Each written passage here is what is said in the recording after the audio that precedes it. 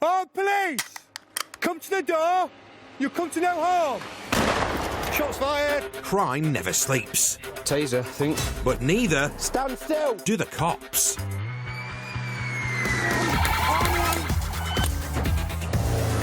Battling on the front line Taser! Taser! are Nottinghamshire's finest.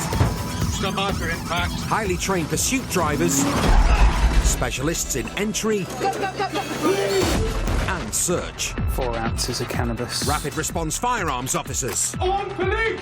Show yourself now! Police with a dog, stop! and the crime-stopping force Look at my arm! of the dog unit. Get down on the floor! Wherever the battle takes them, they'll never back down. Taser!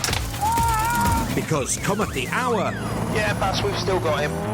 Up on the back wheel, offside of the road. Doing. come at the Interceptors. Where are you from? Leeds. Don't come to Nottingham again, will you? Coming up, Speed is currently 100. high risk on the A46. Hellfire is looking to go contraflow A46. Get down! Get down! Get down! Robbery suspects feel the sting. Well, you will go into the custody cell. I can. And Open it up, mate. Open up, mate. You know he's going to come in otherwise. the Interceptors go a-knocking.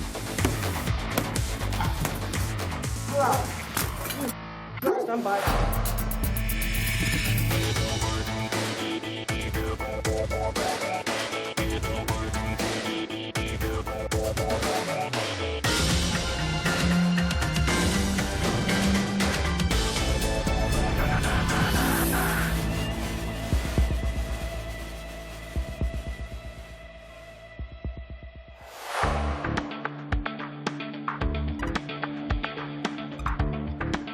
Clocking onto their late shift, Jules is in the driving seat of the unmarked, along with co-pilot Dan, who's already worked up an appetite. I had some muesli and a banana before my run, a bit of chocolate and a couple of digestive biscuits. That's all I've had today. So I'll be ready for my tea in a bit. Hope you're not too peckish, Dan. Because first on the menu tonight is a dark blue BMW. Oh, dear me. That's got bells and whistles, hasn't it? That's going as well, I think. Bells, whistles and obscured number plates. Jules spins on it. It's on the island. What even was it? It was a X3. We're just trying to catch up with one X3, 2 occupants. I think it's come out of Tony Lane, seen none, and it's gone down towards 617 Island. No direction of travel, stand by. The speedy X3 driver has already vanished, so Jules and Dan gamble on the first exit and call up the rest of the road crime team. Backer, it's a dark blue, old shape BMW X3. Front number plate's obscured, I think. Dan joined the force straight from school. 2 decades later, he's a trained tactical pursuit advisor. And a pro at making the right choice of road. Speed is 100. Hitting 100 miles an hour, they get the runaway X3 in their sights and use the stealth of the unmarked to tuck into traffic. We have got it A46 southbound towards Lord Ted. Interceptors have 1 car for cover. Just about to come over the river for stand by. But it looks like the dodgy driver has already clocked them. He's straddling both lanes. He's definitely seen us. This one's going to go.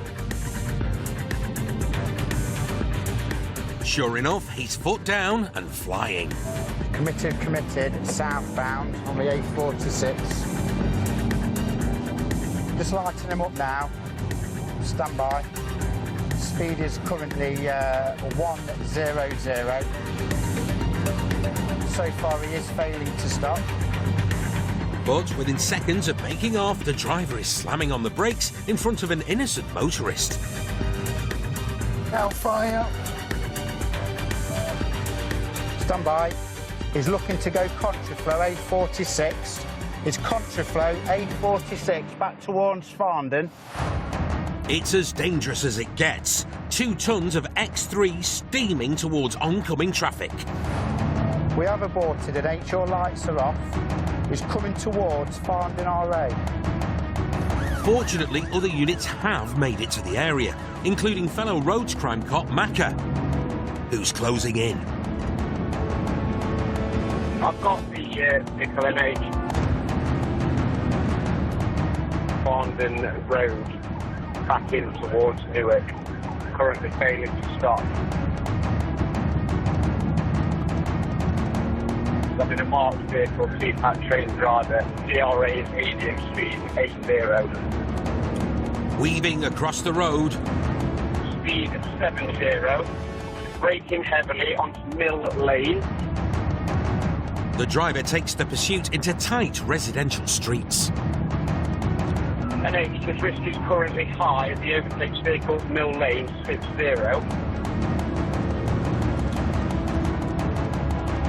Clearly willing to take big risks to escape the law, the X3 driver is heading straight for the river.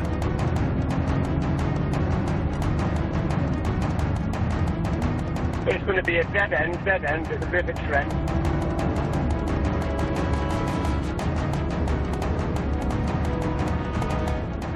Runners.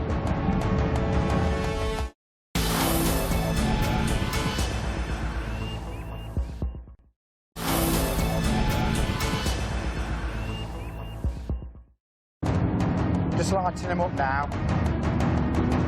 In Newark, Dan and Jules were in pursuit of an X3 with disguised number plates, Speed is currently 100. who unbelievably did a U-turn He's looking to go contraflow A46. and took off the wrong way down the carriageway.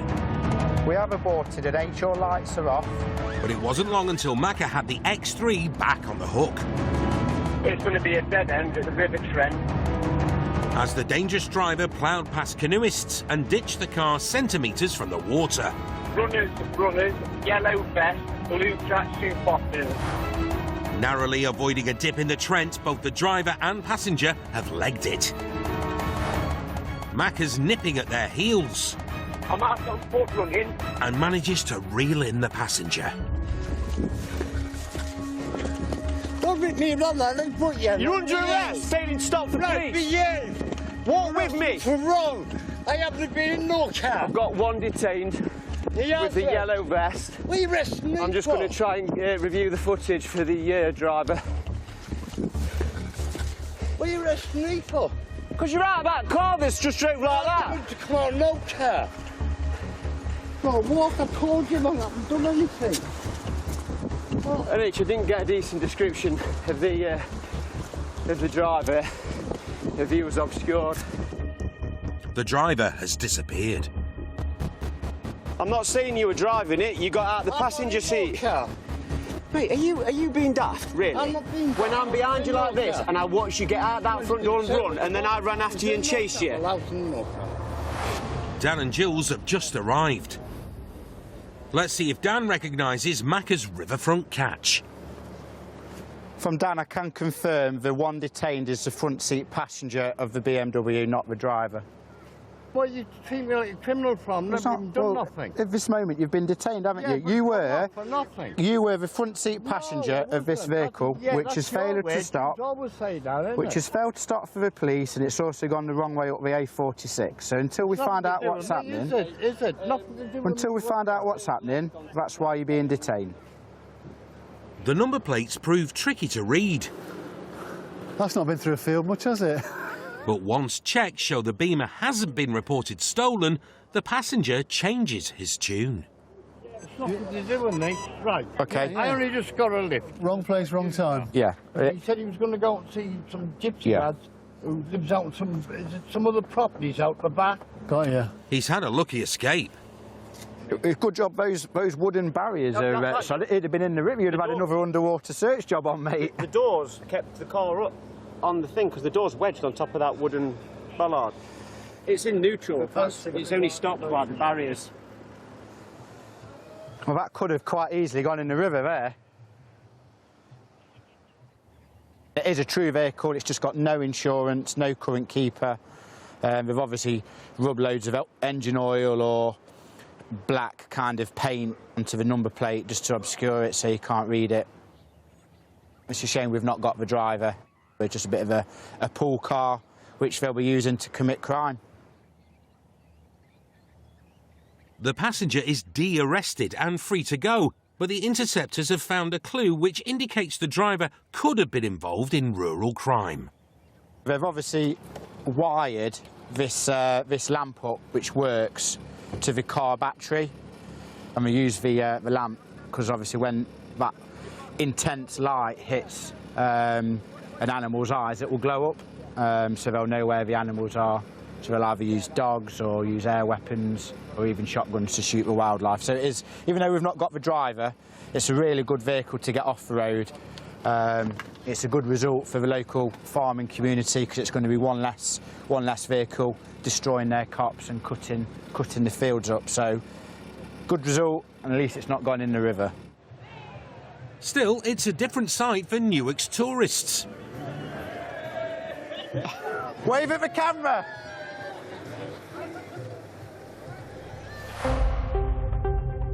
Police are still on the lookout for the driver. There'll be no more rural crime committed in the X3 as it was crushed.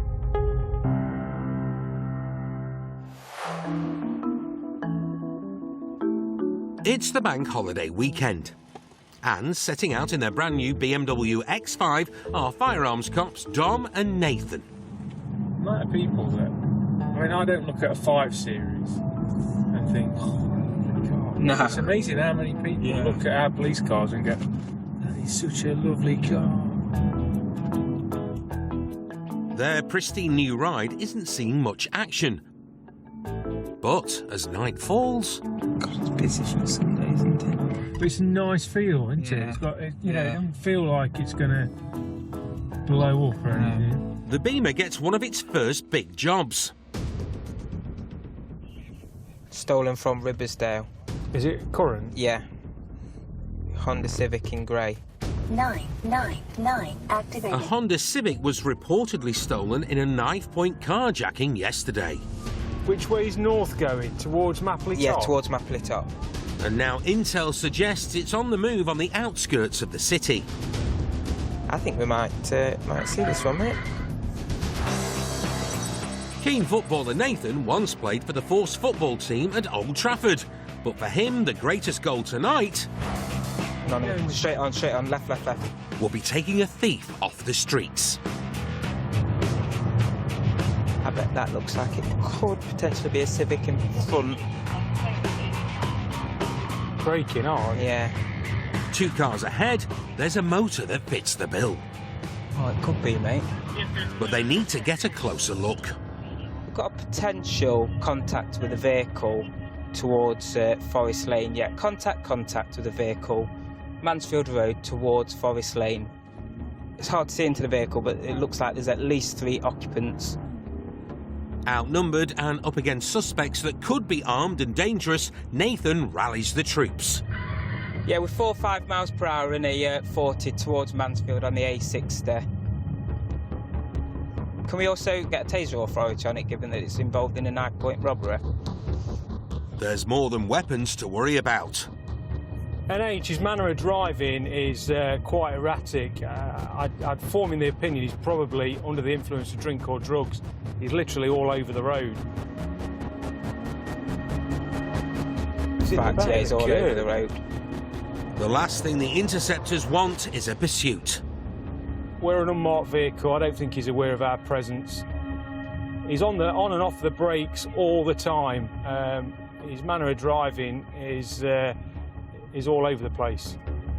Units are waiting in the wings behind Dom and Nathan. We got a dog anywhere nearby? Yeah, dog's in the stick. The plan is to keep a low profile until cops are in position up ahead. If the driver fails to stop when they light him up, they'll strike with a stinger. There's no traffic in front of the vehicle, Jack. We are just coming up towards the Portland College on our offside. So where is he positioned? At the farm track. At the farm track? Gonna have comms issues here. I'm going to get a black spot with comms shortly. The Stinger site is coming up somewhere on the road ahead. Just descending the hill. I'm going to put blues on in a minute then. Just going to go for a compliant stop now then. First, Dom tries the nice way. Lights are on, lights are on. At the minute it's failing to stop. Got no indication. Can we go for the Sting if we can? But you can't ignore the Stinger across both lanes. Lane 2, lane 2. Going into lane 1. It's a direct hit. Stop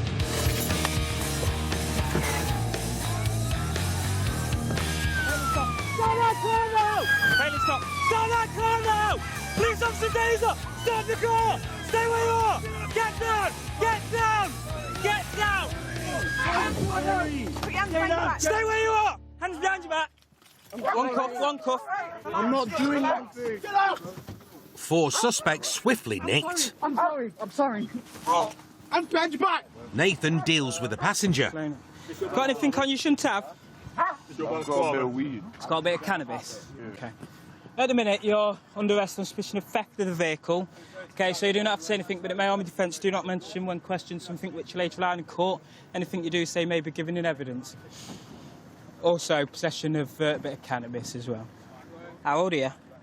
16. Okay. Just do your I pockets. didn't know that this car was stolen. Didn't know. Just jump up for me, buddy. Shockingly, the 4 suspects inside the Civic reported as stolen in a knife-point carjacking are teenagers. Still want to go in the custody cell. Well, you will go into the custody cell. No, I couldn't. Okay, I but... didn't know the car was stolen. Well, that's what you'll say in interview, won't you? Okay? Yeah, so it's then suspicion. I have to suffer for like 24 hours in a cell. That's the worst part. I don't care about getting arrested in the cell. I can't do that shit. No, and I know it's hard. It makes me go crazy. I don't like that But we'll shit. look after you, okay? It's not going to be myself, but we'll look after you. There is a solution, though, isn't there, for tonight? What? Don't nick cars. You are under caution, but your mate who's the driver, you probably know he's not got a licence. You're not stupid, you're 16. There's people on the roads that are in cars like this, stolen, that kill themselves or kill the passengers. Believe you me. The teenagers are arrested on suspicion of theft of the car. The 16-year-old driver passes the breathalyser, but Dom thinks there could be more to his bad driving. He's blown 24 on the breathalyser, but he stinks of cannabis, his eyes are glazed, so he's been arrested through being unfit through drugs anyway. So he'll go and have his bloods taken at the custody. But that'll probably explain why his driving was absolutely atrocious. And Dom's brand new Beamer hasn't escaped entirely unscathed. No, the good thing is about this is I've not damaged it. A drop in radio comms at the pivotal moment. Oh, yeah. And the firearms team's new baby has taken a sting. The Stinger site wasn't exactly where I envisaged it to be. It was a little bit closer. So, oh well. It's all ended well. Nobody's got hurt. We've got 4 in the pokey. Job's a good one. The 4 teenagers are released under investigation on suspicion of robbery, theft of the car and criminal damage. The driver is also under investigation on suspicion of drug driving and awaits results on his blood tests.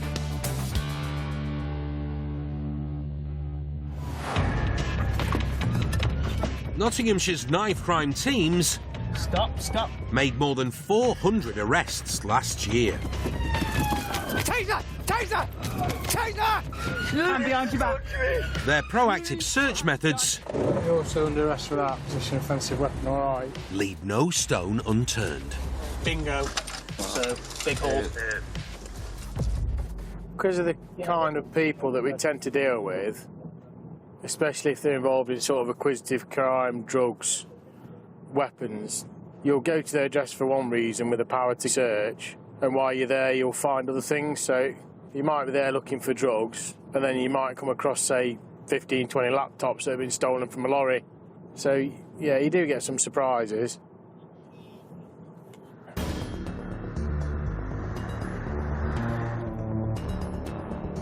Dean and Matt are on proactive patrol in Mansfield, looking to upset the criminal apple cart while searching for a wanted man. He's aware he's wanted now for the recall. Potentially he will escape, and he has got markers for violence, so we need numbers to make sure we can contain it. We don't want this lad to get away. They're joining forces with the Op Reacher team and need to search a flat they think the potentially violent wanted man could be staying in. Please, come to the door, mate. We know you're in there. No response. Yeah, I heard the door, internal door go. But there is someone inside. Door's going to go in a minute, so just come to the door, stop messing about. Mention busting in the door. Come on, come to the door then, you.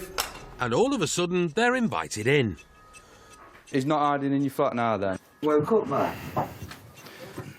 There's 3 men in the flat, but no sign of the wanted criminal. However, there is another issue in the pipeline.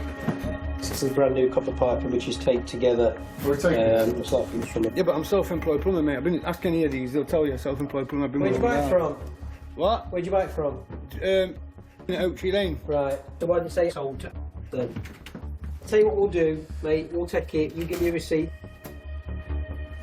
Suspecting the copper pipes are stolen, they're seized. That copper, I mean, you won't let them round your house, would you, to do some plumbing? They're clearly not doing any plumbing work at their house. A couple hundred metres down the road, they're building a load of flats, and they've reported theft of copper, so I imagine it belongs to them. The piping is returned to the builder's yard, and continuing their foot patrol of the area, Matt and Dean spot a motorbike without a number plate. Trying to find a VIN number, mate. What is it? Yeah, 125. I said it was 125. Oh, what's your game? What's up? Come down, Doc. Oh, what's up? I need to have a look at VIN on this bike. Hey up. And I'm with the motorbike. It's got no number plates on. Pass you the frame number for this motorbike. You all right to run it through for me and tell me if it's stolen or anything? Lo and behold... Stolen. Stolen? Yeah. Is it? What are you on, right? You won't believe it. Someone's put a stolen bike outside your house. Oh, it's not my house, it's someone blocked.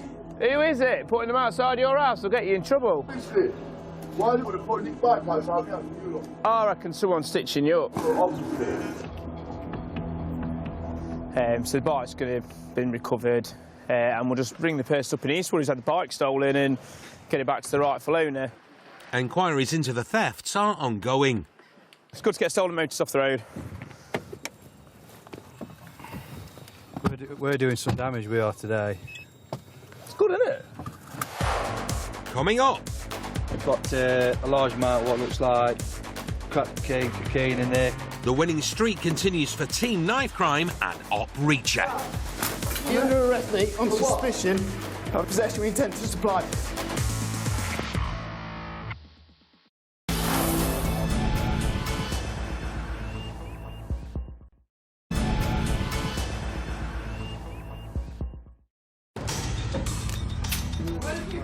Disrupting those up to no good is the aim of the Knife Crime team's game. And back out on proactive patrol in the same area, Dean has stopped 2 lads acting suspiciously in a car. The driver stuck around. You got anything sharp on you, anything like that? No, mate, I've got a bit of weed in this pocket here. But the passenger has run off into a flat. The same flat which the team found a stolen motorbike outside last week. Tonight, Dean has found over £1,200 in cash and a variety of suspected drugs in the car. We've got a large amount of what looks like crack cocaine in there, Class A. That's been discarded in that vehicle. Got quite an amount of cannabis. To get hold of the passenger, Dean calls in Op Reacher, headed up by the Sarge, Tony and AD. Big dog there. All's quiet, but they think the suspect is inside. Yeah, I could do with 2 just on containment outside in case he is in and jumps out the window. So 1 on each side, and then the other 2 up to the address, please. The flats are surrounded. Come and open door, pal. Or is he into? Come and open up, brother, because it's going to get put in otherwise. You know that. You don't want to pay for it.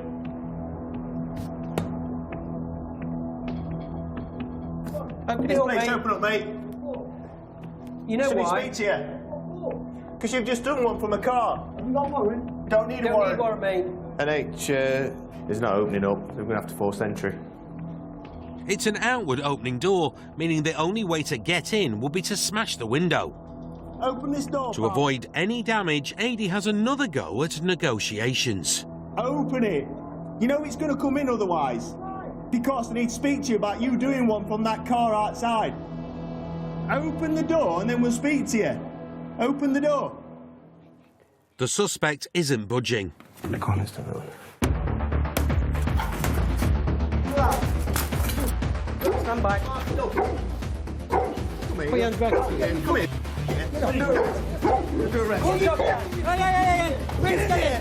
Adi quickly gets the dog back inside. You just tried to young in his door! Shut up!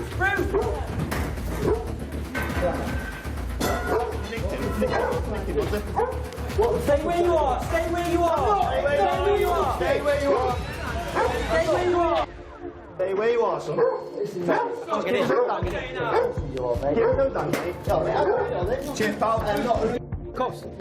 Get out. Come on, get in the room now. For what? For what? Mission accomplished. So what am I arrested for then? Tell me, what's what I'm arrested for on the camera? You're under arrest, mate, on For what? suspicion of possession with intent to supply. That dog, it's clearly scared him, hasn't it? He's just come out to protect his owner, I would imagine, but got a little nip on the old arm, I think, and had to pick it up and put it back in the room in the flat. So all's well. Both the driver and passenger are arrested on suspicion of drug dealing. You've ran from that car to find a load of Class A in. That's why we've come into the flat, isn't it? Come on, you knew that. End of the day, not my car, not my business. Which gives Tony and Adi the go-ahead to search the runner's flat as well as his 4 guests. What's that? Subway that I've got from earlier. What is it? What flavour? Steak, cheese and everything else on it as well. Smells like steak cheese as well. Cheers, thank you. Nothing criminal there. The guests are all clear and allowed on their way. Bruce, come on. Well, lad. They'll take you downstairs if you're not careful. Wait. Make sure you pick his mess up if he does one. But there are a few interesting items around the flat. That's got to be a few £1,000s worth of bike, I'm sure. Cube electric bike, and I don't think it's in keeping with the address. Inside the property there's lots of stuff, 2 electric scooters, laptops lying around. I think a lot of the items are going to be stolen. I think everywhere you look, just down here, there's bags and bags of wash powder, which will have all come from shop thefts. People who want drugs to steal. There's, what, are they £9 each, are they? Something like that? 9? Yeah, well, they're not cheap, are they? £50 worth of wash powder in a bag. They'll just exchange it for probably drugs. There's like over 20 lots of steak in the fridge. It's like, how many steaks do you have? I probably have 1 a month. You've got 20. Yeah, but he's been feeding those to dogs. Yeah, feeding dogs. They're for the dogs. No wonder the dog's so strong. It's obviously all stolen. I suspect they've probably given it him for drugs. As you see, lots the same because they'll just clear a shelf out into a basket and then run off. The suspect has also rigged a sophisticated CCTV system. He's obviously using it to either to protect himself or watch people that's coming to his address. If you have a look around this property, you'll see weapons galore, won't you? Bows, crossbows in the bedroom, arrows down there, swords. So, you know, if anybody comes and tries to take over his flat, that'll help him see them come in, and then they'll use those weapons to try and protect himself. No drugs are found in the property, but the team seize items they think could be stolen, including the expensive electric bike. We suspect this to be stolen, so we've got to take it back to the police station. We've got no other ways of getting it back there, so I've been volunteered by the sergeant to ride it back. And we've made a makeshift light for the front for safety. I'll just come round and when, yeah, you'll be all right.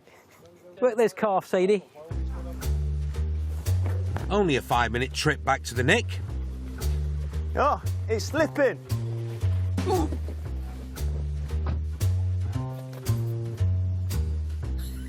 Nice indication.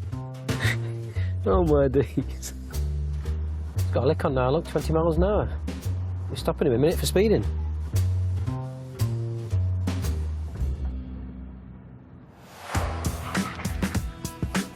Enquiries are ongoing to reunite the electric bike with its owner. After finding an estimated £5,000 worth of cocaine and heroin in the car, the driver and passenger are released under investigation on suspicion of drug dealing. The runaway passenger is also under investigation on suspicion of handling stolen goods. And to top it off, at a different address a mile away, the original lad they were looking for did make off from the cops, but the police drone team found his hiding place and he was returned to prison.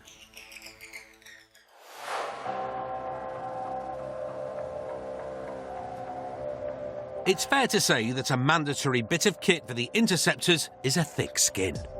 I think if you're easily offended, it's not the job for you. And I think you'd find that out very quickly. Absolutely. I think you've got to come into the job reasonably assured with a long fuse, and most officers that I know have sort of got that ability to just let things wash over them. I don't think you'd last very long in the job if you weren't like that.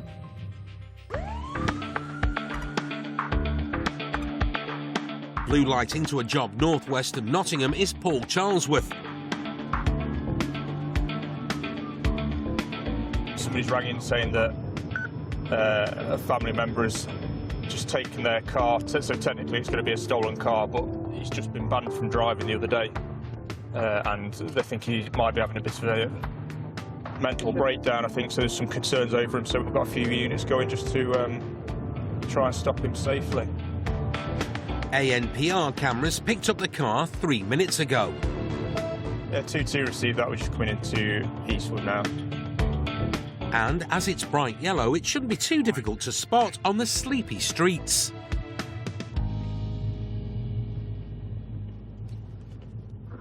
There's no sign of the Ibiza so far. But around the corner, another unit spot the Seat sailing towards them. There it is. We've got it on Nottingham Road. Yeah, it's come to a stop. Driver is out in H. So I'm just going to put some cuffs on you, mate. Put your hands behind your back for me. Just at the minute, mate, you're under arrest on suspicion of theft of this car behind us. It stinks of booze. What are you on about, the theft? On suspicion of theft of the Leon, or the Ibiza that you're being in front of. Just come this way. Watch your foot. Yeah, I know. Just walk, mate. I'm trying to look after you here. What you done to it? I broke my foot. You broke it. All right, we'll just go into this car over here. Listen, man. Listen. I'm going to kick off too. No, you're not. What are you on about? It's not worth it. Advanced driver and firearms cop Paul has nearly a decade of intercepting experience in his armoury. And he's well versed in keeping calm and carrying on. I nicked that car. Are you going to sit in this car for us? It's on suspicion of. I'm not saying you have nicked it. It's on suspicion of, but then... Yeah, I have nicked it. I have nicked it. Brilliant. Yeah, I have. I'll put that in my statement. Yeah. Tell him. I have nicked it. Listen to me. Because you smell of alcohol as well and you seem drunk. Listen to me. Gives me a power to request a specimen of breath from you. Yeah. Have you had anything to drink in the last 20 minutes, mate? Bro. OK, can you blow into this then? One non-continuous breath. I'm going to fade it anyway. Keep going. Sample in the bag. But the breathalyzer is on the blink. Who's that's milk like that? Me. Do you know when I see mum and sister, I'm going to put it in. I swear on, that's milk real. It's not going to help you, is it? Paul needs to wait for a new breathalyzer to be delivered, but the suspect is becoming increasingly agitated. Watch out. Anything. Right. You're right. You're just common sense. Yo, bro, I'm gonna go back. Hey, are you going to behave yourself when you get in the car, or we're going to pull on things and get a van? You get a van, so I'm not going to behave myself in there. We'll get a van then. Yo, get the van. Get the van. Turn back this way. Get the van. With tensions rising, someone else turns up. Get the van. Bother. Oh, is it your missus, is it? Yeah. Come on. No, I'm not getting in the car. No, I'm not getting in the car. Get the van. Not even the suspect's girlfriend can convince him to take a seat. Come on, this way. You're walking off. Well, stop walking off. I know. You little twat. You weren't bothered when you're walking across there driving a car, were you? Not a minute too soon, another breathalyzer arrives. Right, we're going to try again with this breathalyzer. Yeah, it didn't work. No, I've just done it, you idiot. Yeah, it didn't work. Just stand over here. Yo, you do my thing. Stand still then. I'll go sick in a minute. You can't go sick. You're not at work. Blow in that. Work, bro. No, I'm not blowing it, because I've just blown in the last one. All right. Well, if you refuse, it's an offence you'll be arrested for, so it's fine. It's up to you. You're managing fun. Come on then, one big breath. Come on. Good lad, keep going. Good That's lad. it. Nice one. Well done. The legal limit is 35 micrograms of alcohol per 100 millilitres of breath. 126, right, you're further arrested. 126. Over the prescribed limit, so you don't have to say anything, but it may on you. A result of 126 means the driver is more than 3 times over the limit. Yeah. I'm not going in. You know, back in the day, I would punch both of your heads in. Oh. As the violent threats keep coming, Paul keeps his cool.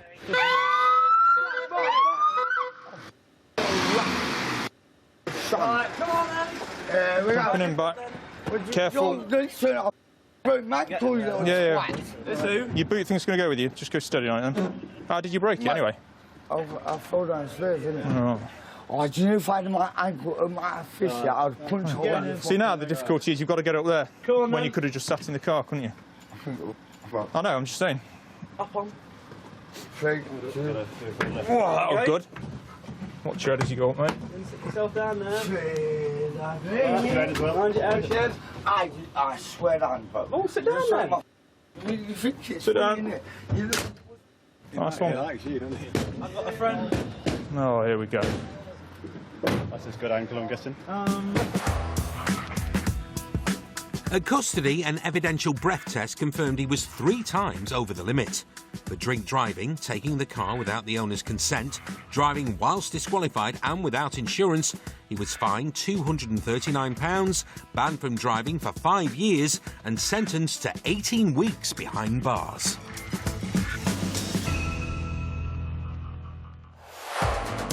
Still to come. 2NH, can you confirm that the criminal has got a large fake nose on the description? Over. The sweet smell of success for the roads crime team. Just take a ride, because this guy... No, listen. You're disqualified from driving. You shouldn't drive. Yeah, End of. Yeah? Yeah. Okay.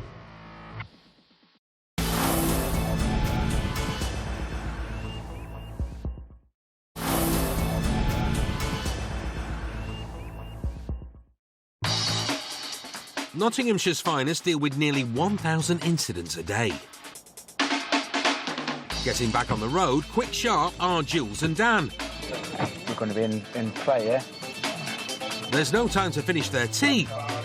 A motor, which has a marker for no insurance, has hit an ANPR camera nearby. Yeah, it's there, look. Yeah, we'll be car one dropping in behind it now. Your average dodgy driver doesn't usually head for a cul-de-sac. It is. We're making off.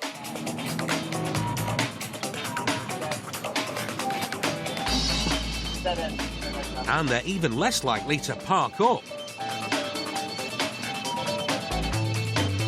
Must be the Interceptors' lucky day.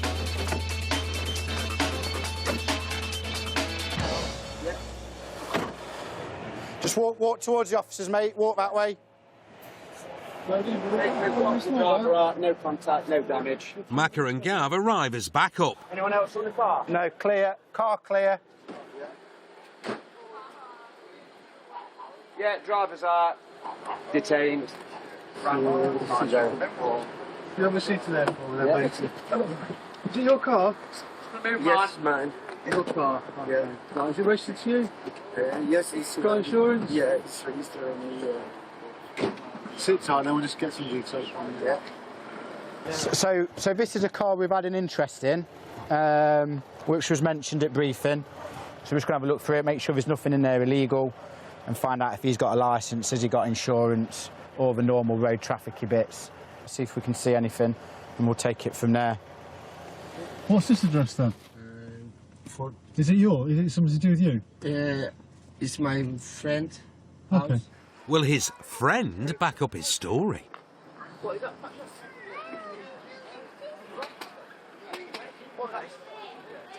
Hello? Hiya. We've got a car parked on your driveway and a chap in our car. It's a Renault Scenic. I don't know this car. You don't know him? It's not mine. Mine is this one. Okay. All right. Get it out of the way, look. The plot thickens. Yeah. Back with the driver. What kind of driving licence have you got? I'm still. Have you got a UK driving licence or an EU driving licence? EU. EU? Yeah. Jules and Macca are doing some digging on his driving credentials. Yeah, your car pinged an inboard computer saying there's no insurance on it. Because I have quote number. I bought not...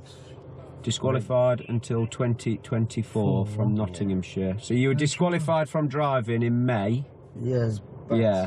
I just take right, because this guy... No, listen. You're disqualified from driving, you shouldn't drive. Yeah, End understand. of. Yeah? Yeah. Okay. It's the second time he's been spotted just taking a ride whilst disqualified. But now his face is well and truly on the Interceptors' radar. Although Gav sniffed out something else in the motor. What have you found, Gav? He's got a disguise for when he goes out committing crime. Yeah, 2NH, can you confirm that the criminal has got a large fake nose on the description? Over. Well, you never know, do you? Nobody knows. It's as plain as the nose on his face and the one in his glove compartment. This master of disguise shouldn't be on the road. I'm sorry, because I know I can't driving. As well as reporting the banned driver, the Interceptors are seizing his car. Do you want anything else out of the car, pal? Yeah. Yeah, get your shopping then. And give him some words of advice to keep both of his noses clean in the future. Don't drive, you go to prison for driving. If you get caught one more time, you might even go to prison this time. Yeah, you're properly topping up, isn't he? As his friend comes out to see what's going on, it seems there's been a case of mistaken identity. Oh, I thought you were talking about this. Oh, that's our car. I didn't. You don't know this car. I wasn't able to see that. I wondered why you were talking. So he's your friend, is he? I know him as, you know, friend. Was you expecting him to call round? You know this dude, don't you? But I know him, He's my wife. He's more hot than you think. Is that with or without the nose? Talking of which... You forgot your disguise. No, come here. Come here. But that's good. It's your disguise. Put it on your nose. We'll never catch you now. Never catch you. No face, no case. Look. Officer said, I need this, and they never... We'll never catch him. Again. It's for you. What is that, fire? It's worse than my wife. On that note, for driving while banned and without insurance, the double-nosed driver got a 28-day suspended sentence and was ordered to pay £239 in fines. She's just said that he's hot, so he's hot stuff. He's a man about Newark. There's a man about Newark without his motor. And New Interceptors continues next Monday at 8. The new series of 999 Critical Condition continues Wednesday night at 9. Marvel at cool heads and steady hands of the trauma team at Royal Stoke. There's a whiff of danger next tonight. New motorway cops catching Britain's speeders, and one driver smelling rather suspicious. New in just a mo.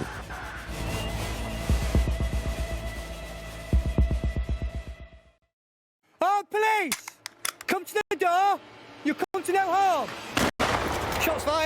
crime never sleeps. Taser, I think. But neither Stand still! do the cops.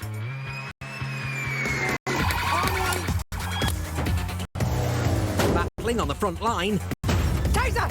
Taser! are Nottinghamshire's finest. Stand by for impact. Highly trained pursuit drivers, specialists in entry and search. 4 ounces of cannabis. Rapid response firearms officers. On police! Show yourself now! Police, will you stop! And the crime-stopping force Look at my arm! of the dog unit. Get down on the floor! Wherever the battle takes them, they'll never back down. Taser!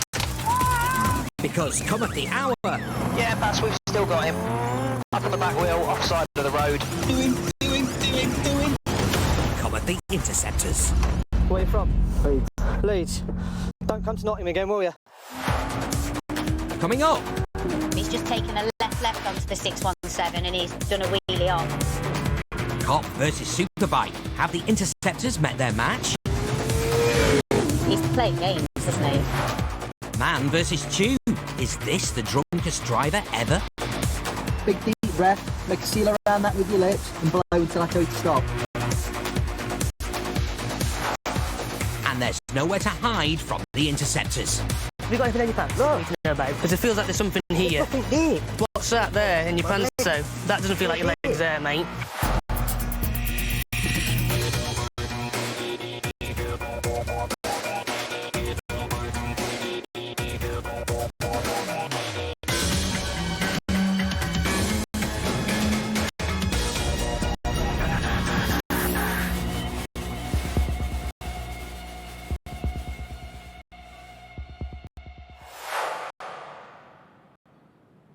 It's Good Friday, and while most of us have the day off, Paul Charlesworth and Lisa DeSantis are out to bag a bank holiday menace. Just confirm he's not planning. Negative, he's at southbound at the Mansfield Road, southbound, generally down towards the A60 junction with Ollerton. And this guy might be tough to pin down. Oscar Tango 23 towards Ollerton from Worksop. Because he's riding a BMW Superbike with a top end of 185 and a 0 to 60 time of 3 seconds. Buckle up. The bike is being tracked by the eye in the sky.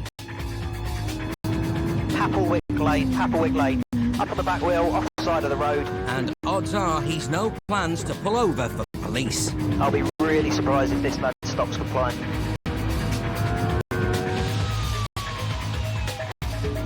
Paul and Lisa are en route to find out. So he's literally just up here. And it's a right, A60, it's looking like Mansfield Road southbound. Centre of the lanes between the two traffic. But they need to tread carefully. We need to try and bring him to a stop really safely. As far as we know, they're wearing a helmet. He is approaching the roundabout with the Wheelgate Adventure Park. We'll be there in like 2 minutes, but then he'll... Depends if he goes off. From impasse, speed has now backed off. He's backed off his speed, approaching that roundabout. He's slowing up. This could be their best chance to get close. Chapel Lane. This Farnsfield down here, isn't it? Impasse, he has calmed right down now. He's at Broomfield Lane. This is taking him up to a little bit of a dead end, so I assume he's going to have to turn around. Yeah, he's now turning, stand by. The biker's doubling back. We're heading up to him now, he's kind of over there. Foxtrot 22, we're just about to State 6 in Farnsfield. There he is. And there he goes. The chassis just passed him. Yeah, sped up. Sped up is an understatement. He's back to 60 in seconds. Oh, God. He's still in the distance on Main Street. The question is how to get him stopped. We have some direction on what you want us to do. The safest solution is to deflate his tyres with a bed of spikes. We're not going to stop him unless we get stingers. No. But other units have more drastic ideas. From Village 2 to Sierra 1, considerations for low-speed tactical contact if we get the opportunity for a village. Low-speed tactical contact? Yeah. As a biker herself, Lisa knows that a tactical contact by a car on a motorbike is a knife-edge manoeuvre. Yeah, it's quite a high-end tactic. It's up there, isn't it, Paul? But... Yeah. It hasn't come to that yet, but never say never. If he loses control and goes head-on with a car, then they're potentially all going to be injured, if not fatally, by the motorbike or even the rider entering their vehicle. The motorbike and rider are regularly topping a ton. Still Ollerton Road northbound, just passing the BP garage, and he's continuing on high speed. Even the eye in the sky is struggling to track the target. Apologies, due to the speed, we're having to chuck it about all over the place. But advanced driver Paul is somehow keeping it in sight. We're directly behind him. He's just taken a left onto the 617 and he's done a wheelie off. It's ridiculously dangerous. I can see him in the distance now. We're obviously giving him that time and space because ultimately he's controlling his own destiny at them speeds. I mean, you don't want to force him to be faster, but we have got stingers ahead. And the biker is approaching the stinger. Fast. He's now back out towards Farnsfield. Yeah, I think he's seen the officer and he's turned away. Do you mind if you're hard for the few stinger? After leaving one stinger team in his dust, Got a stinger in place. he's heading for another. He's just coming up to you now, I think. He swerved a second one. No, in fact, no, he's seen you and received. Aside from top speed and acceleration, the other thing the bike has over its pursuing cars is manoeuvrability. He's just passed us and gone back. Is he stung him? He has not. Maybe a third stinger team will have more luck. He's going to be visual with you. He's going to be the next vehicle. He's resipping. And he's playing games, isn't he? But this game could be a matter of life or death. He's just wearing jeans, I think, and trainers to sunny leathers on. Yeah, t-shirt flaps in the wind. It's imperative that we try and put a stop to it as safely as we can. They've got to stop him before he stops himself. If he comes off that, there's no, he's going to be really injured.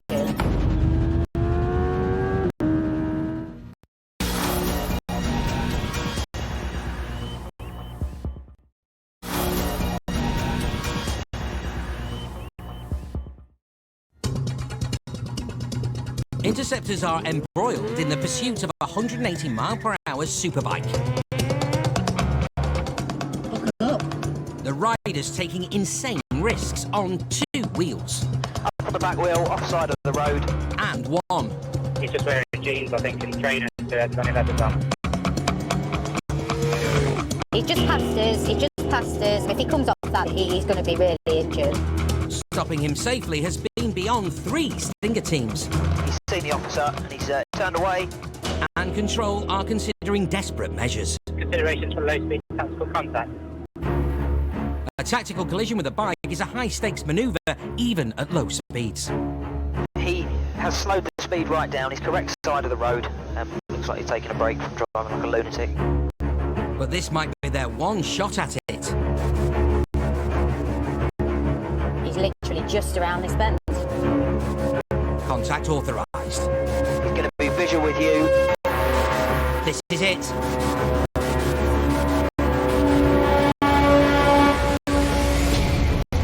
Low speed, direct hit. And he's off and running. With Lisa hot on his heels. Stay where you are, she'll get tasered! He's over a fence like an iffy acrobat. Over a hedge and getting away. Lisa and Paul track the rider to a farm. They don't have eyes on him, but they do have eyes in the sky. You've got a grey barn and some ISO containers on your right-hand side. Stop there, he's coming out by there. His hiding place is surrounded by cops. Stay where you are now! Get out! On the floor! Floor down! Get on the floor! Get down! Stay down! You, my speedy friend, are nicked. NH, we got officers with him. Male detained, male detained. We'll try and get your helmet off, all right? Yeah, that's fine. What the hell are you bloody thinking? You bloody kill yourself. He's carrying an injury. I just need to check this leg. How's your leg feel? Yeah? So I just need to check where that blood's from. That's all I'm saying. Lisa's trying to help, but he's not exactly grateful. That's not nice. I'm going to cut these to have a look at your leg. That's fine. The injury may be nothing serious. If someone can just bring a bit of first aid, he's got a bit of a cut on his knee. But the charmer's charges certainly are. You can't ride like that, mate. You're going to... You know what I mean? Yeah, but I can't. Mate, you could have killed yourself. That's my fault, innit? Not really. You're someone's son, aren't you? Yeah? And not only that, it's his dad's bike. He's not going to be happy with this, is he? It's saying it's his dad's. It's his dad's bike. Junior's not exactly brimming with remorse. We could have been scraping you off or going to people dead in a car when you've gone through it. You know, people with the kids. Yeah, but you still could have gone home. You could have stopped. But you could have stopped. Am I not going to get done either way if I stop or carry on? Yeah, but why put yourself and other people's life at risk? It's ridiculous. I think I've had the bike 2 weeks. Your dad's had it 2 weeks? Yeah. Does he know you've borrowed it? No. Oh, no. Mate, you're in some serious trouble. I'd be more worried about your dad than I would us. I am, to be fair. Just to let you know, though, Joe, this time you're under arrest, all right, for failing to stop for police and riding dangerously. The rider who risked life and limb on Dad's 14 grand superbike pleaded guilty to dangerous driving, no insurance and fraudulent use of a registration. He awaits a sentence, but whatever it is, he was lucky. Instead of being scraped off the road, he got away with minor injuries, thanks to precise tactical driving by the Interceptors. There's a bit of a perception out there, quite rightly, that a lot of the time we don't pursue motorbikes. If we need to, we will. We will pursue them and we will do what we need to. If we'd let him carry on, he would have either killed himself, somebody else. He's ruined somebody else's family's life or somebody else's life just for a bit of adrenaline. It was full-on adrenaline packed from start to finish. Yeah, scary.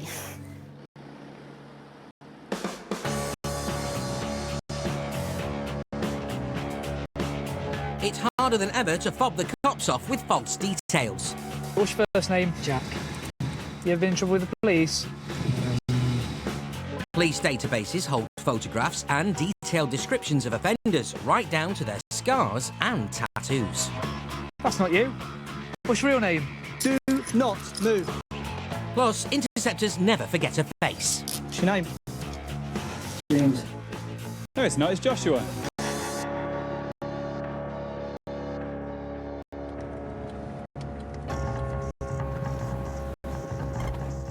Dad and Mike from the knife crime team are on patrol in the north of the city. Can you just check the Passat in front of us, please? Yes, The Passat Dan's interested in was previously spotted outside a known drugs den. Vehicle windows open. The vehicle has been sighted at the same address around 4 hours, but it was only been there. Around 2 minutes before officers returned, it had gone. Worth a tug. I'm going to go for a stop or... I think we might do, yeah. Yeah? Yeah. Over the years, Dan's learned all the little clues that add up to a worthwhile stop. A bit of intel here, an out-of-town registration. Where's it registered to? Birmingham. There. Yeah. Worth a little look into it. Yeah, got you. So stop. Just off Highfield Street towards the Tesco's car park.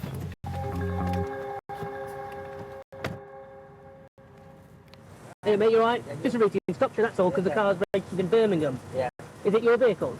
No, I'll say my car's in the garage. Have you got any ID on you? No, sorry. You haven't. What's your name? John King. John King? Yeah. Have you got any sort of bank card to confirm that ID? No. What's your date of birth, John? John's given his name, date of birth and address, but has no ID to back them up. No problem, mate. If you just turn your engine off, just remain in the car, and I'll just do some checks on that, and we'll let you go on your way in a second. Thanks, mate. Just going to get on to DVLA and have a look at his... He's got no ID on him, so I thought John King he's given. Just to check. Let's have a look. Possibly. You can have a look. I don't think that is him. Okay. Time for a game of Does the Face Fit the Photo? Hey, buddy, how we doing? You all right? Sound. What was your name again, sorry? John King. John King, you got no ID on you? You got any tattoos? Yeah. Ah, right. We're just trying to confirm who you are, buddy. All right, that's all. You can't got any ID. Just double checking. Nice one, buddy. It's going to be false details. 100%. Do you want to get Joe to come in? We'll get him out then. Block him in so he's wedged in. Giving falses, mate. Hey, mate. Right. You're going to be detained, obviously, because I suspect you're giving false details. You're not John King. You're lying to us. I'm not. You are, because we've confirmed that on a photo. You're not John King. So I suspect this moment in time you haven't got a licence or insurance to drive this car. So until I find out who you are, you're going to be under arrest on suspicion of driving without a licence, driving without insurance, OK? Step out of the vehicle for me. Yeah, step out of the vehicle for me. You don't need to attitude, is it? Well, mate, you're lying to me this moment in time. I don't know who you are, and you're giving me dead details. Right. What's your name, pal? Dave. Dave. The cops are keen to know why John Dave is struggling to remember his real name. Is there anything in the car that shouldn't be? Because you do appear a little bit nervous and it does smell of cannabis in here. But you're going to be detained for a drug search as well, pal, OK? The reason for that is you're very nervous, you've given dead details. OK, because you're under arrest, mate. Camera up my feet. And like I said, it smells of cannabis in the vehicle. Is there anything in the vehicle that shouldn't be? No. No, OK, mate. Okay. Camera up my face, please. We can do it here. Yeah, we'll do it here. Oh, the And camera then we'll move up it. Stand there for my pal. I'm just going to give you a quick search, all right?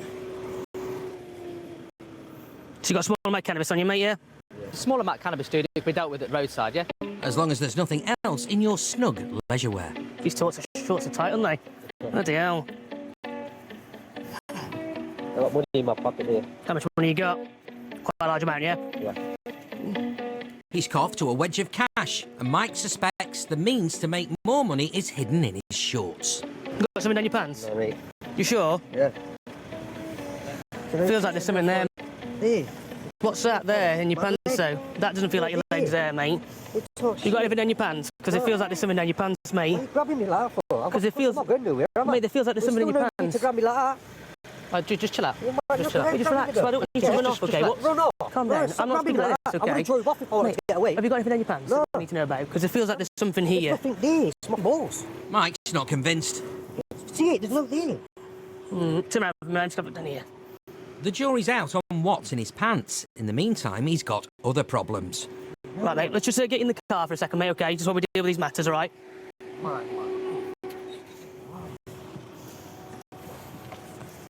Okay, mate, OK. Because obviously you're driving a motor vehicle on a road, OK? We found some cannabis on yourself and you've committed some moving traffic offences. I'm going to require to provide a specimen of saliva at the roadside for analysis, OK? The drug wipe will test for cocaine and cannabis. You smoked anything today? No. No, pal, no worries. Well, I had a spliff earlier, about 3 hours ago. OK, no worries, mate. And it looks likely he'll test positive for at least one of them. Put your tongue like this 4 or 5 times and stick it out as far as you can like that for me, mate. A bit more. That's it. That's good, mate, OK? This takes 8 minutes to work, OK? He's given false details. There's a strong smell of drugs from the vehicle. 2 bits of cannabis on him so far. I think there's potentially concealed some others in his underwear. So I think Mike's just doing a drugs wipe with him, and then we'll take it from there at the moment. Got another minute and a half left, mate, before we look at the result. In the meantime, the problems are mounting up for the artist formerly known as John. We've dealt with him before, we just couldn't remember his name, so we knew his face. 10-4. And that face doesn't belong to the other name he's given either. He's not John, he's not Dave, and Dan's remembered who he is. He is DQ, I remember. Yeah. I remember, I knew he was DQ. The man with 3 names is disqualified from driving, and the cops can prove his ID from his tattoos. So, then, yeah. Meanwhile, the drug wipe has finished analysing his saliva.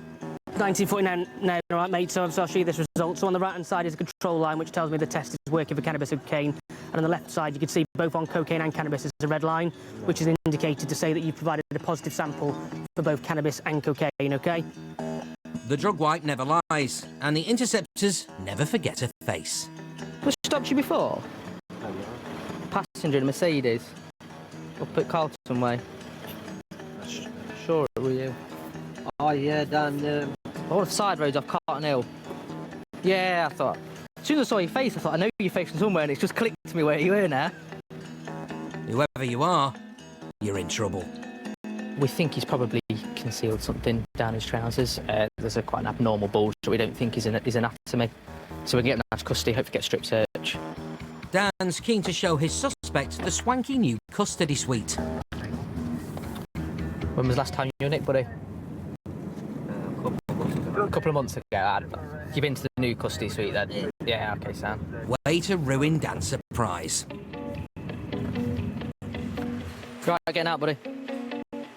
No, so I'm just going to go to my colleague here. Back at the pristine new custody suite. When you first left in here, buddy. It's down to the dirty business of a strip search. Right, what we got down there before we start? It doesn't take long to get to the bottom of the bulge. Let's let you do your trousers back up first.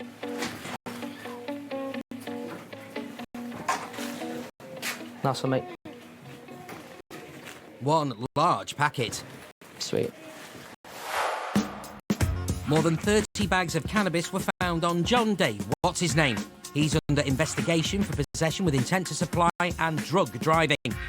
For driving whilst disqualified without insurance and obstructing police, he was banned from driving for a further 3 years and got 16 weeks behind bars. Coming up. Right, it's the big event. We've got to get you out of the car and in that van. Softly, softly, catchy drunky. Shuffle back then and get your legs in. Meet Mouth Almighty. And I want all of your badge numbers as well. Okay, I've already given you look mine. at your face. I don't know what you're. I don't know what you're doing. Why are you pulling faces like that? And happy to cooperate. Cooperating! What do you think I'm doing with this?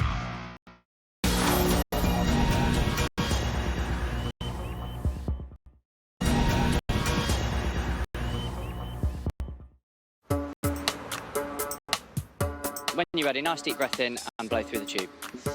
Each year, more than 600 people die in drink-driving-related accidents in Great Britain.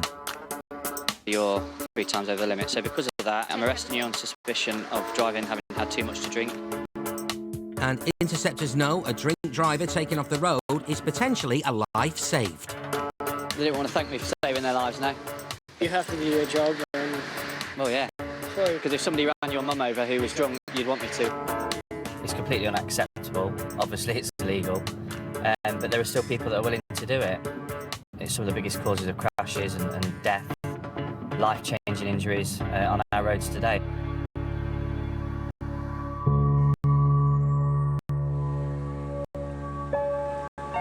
It's Sunday, and Ian and Spence are responding to worrying reports of a man passed out in his car. Somebody from a local car dealership has said there's a car parked out, engine running, vehicle locked, male's asleep, possibly drunk, and they can't rouse him, so they've called the police, and now one of our cars has got there and they can't rouse him either. So just wants another car there just to block him in case he does try to drive off. It's a short scoot to the man passed out in an Audi. So if you just block him in at the rear so they can't reverse off.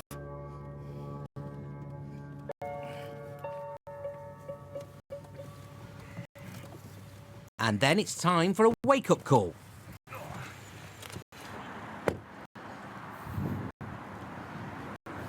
His nose is frothing, hasn't it? Got some kind of, I don't know if it's snot or what, coming from his nose. Their first thought is the health of the unconscious man. But he's coming to. Open up. As well, What's up, pal? Sorry?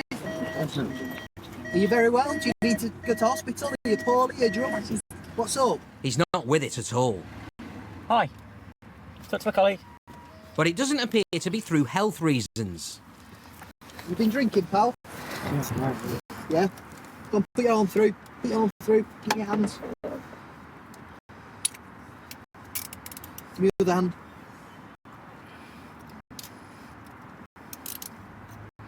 You step out there. Easier said than done. We want you to get out. That bad, is it? Yeah, afraid so. You'd have to jump out the car, mate, I'm afraid. He's in no state to jump. That bad. It's a long way from good. When did you last have an alcoholic drink? Last 24 hours. 20 minutes ago? What, less than 20 minutes ago? 2 hours ago? How long? You tell me the time. How long was your last drink? 20 minutes ago. 20 minutes. Okay, because I suspect you've driven here and you've had an alcoholic drink, I want you to provide a specimen of breath. Big deep breath, make a seal around that with your lips and blow until I tell you to stop. Right. I can nick you straight away or you can do it seriously. How do you want to play it? Big deep breath, blow into that till I tell you to stop. You're not even registering, pal. You've got to put your lips around it.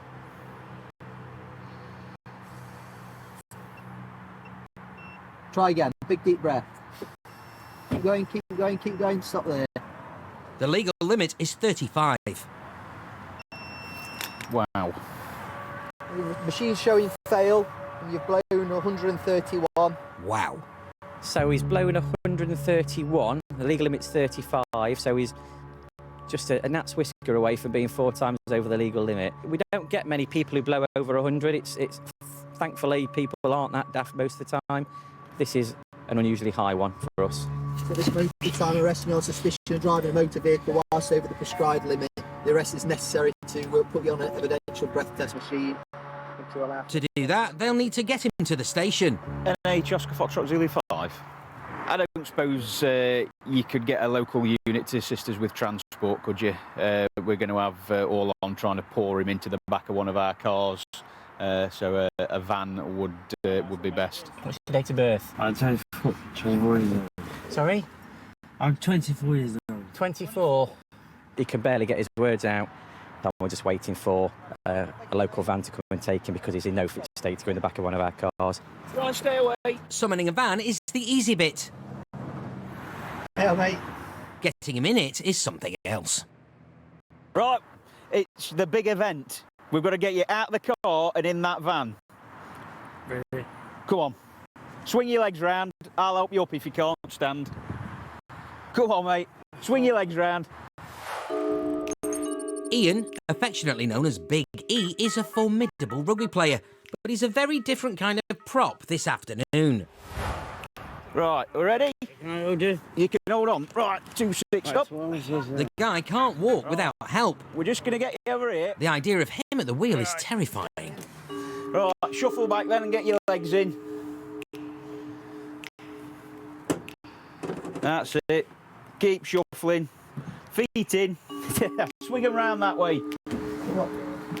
All right, that'll do. With that, he's off to the Bridewell for the 131 microgram man. The drunkest man in Nottingham. Back at the station, the drunkest man in Nottingham blew 126. He was later convicted of drink driving and given an 8-week suspended prison sentence. He was also banned for 30 months, ordered to pay £204 costs and surcharge, and to attend rehab.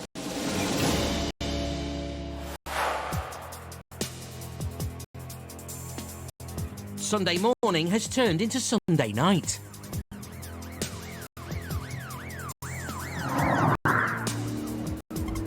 And that wailing streak of blue is Gavin Nick's unmarked 3 Series. So it's definitely this way, eastbound, yeah? Which is hard to miss. Look at this clown. Though this Sunday driver's managed it.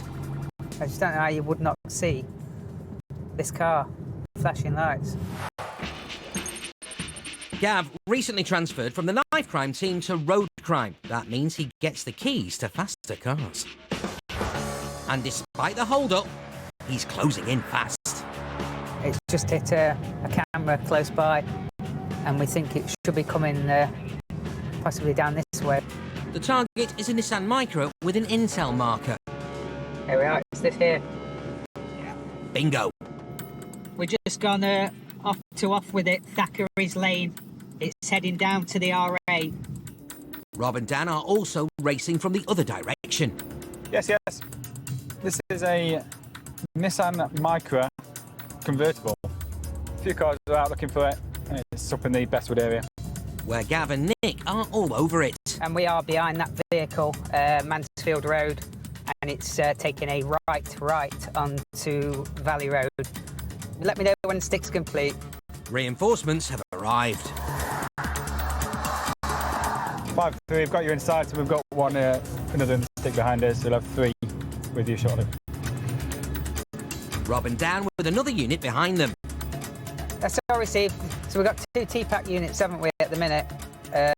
Where's the 3rd unit? They need the extra car to get a wiggle on before the Micra can make a run for it. Vehicle's taking a right onto Newport Drive, and he's probably going to be aware of my presence. Stick complete.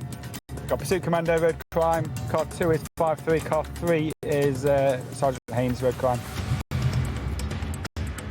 They've got the resources for a 4-car box now, but no room to deploy them. We're going to struggle here to get a stop on. Gav has to improvise. Try and get a 2-car box on if you're happy with that. No opportunity at the minute with roadworks. As they clear the roadworks, the Interceptor pounces. If you just close up on me, we'll try and get that box on. Yes, yes, on you. Box on, box on. Gav gets in front. Rob and Dan box in the Micra from behind. Wowzers. Turn your car off. And Nick takes the very irate driver.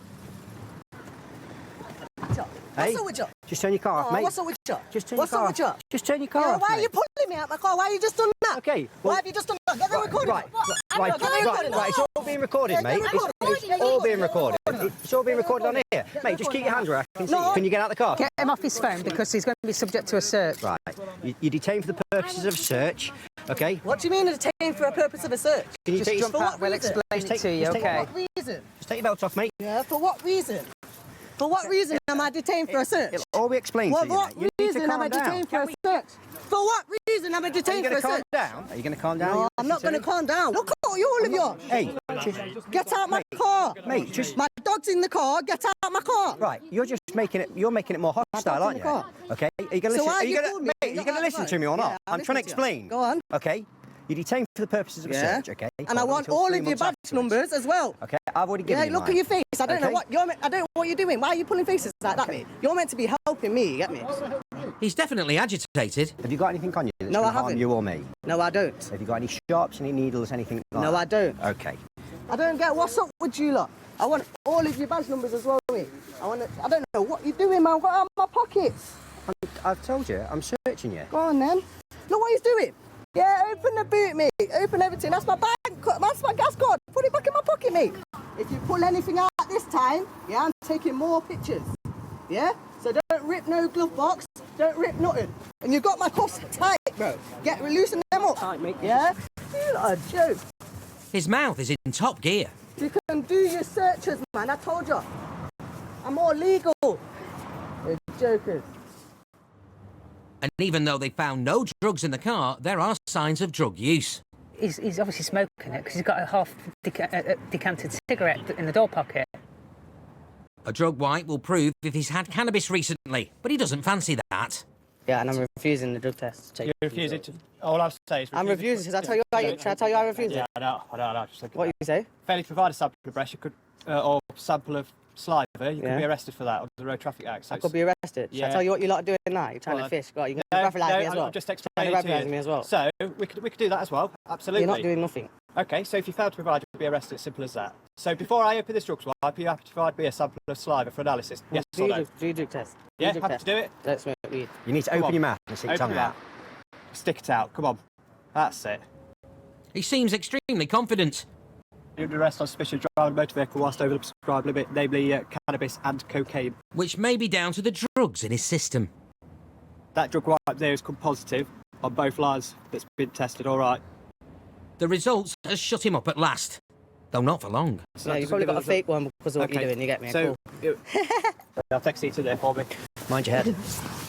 The driver's off to the nick. See that little gap there? Yeah. There. Put the seat back. In the meantime, the Interceptors have spied a small bag of suspected weed wedged behind the gear stick in his shed of a car. Luckily, sheds carry all the right tools. I've only got to find a pair of bloody chopsticks, haven't I? To paraphrase the Karate Kid, a man who catches weed with chopsticks can accomplish anything. Good. It's been there a few years, I reckon. No further action was taken regarding the suspected weed freed from the gear stick. For drug driving, Mr. Motormouth was banned from the roads for 12 months in order to pay fines totalling £369.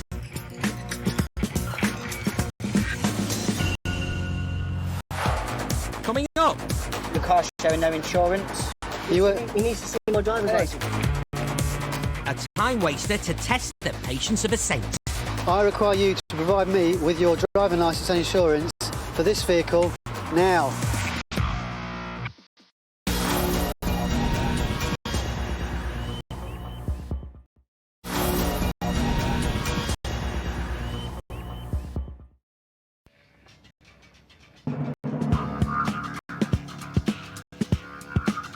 Drive on UK roads and you're bound by the 1988 Road Traffic Act.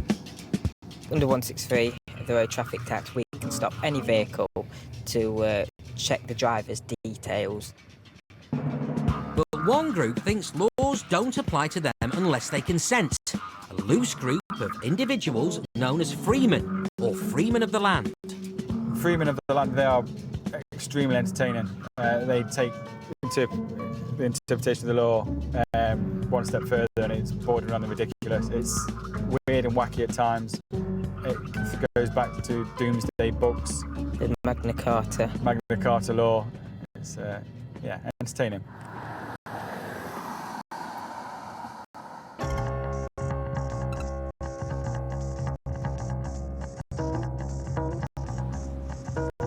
Dan and John are en route to help stop a Golf which may or may not be insured. Looked a bit sus.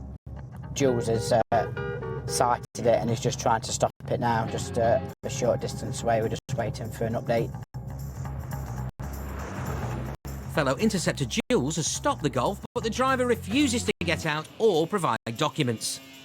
You're obliged to provide me with your driving licence and insurance. Listen, whoever you are, I'm arresting you on suspicion of driving this vehicle without a driving licence and insurance. Just as an update, NH, this guy's refusing all the details. I've explained he's got to require his produce his driving licence and insurance. He's refusing. Jules needs backup. So it sounds like we're refusing to get out and not opening the window. You're going to get dragged out in a minute. I really want to avoid it. We're with you, Jules. Perhaps the cavalry can get answers.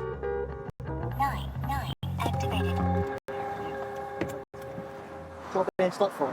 He said I'm being detained for what? The car's showing no insurance. He needs to see my driver's licence. He does. I'm a constable in uniform. You're driving a motor vehicle on the road.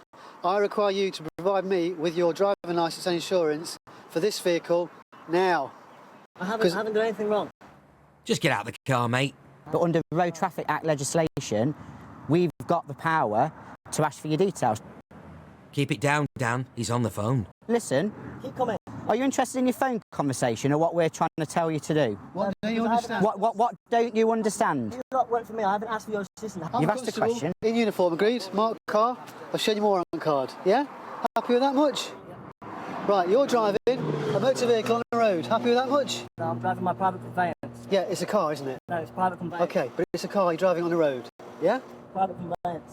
Your VW private conveyance is going to be seized if you're not careful. I'm travelling with my free will. Yeah? It seems Legal Eagle here is a self-styled freeman. A freeman of the land who don't recognise the laws and of the land, it's that sort of thing. But unfortunately, we're all subject to them, aren't we? Not going to end very well. To travel. Right, you do? No, I don't. Next. Mate, if you don't unlock the door, I haven't committed a crime, mate. And produce your driving licence and insurance, we're going to force entry to your car because you're going to be arrested. Yeah? What do you want? Huh. There's more than one way to skin a cat. Out, now. My ID? Yes. Good man. Right, step out then. Yeah. Step out. Free at last. free to be pulled from your private conveyance and placed in handcuffs. Get him out, John. His passenger is also a prime time waster. What's your name, please? Right, can I have... You're not giving us our problem. So also the reason why we for a road traffic offence. Right, Under I'm not driving. Listen, you've asked me a question, you'll listen. Under business. section 23 of the Misuse of Drugs Act, you're being detained for the that's purpose of not a your drug property, search. man. I believe this vehicle may contain cannabis, as there's a grinder and cigarette papers in the vehicle. Sweating the armpits. How do they feel? Grab a seat on the curb here for us. There's no crime for him. Mate, I've not searched the car. I'm just going to grab this fella's details. Don't give him anything.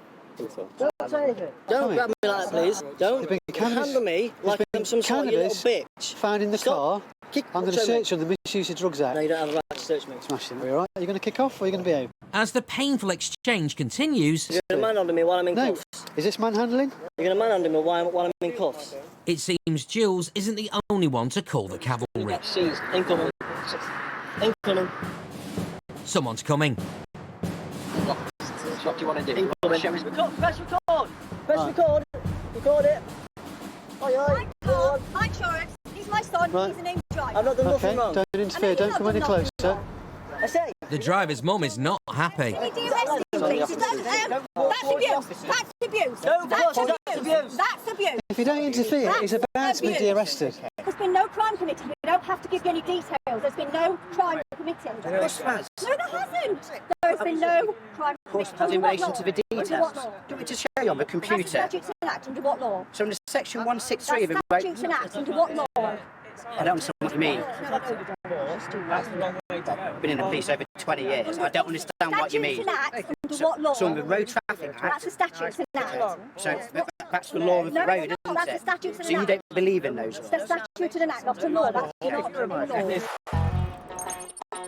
Dan has developed Zen master patience during his time in uniform, but this may be his greatest challenge. So you think the police have acted unlawfully then? Yeah. I disagree. As wastes of time go, it might be some time before anything trumps this. We don't have to give you any details. That's the door. But you do, otherwise the car gets seized. Operate. I am cooperating.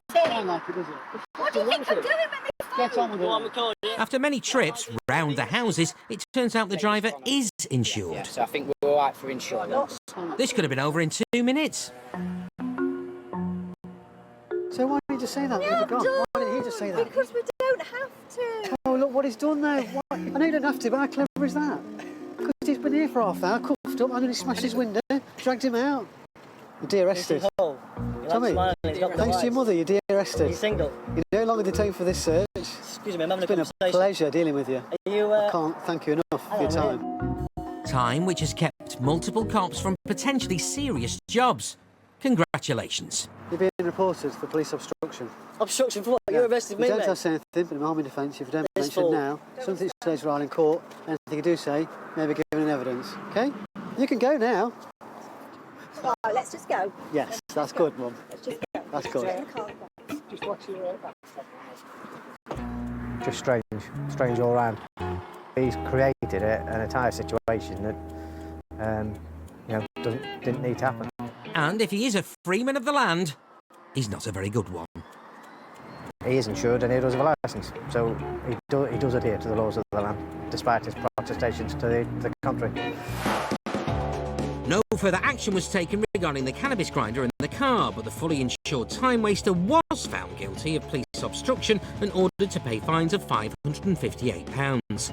In the meantime, let's hope if he ever needs help from the police, some other joker isn't distracting them from their duty.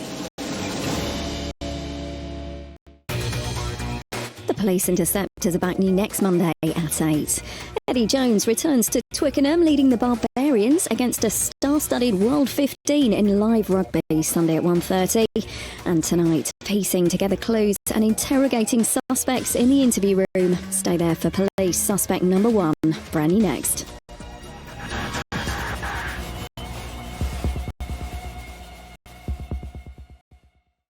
Oh, police! Come to the door! You come to no harm! Shots fired! Crime never sleeps. Taser, I think. But neither Stand still! do the cops.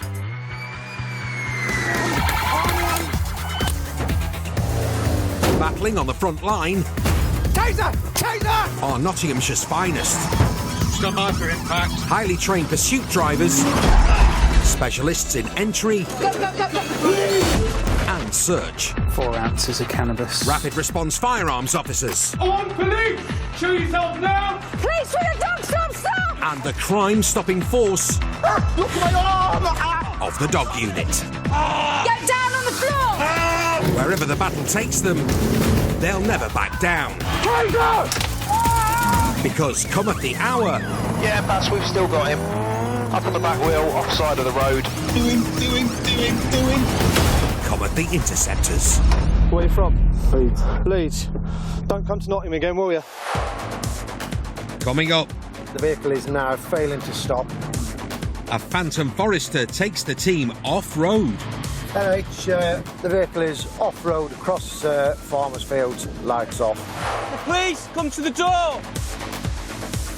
A wanted suspect gets a wake-up call. And Vehicle stung, a lorry driver on the run from the law. Front near tyre looks like it's shredding and there's rubber kicking back.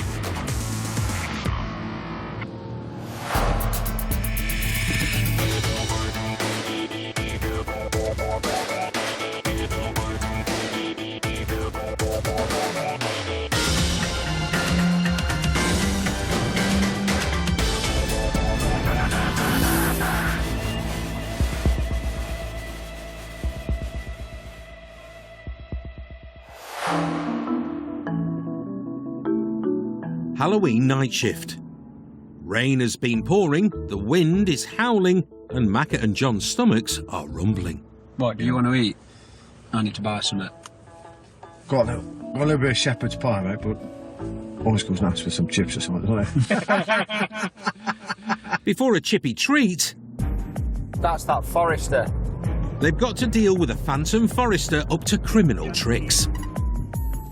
It's a Subaru Forester that's been seen in suspicious circumstances over the last few nights, driving in and out of farmers' fields. Suspected stealing plant and even the GPS trackers off the top of tractors. Intel shows the 4x4 is heading towards them. We're thinking sort of South Muskham or Brownhills, alright. Do you got any preference which you want us to take? To get the car off the road, the Interceptors have strength in numbers. Also on the hunt is fellow team member Dan. I've come off at Muskham, so I'm towards Muskham now. Along with Sergeant Neil and Jess. I think it's 19 miles from us. The Forester is top of their Halloween hot list. We'll out towards Brownhills, alright then. I would put my mortgage on it that if we get behind this, it will fail to stop. And I'll secondly bet that it'll go straight off-road. With 19 years on the force, Mystic Macca is armed with a crystal ball and advanced driving skills. But first, they need to find the Forester. Incognito in the unmarked, John and Macca plot up on the road Intel suggests the motor is travelling on. 6-5, just for info, we are positioned at the Cromwell turn-off. And they don't have to wait long. No, it's there. Yeah. NH from Oscar Romeo 65. We are behind that vehicle. It is, I think it is making off. Following in stealth mode, the Interceptors aren't sure if the driver has spotted them. Speed is 70. Initially thought he was making off, but he's maintaining 70 in lane 1. Wishful thinking. It looks like the 4x4 driver has clocked them.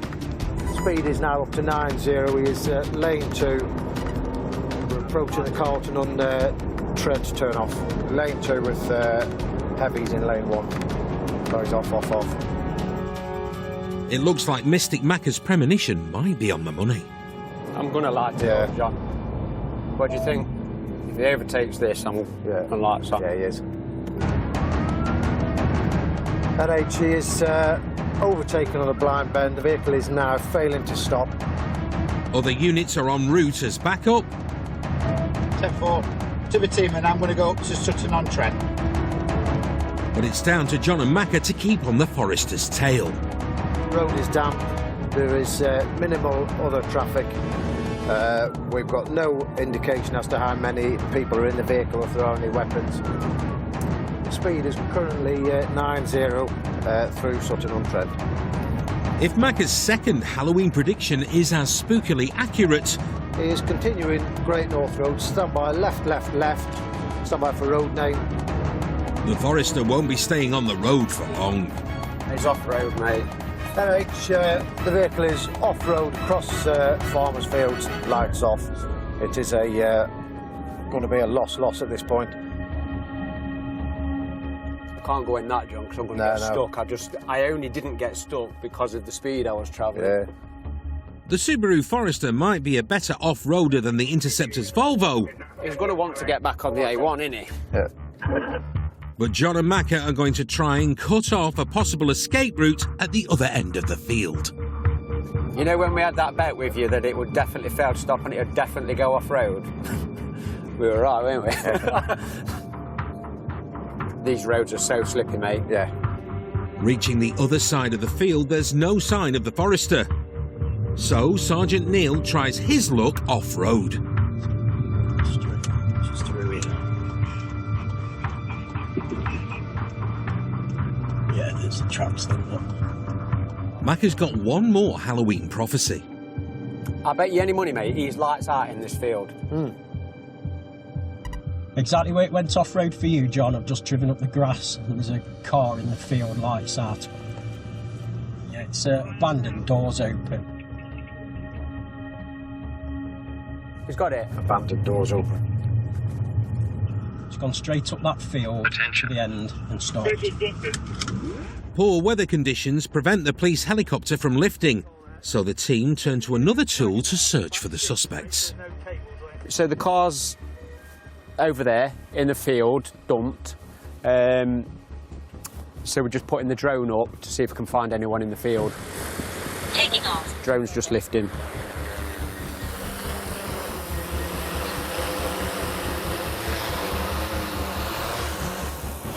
Ten-4, mate. Drone's up. Despite the drone being fitted with an infrared camera, I'm just looking for any sort of movement in the field.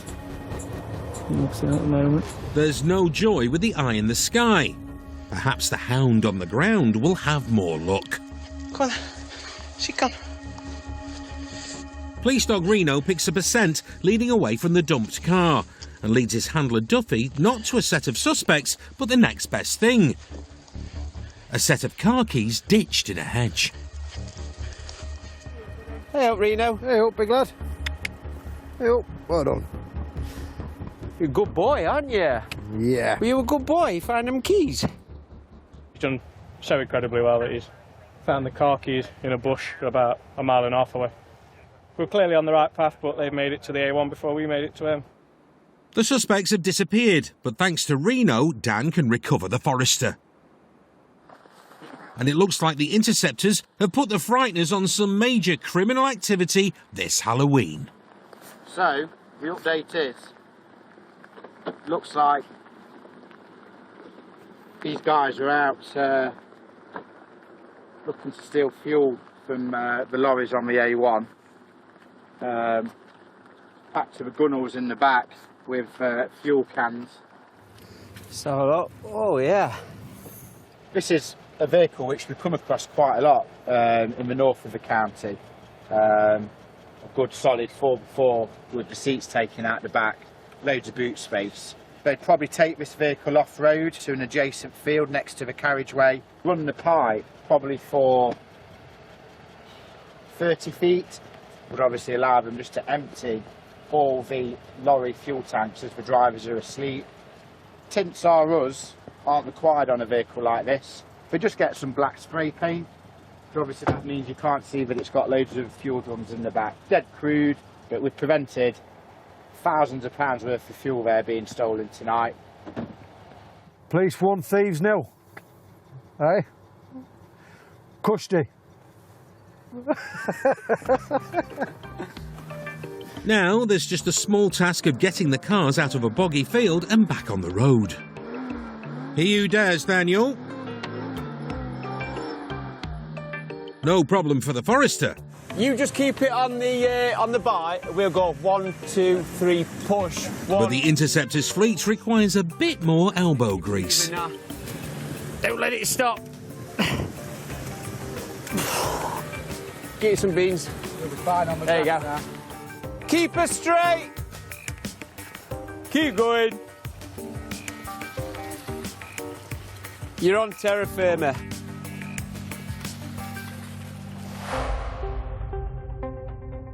The Skoda may be back on the road, but there'll be no more fuel thefts for the Phantom Forester as it was scrapped. Coming up, success with the big red key. Ungainly. Okay. Should have answered the door, mate. And Back towards the RA. 1 mile on foot. a dangerous driver gives the roads team the runaround. Hey! 2-2, got him visually in undergrowth. He's trying to get to the A1.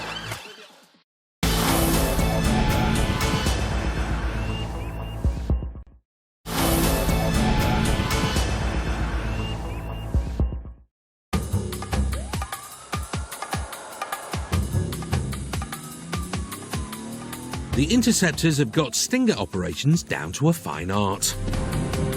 Box on. Although some vehicles pose a much larger problem. How else do you stop an HGV that doesn't want to stop? You certainly can't box it in with cars or anything like that. And the damage they can cause if they hit anything and don't want to stop is immeasurable, really. The Force, particularly recently, has invested in some Stingers that are made for bigger things, so buses, HGVs, anything with thicker tyres, which opens up a range of options. And knowing that you're able to sting any potential vehicle that could be involved in anything is helpful.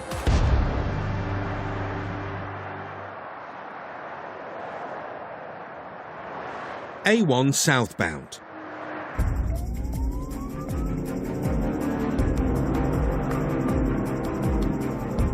The Interceptors are on the tail of a stolen lorry which is rampaging down the carriageway. Confirm you've got non-compliant. Not something they see every day. And as you now have a vehicle that's failing to stop. It's too dangerous to box in 18 tons of runaway HGV, but the team have another plan. At the rear, a rolling roadblock protecting innocent drivers from ending up in the lorry's perilous path. In the eye of the pursuit, all units can do is follow the careering HGV closely. Tango 02. Speed is 60 in a 60. The only safe way to take the wind out of the driver's sails is to take the air out of his tyres with a Stinger. So up ahead, an Interceptor is laying down one of the new heavy-duty Stingers covering both lanes of the carriageway.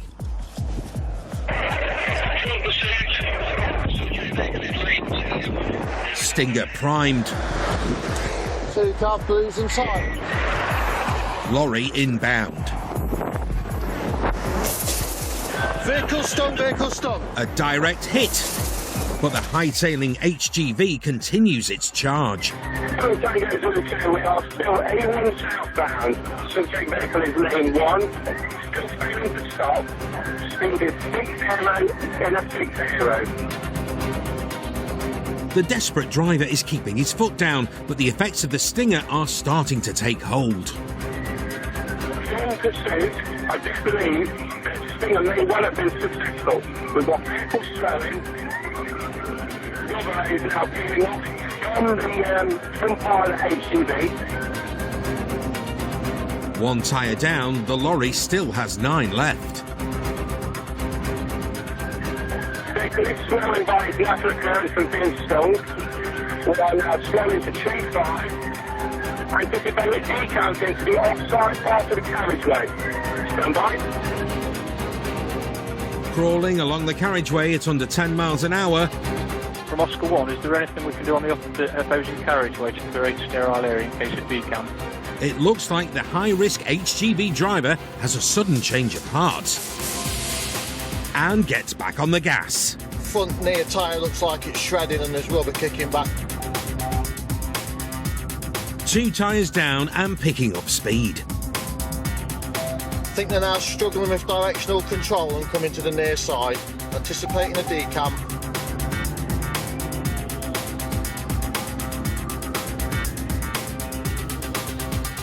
Also lost possibly 3 tyres now, sir. 3 tyres down, 7 to go, and he's on course for a second stinger. An Interceptor out front blocks an exit off the A1.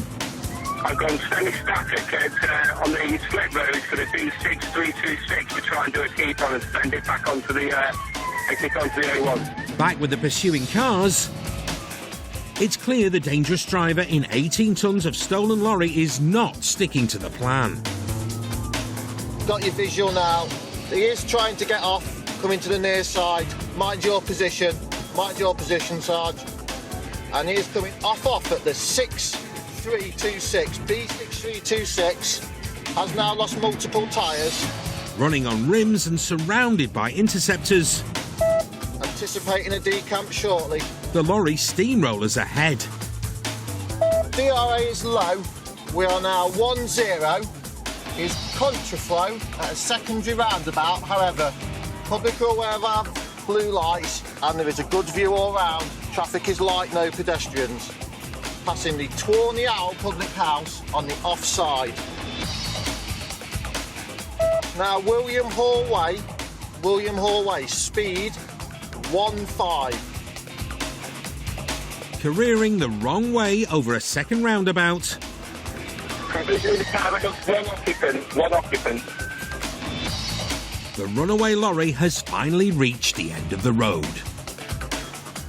Stand by, this is a dead end.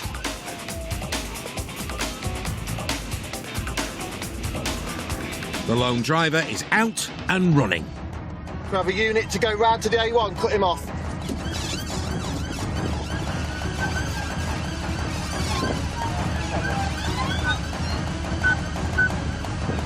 There! Back towards the RA. 1 male on foot, white male, black GA, grey top. Unit on blue lights, go static at that RA towards you.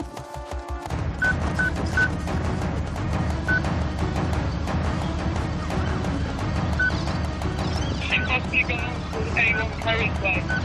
They need a containment on. Secure the Oi! 2-2, got him visually in undergrowth. He's trying to get to the A1. Making a break for it into a construction site just off the A1. Stay where you are.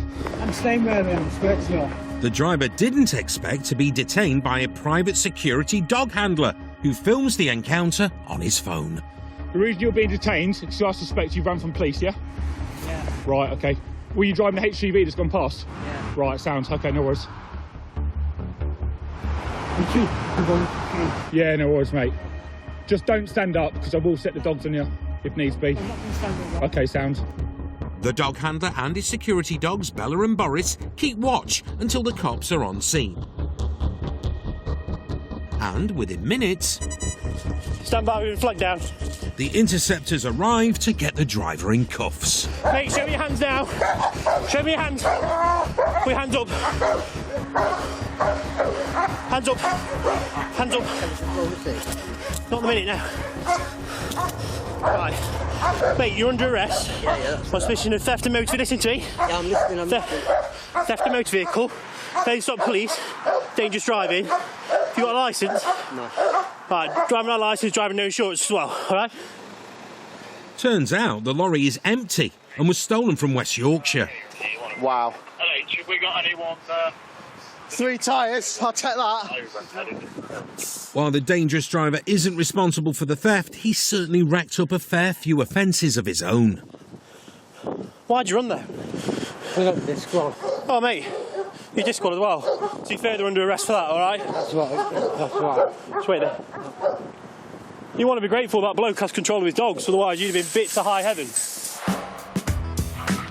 No bite, but his conviction did carry a sting. For dangerous driving, driving whilst disqualified and without insurance, he was sentenced to 19 months behind bars and banned from the roads for 6 years.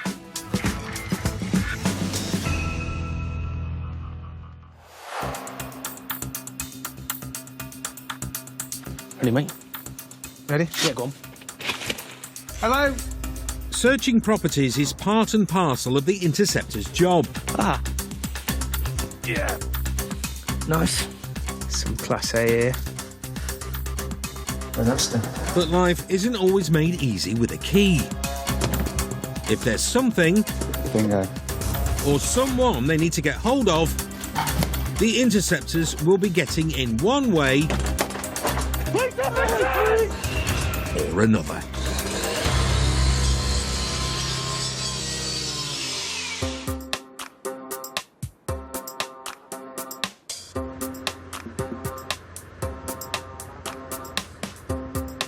Armed response cops Rich and Ash are en route to arrest a man wanted on suspicion of a serious assault.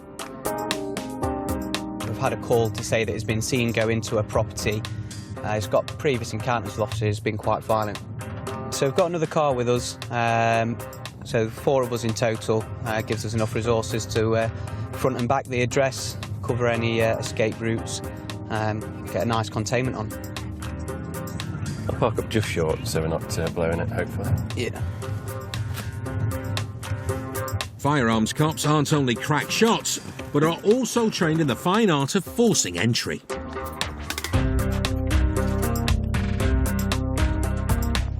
So I want to go back there. With the flat surrounded, Ash tries to make contact with the wanted man.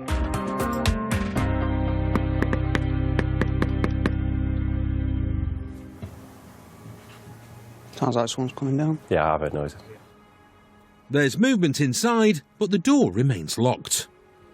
It's the police! Come to the door! Definitely heard movement.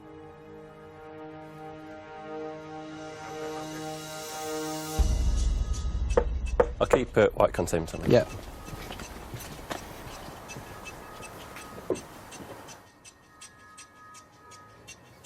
It's a composite door, mate. It looks like it's had some enforcement work before. The potentially dangerous wanted man could be holed up inside. Just give him one last shout, tell him the door's going in. It's the police! Come to the door or we'll enforce it! If whoever's in the flat won't come out, the Interceptors are going to have to let themselves in. Go top first, yeah? Yep. You ready? Yep.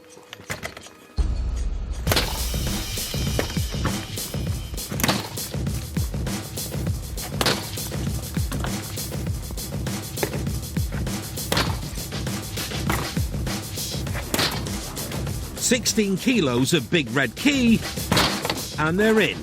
Nearly. Right, come on then. Open the door.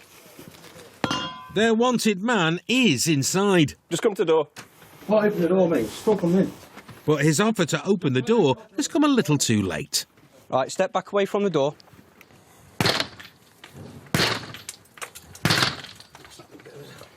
Tell him to go in. Just going to watch him, mate. Former intelligence analyst Rich joined the force to catch criminals, and at a statuesque 6'3" tall, he's certainly not going to let the small issue of height stop him from getting a wanted man in bracelets. Ungainly. Okay. Should have answered the door, mate.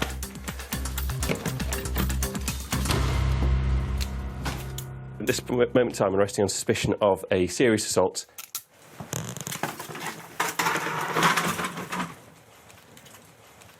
He's fine, he's inside, he's in cuffs, he's not causing any problems. Why he didn't answer the door, I don't know. At least when the first strike went in, but now we've made a mess of it. It's on him, really, isn't it? The wanted man was staying at a friend's house, so he might not be too popular when his mate gets home. Hey, how are you? Should I have a wander outside, mate?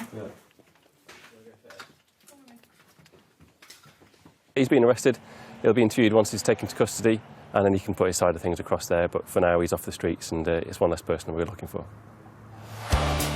After questioning, the case against the wanted man was dropped by the CPS. Hopefully his friend won't be too upset about the door. Coming up. It's hitting nearly 300 cameras a day, which would probably make it the most active car we've ever encountered.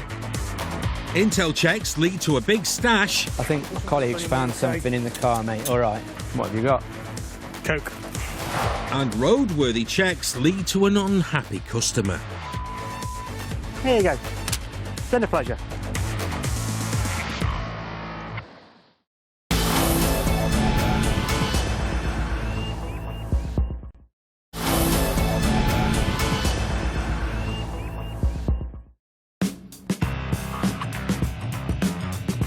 Technology is the proactive Interceptor's best friend, and the intel it provides can shine a light on criminal activity that could have otherwise gone unnoticed.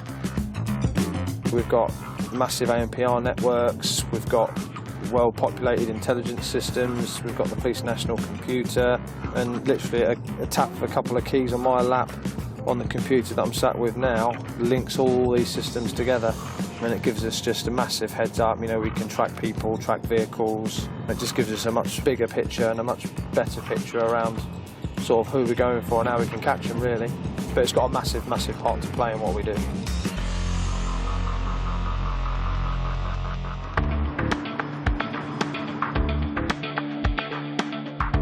Early evening in Nottingham. That white Golf, is it? You say it's on the move, is it, Joe? Ken and Matt from the City Knife Crime team are running obs on a white Golf, which ANPR cameras have shown is very busy around Nottingham. It's one we picked up the other day. It's extremely active. Yeah, it's pulled over again.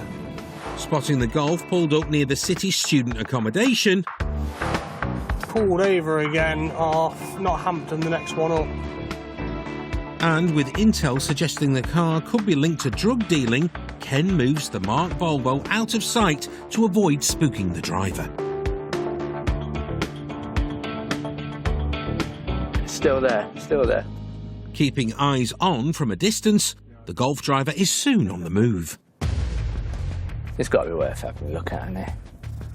We'll come and put a stop in. As Ken and Matt turn the corner, they find him pulling over up ahead.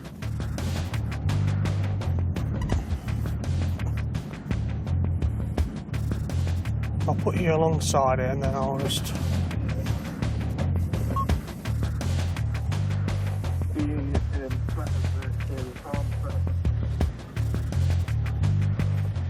Yeah, mate. Is it your motor? Yeah. It is. Where have you just come from? Where I come from? Yeah. As in... Because I thought I saw you pulled up over there and then down there and now here. I just wondered why you'd done so many short journeys. Nottinghamshire's knife crime teams racked up over 450 drug seizures last year, and Ken's got a feeling this lad has something to hide. Done some checks and it's hitting nearly 300 cameras a day. I think was one particular hit, which would probably make it the most active car we've ever encountered. You know, and for us, unless you're a taxi driver or something like that, you're not going to be hitting anywhere near those sorts of cameras. For us, that tends to be an indication of drug dealing. Something not quite right. He's trying to play it cool inside, but I think we're definitely going to be onto a search, I think. The chill driver now says he's hired the car from a friend. There's information linking this vehicle to the supply of drugs. And in fairness, it doesn't mention you, it's the vehicle. But the dates are quite close to where we are now. So you and the vehicle are going to be searched under Section 23 Misuse of Drugs Act. You haven't got anything on you shouldn't have you? God, for what? Well, that's what you're going to be searched for, because I think there could be drugs within the vehicle. But what? I don't understand why. Well, like I've just explained to you. Just step out for me. With backup on scene in case the suspect makes a bid for freedom. Hello? Just come back over here for us, pal. Sorry. I'm not going anywhere, boss. The team get cracking with the search.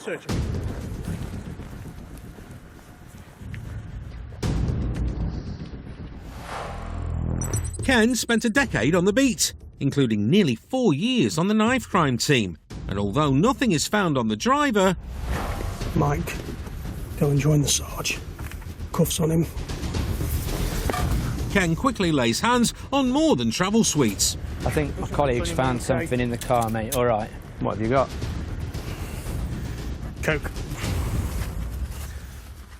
You're under arrest, mate, on suspicion of possession with intent to supply Class A drugs, namely cocaine, OK? Just have to say anything, but it may harm your defence if not mentioned when questions in relate to court. Anything you do say, move evidence, understand that? I'm just going to open this car, mate. I'll get you sat in the back of it, all right? Let's have a seat in there, pal. There looks to be something for whatever a potential customer might fancy. It's all right. Selection of pills. More suspected Class A's, prescription pills and cash are seized. MDMA or ecstasy, ecstasy tablets as well, I think. Probably about 100, 200. There's like a big bag of them. The relaxed driver will be interviewed in custody about the pit stops and the stash of suspected Class A's, but for Ken and Matt, it's back to the station to take stock. Must be, what, 3 ounce there? Yeah, I would have thought so. It looks... a lot of packaging, isn't there, but there's still a lot of drugs there. I don't know what the going rate for a gram of coke is. 50 quid? Yeah, I think so. So if he's got 28 grams, that's an ounce, that's... 1,400. Excuse my maths, 1,400. So if he's got 3 ounces, you've got best part of 3-4 grams worth of drugs there, and that's just cocaine. And there's definitely other drugs in there. There'll be tablets. That'll probably be £10 a tablet, and I think I've seen 100 tablets. Maybe some people just don't think you'll search that well, but it wasn't even that well hidden. At St Anne's Nick, Ken is booking in the evidence, and it's clear police intel trumps dodgy dealings. We can see we've actually got a rather significant haul. What we can see is a variety of drugs here. We've got what we believe to be cocaine, ketamine, MDMA, ecstasy and LSD. All that to me says that this deal is targeting a younger audience, be it students or certainly, for the most part, the party drugs. We've got the money there. Well, that's, £1,000 plus he's no longer in control of, but the drugs themselves are going to be worth thousands of pounds. So it's definitely a dint in his wallet. It's a success for us. It just goes to show sometimes if you kind of you follow your nose, you follow your instincts, you see something, it doesn't feel right, to act on that, and actually you can get some pretty good results from it. The driver has been released under investigation on suspicion of dealing cocaine, LSD and MDMA.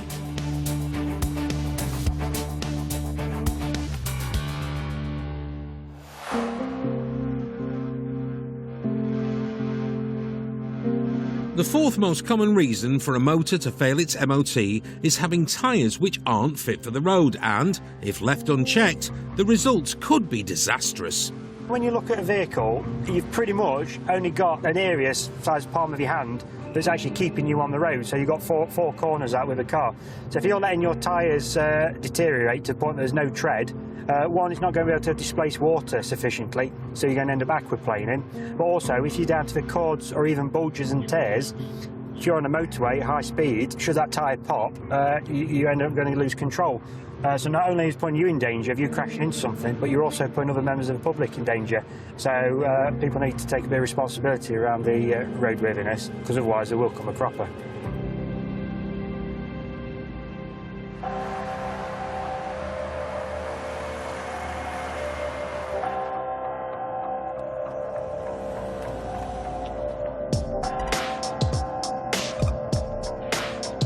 Tonight, Phil's out on the late shift.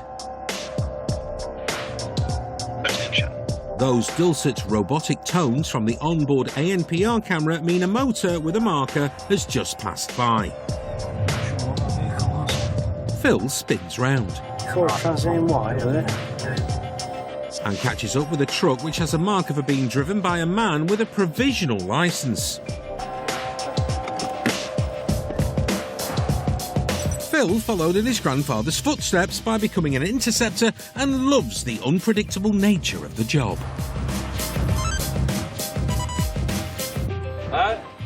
Hey up, how are you? I've run before. Oh, I want to check who's driving. Why's that? Hey? Where you come from? I know, eh? Oh, yeah. You got your licence on you?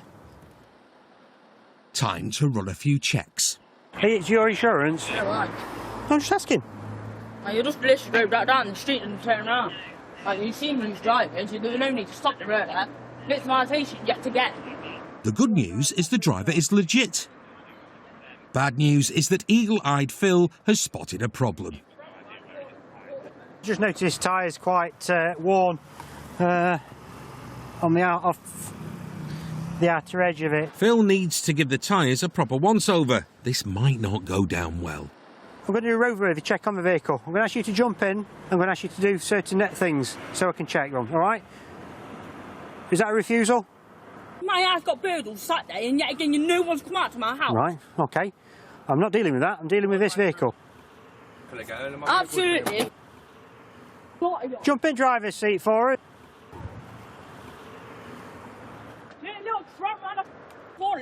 Yet again. Right, wind your window down. Morning. All down. Wind the window down for me.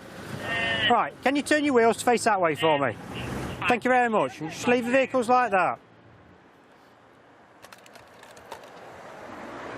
A swift inspection.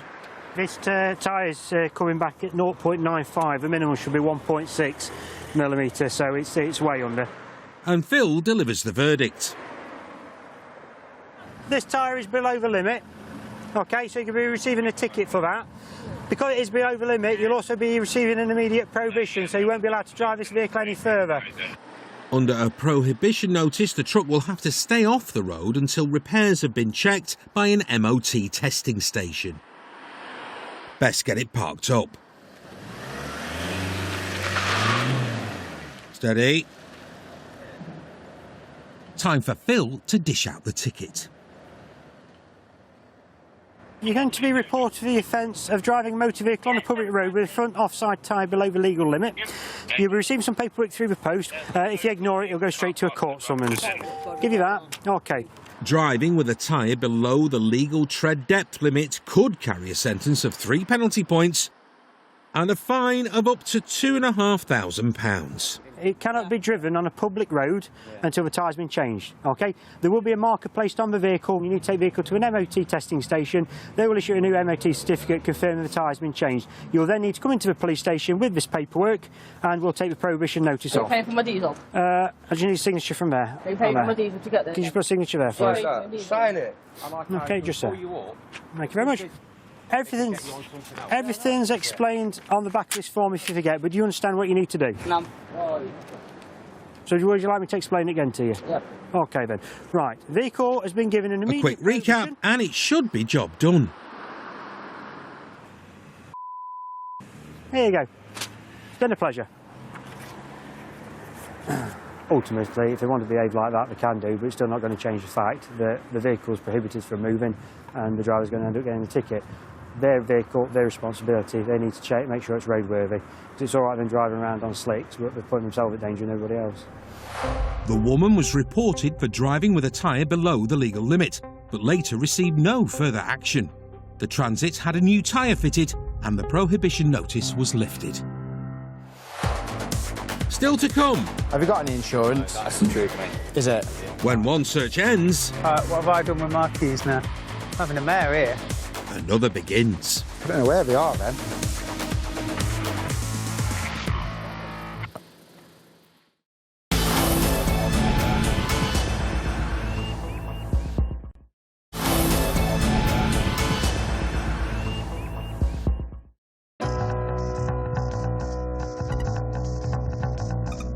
We're heading the right way for that, aren't we? Yeah. Patrolling north of the city are Gav and Dan. There's a white Golf knocking about in the area. It's just on one of our ANPR cameras, and it's showing that it's not insured. Don't know who's going to be driving it, if they are insured or not, but it could be worth a stop if we see it. Years and years and years driving around this estate when I first started. I did too. If you had a day round here again, you'd soon get back to used to the roads, wouldn't you? Yeah, yeah. Local knowledge soon pays off. That's it. Whoever's driving the allegedly uninsured Golf has stopped at the shops so Gav positions the unmarked Skoda further up the street. Right, sit here then, mate. It's only a matter of time until the Golf's on the go. Here he goes, mate, he's reversing. Coming down this way. Stop straight away. You ready? Yeah. That was easy. Hi mate, you alright? No. You've just come past the ANPR camera in the car saying there's no insurance, no MOT. Okay. Have you got any insurance? No, that's the truth, mate. Is it? Yeah. Right. Okay. Just come and stand off the road for us, mate. The bloke fesses up in record time.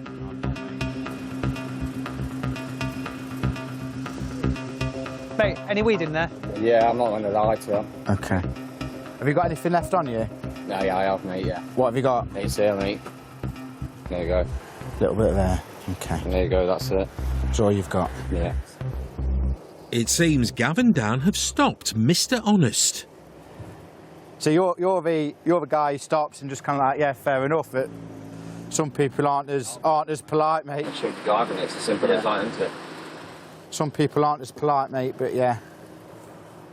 No wonder we have scratches on our cars. It's like a desk, isn't it? Mm. It's an open and shut case. So you will be reported for consideration of the question of prosecuting you for driving without insurance and a valid MOT. You don't have to say anything. In no time at all, there's an uninsured driver off the road. Interceptors are taking the cannabis and the car off his hands. Is that me done then? Yes, thanks. All the best, mate. And sending the bloke on his way with a cannabis warning, as well as a pending 6 penalty points and £400 in fines. As easy as that. What have I done with my keys now? I'm having a mare here. Although there is one slight hitch. So this is the and finally story for Interceptors. Have I given you... Gav can't find the Skoda key. You've not given it to him, have you? Mate, hang on. I probably have. Fella! I might have given you the wrong keys here. What we don't need to tell Gav is actually the engine in our car's running.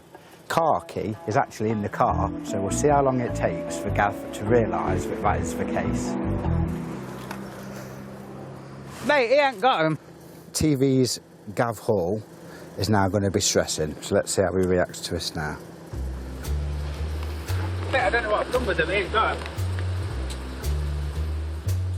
I don't know where they are then.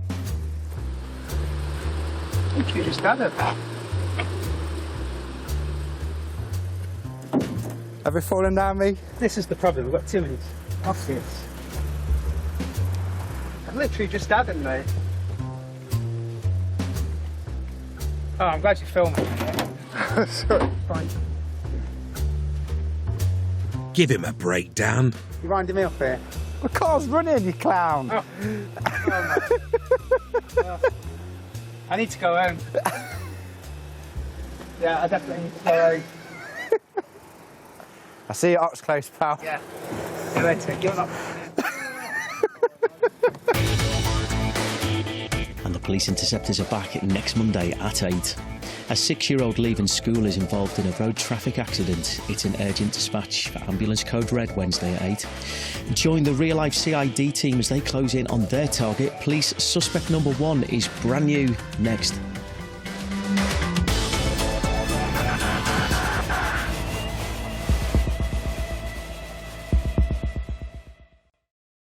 Oh, police! Come to the door! You come to no harm! Shots fired! Crime never sleeps. Taser, I think. But neither Stand still! do the cops.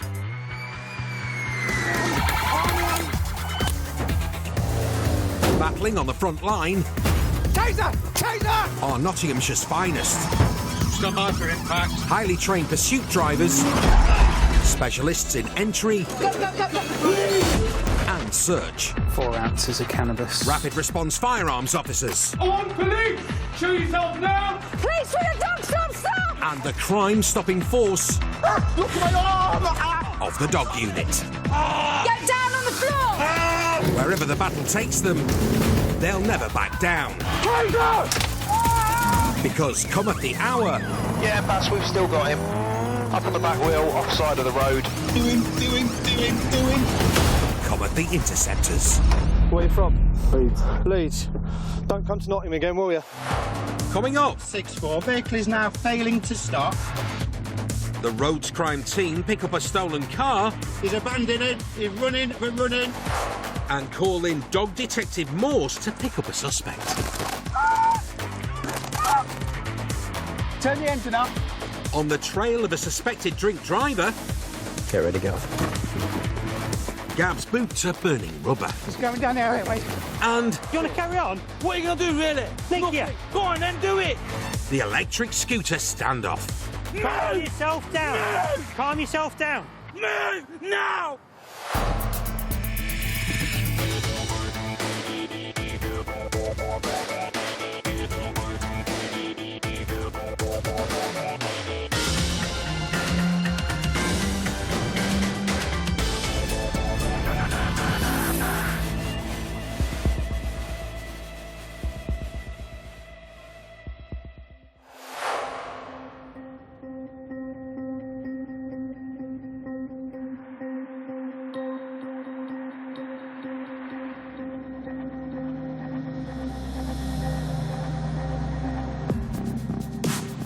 Roads Crime Team Sergeant Neil and his co-pilot Nick are one of the several units on the hunt for a stolen red Golf R on cloned plates.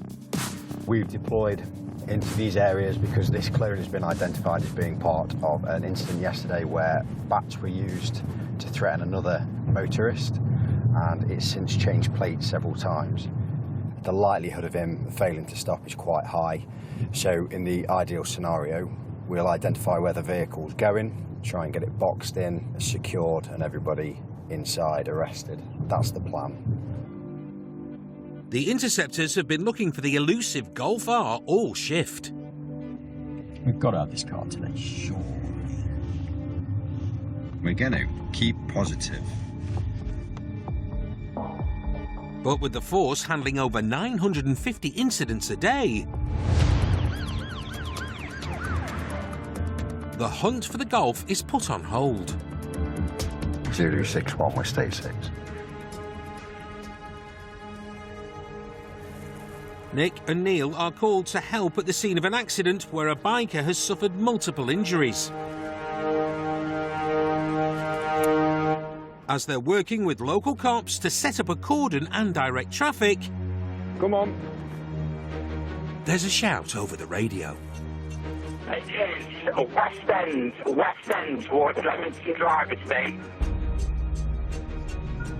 2.5 miles away, fellow Roads Crime Team cop Dan has found the stolen Golf R. Vehicle is left onto Sherwood Road. And is tailing it in an unmarked Skoda.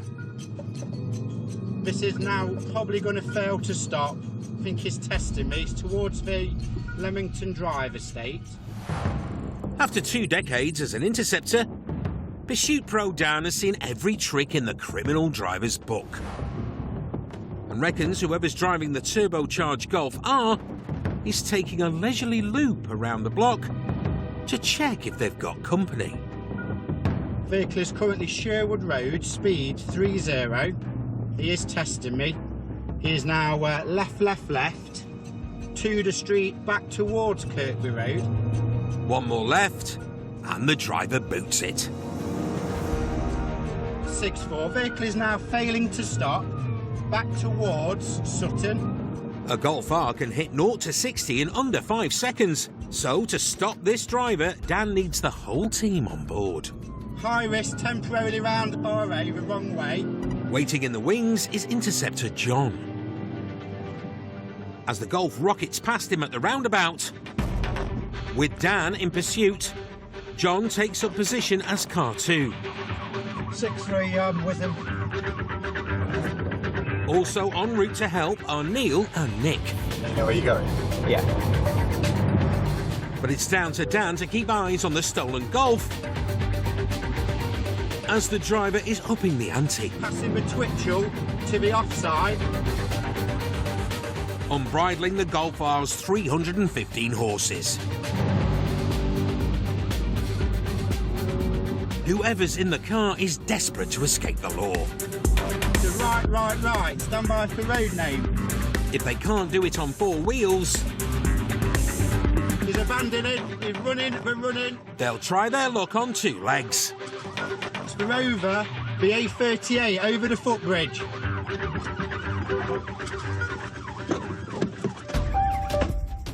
Dan stays with the stolen Golf while the rest of the team go after the 4 runners. 4 occupants, all white males, all sports clothing. It quickly looks like the suspects, who could be armed with bats or worse, have gone to ground. There is a real big overgrown area just through there.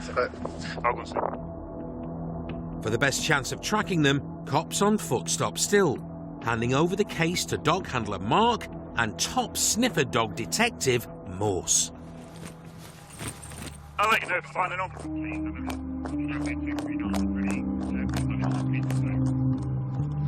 Nosing through the darkness, Come on, boss. all is quiet. See, come. Although that doesn't mean they're alone.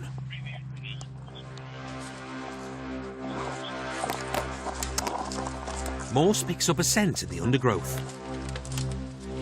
And it's not a discarded dog bone.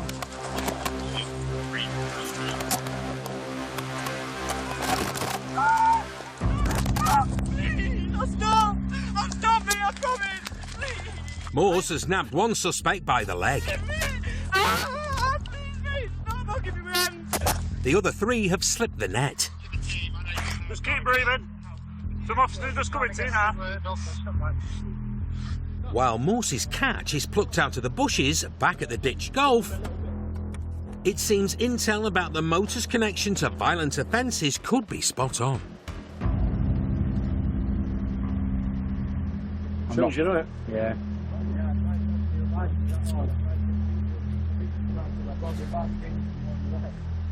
Mini hunting hacking machete.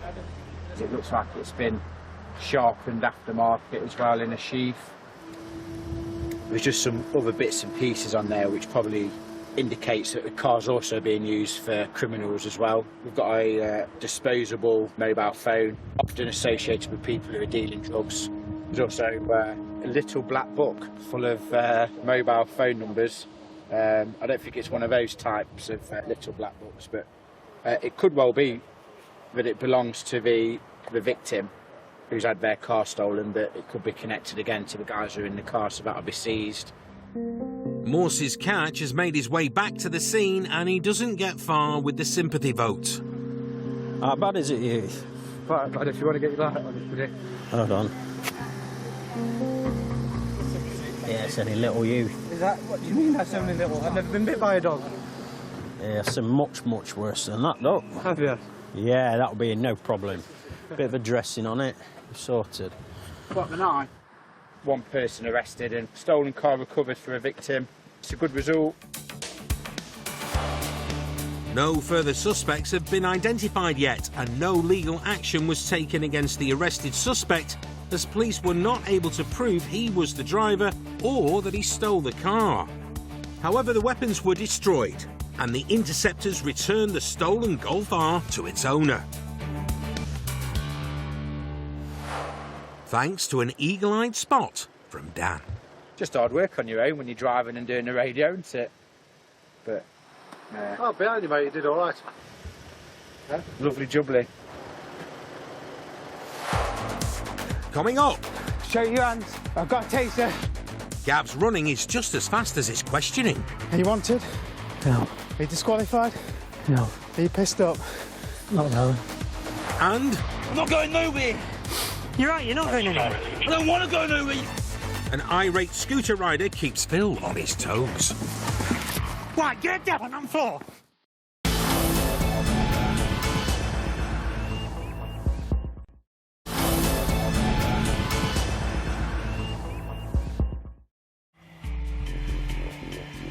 No matter if it's the crime of the century or a minor offence, some suspects will give it legs as soon as they catch a glimpse of the law. It can be challenging because they'll be in you know, trainers, tracksuit bottoms, almost ready to run a sprint, and we're in boots carrying all this clobber. I'm more of a load carrying kind of cop as opposed to your sprinter. The ones who are going to get out of the blocks quickly and on your tails, we've got a couple of those. And you've got the types like me who are a bit more handy for your lifting and shifting. But that's what makes a team up, isn't it? You've got people from all different kind of abilities who all play the part.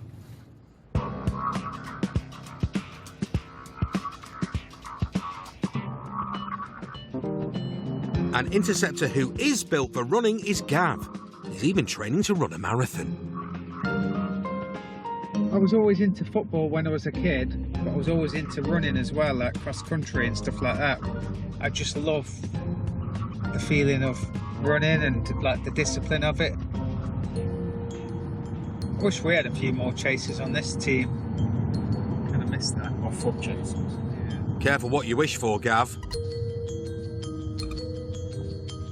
Neil and Gav are spending the early hours keeping an eye out for dodgy motors. And a Ford Focus that's pulled over ahead... Attention. Just nose to nose that a second. Fast track. ...has got them interested. No sign of a driver, but there is a woman waiting in the passenger seat. Are you okay? Yep. What? I'm just seeing what you put down there, Duck, that's all. Just my bottles. Just your bottles, yeah, is it? Duck. Right. It looks like the passenger might have been drinking, which raises suspicions about the missing driver. He won't come back out because he's been drinking. If the suspected drink driver is hiding inside until the coast is clear, Gav and Neil want to play him at his own game. You know, it could be worth sitting on that car. Neil tucks the unmarked Skoda away on a side street.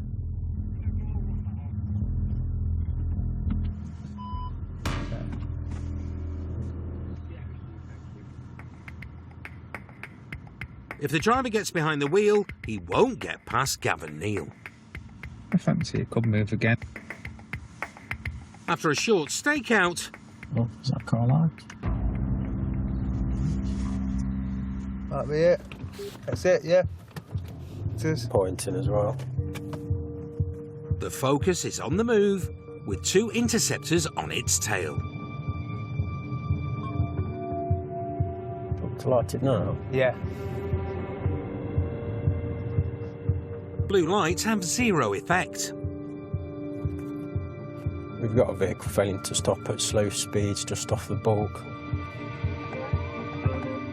Sirens, however, seem to do the job, so Neil moves alongside. Conceal it. Drinking, it's drinking. Stop. Just stop a sec for me. With 18 years intercepting experience under his belt, when Gav is off duty, he enjoys running 70 miles a week. No sweat. Just stop a second. Turn the engine off. He's the wrong cop to take on in a foot chase. Get ready, Gav. But the driver is out and running.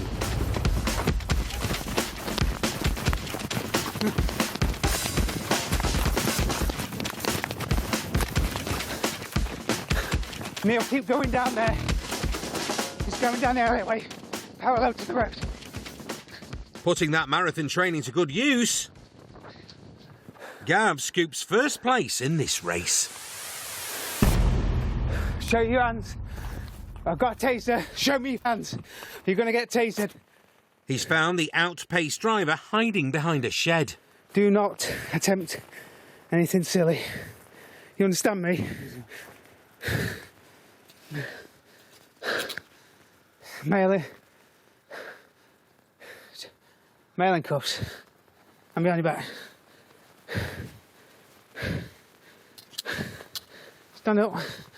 At the minute, mate, I suspect you've been drink driving. Where's that key? Yeah. You're detained at the minute. Once Gav's got his breath back, he gets straight to the point with the big 3 quick-fire questions. Are you wanted? No. Are you disqualified? No. Are you pissed up? Not really. Right. I'm going to breathalyse you. I'm going to do some checks. Okay. Time to find out if he's telling the truth. First up, the breathalyzer.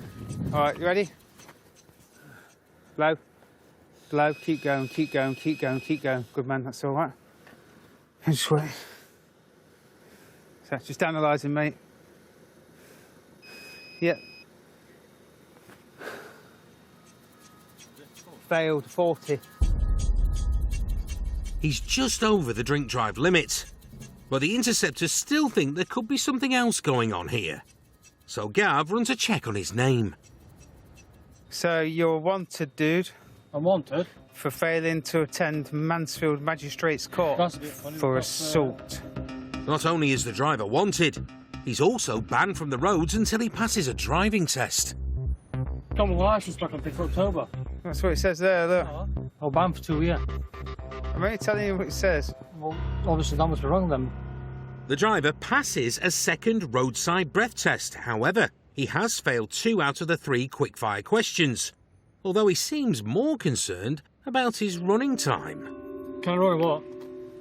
Can you run? Yeah. Yeah, I'll give you that. You can. Just not as rapid as Gav.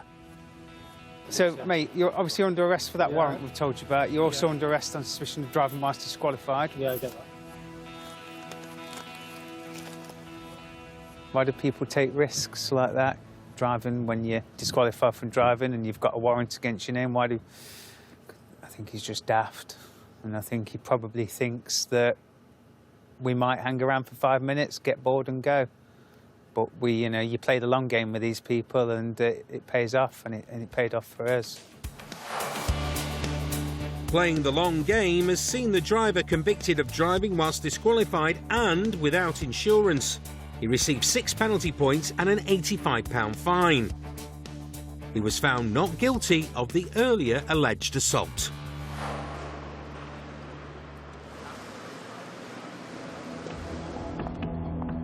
One of the occupational hazards of working as an interceptor is dealing with abusive customers. When you go to a situation, if you go in already at a level where you've lost your cool, it's harder to resolve the situation. You're going to be dealing with people who are not acting at their best.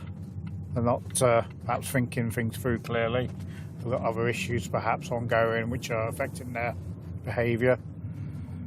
As a police officer, you've got to be the calm one. Sometimes people are just sounding off at the uniform rather than you personally. You've just got to let it wash over you and make decisions carefully and professionally. It's not always easy, I must admit.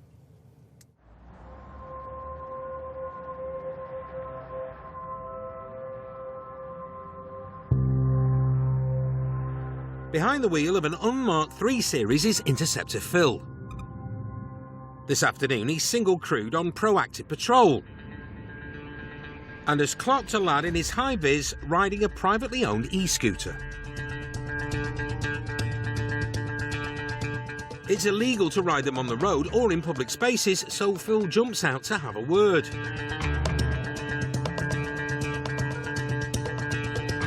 The rider could be looking at a fine or points on his licence.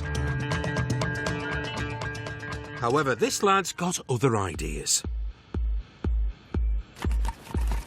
Down here! Get off me, blood! Down here! Get off me, man! The great scoot escape is blocked and the rider is not happy about it.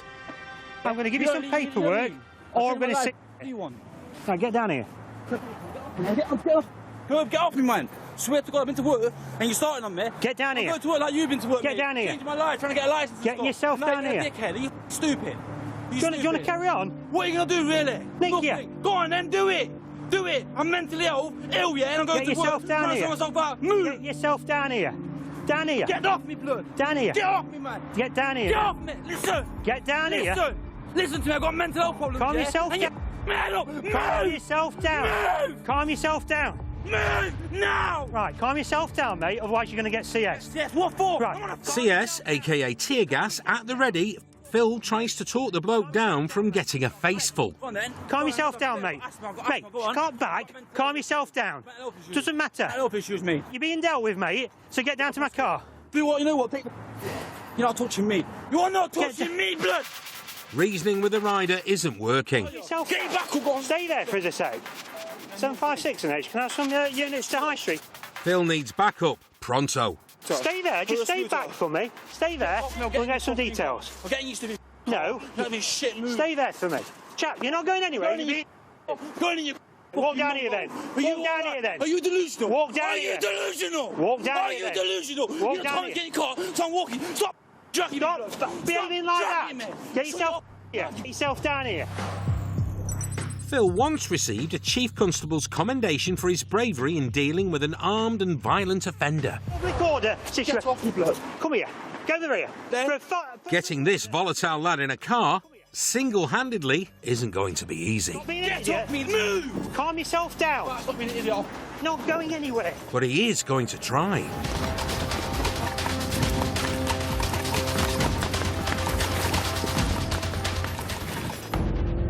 You're under arrest for public order offence. Get your hands behind your back. Get your hands behind your back. Threatening abusive behaviour in public. All right? Thwarting a second escape attempt, Phil needs to keep the unpredictable lad under control until backup arrives. Get your hands behind your back. Get your hands behind your back. There's some blood. Sit off me. Getting the cuffs on is a battle in itself. So handcuff me then, I'm getting... Right, get your hands behind your back. Get your hands... from the front, I'm not violent. Right. I'm not violent, I'll go from the front. You're not violent, how are you behaving?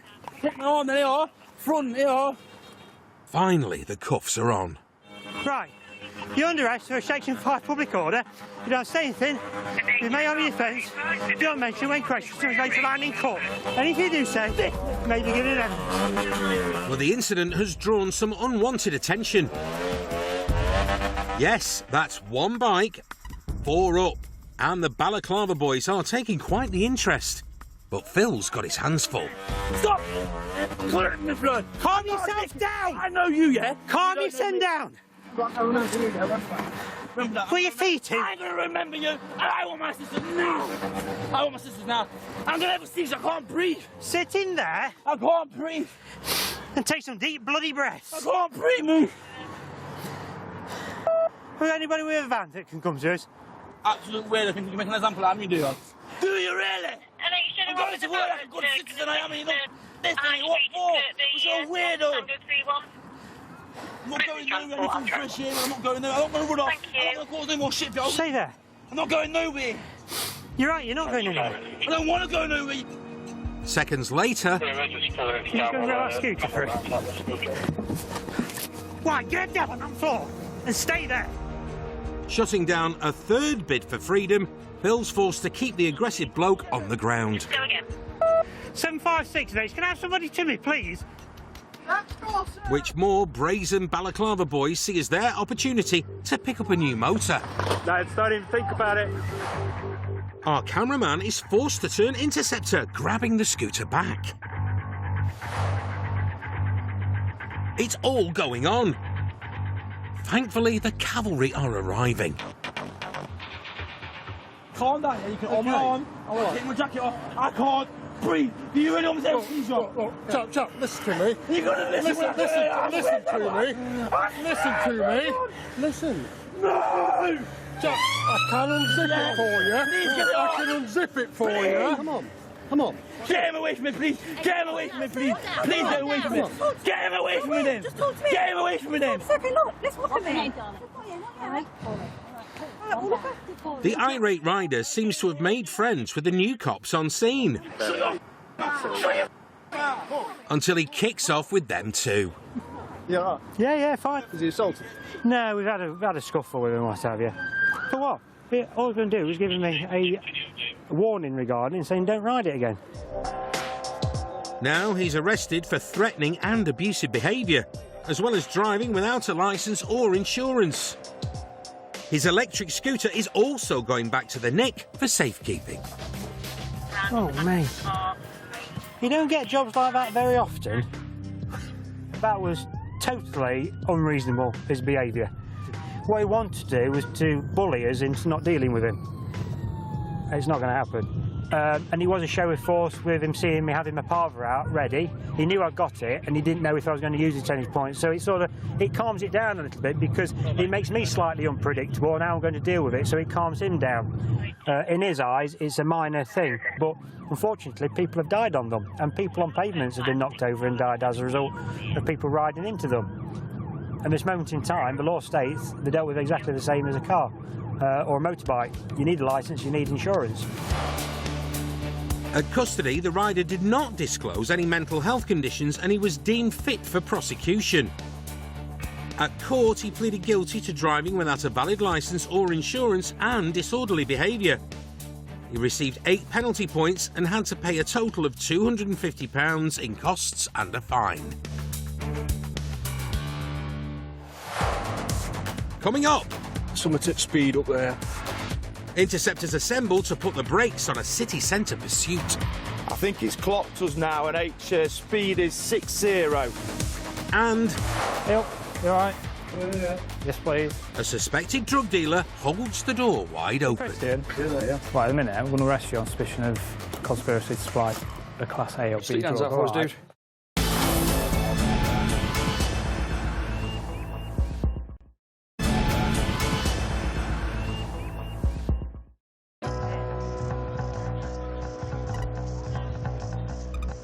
Early Sunday morning, and on patrol are firearms cops Mikey and Jim, who've already suffered one painful blow this evening.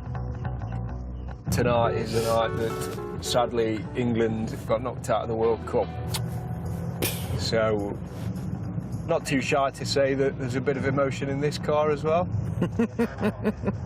Not particularly happy that we've lost another quarter-final, but maybe one day. Hoping to lift spirits with a victory on the Interceptors pitch, Mikey and Jim are getting the ball rolling by searching for a car on the hot list. So we're going after a vehicle that's potentially been in convoy with a van that was stolen overnight at the start of the month. The only problem we've got is it's bang in the centre of town at the minute.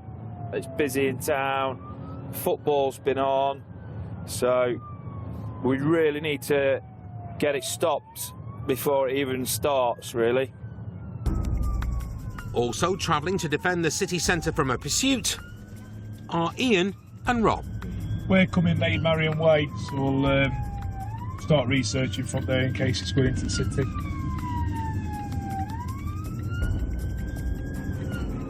Yeah, 10-4, Rob, thank you. We know that we are going towards it, but it doesn't know that we're going towards it. Does buy us a little bit of time. Mikey and Jim are closer to it than they think. There it is. They've got eyeball on the red Fiesta they're looking for. Go on, go on, go on, go on. Mikey spins round. See. However, the Fiesta seems to have vanished. Team, it's contact about 30 seconds ago. Alfreton Road, it's a temporary loss, it was outbound. Ian and Rob are making their way across the city. Zulu 5, Parliament Street. But Mikey doesn't miss a trick. Something at speed up there, I think it's there.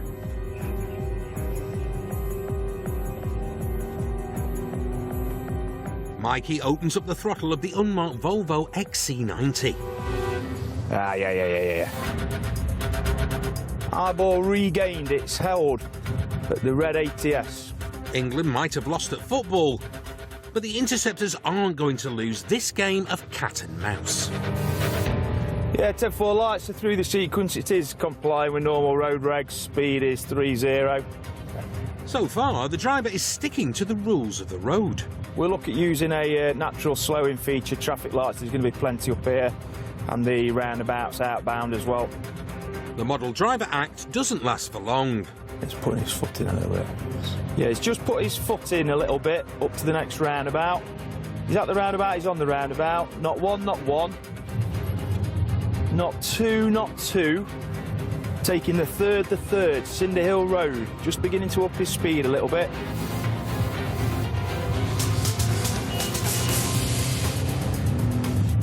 I think it's clocked us now, and speed is 60. Fiesta fella is doing double the speed limit. Our lights are illuminated. Yeah, vehicle is failing to stop.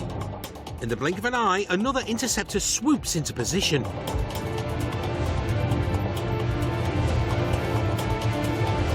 Mikey and Jim box the rear. So stop. There won't be a pursuit in the city tonight. Here we go. For good measure, Ian and Rob join the party. Come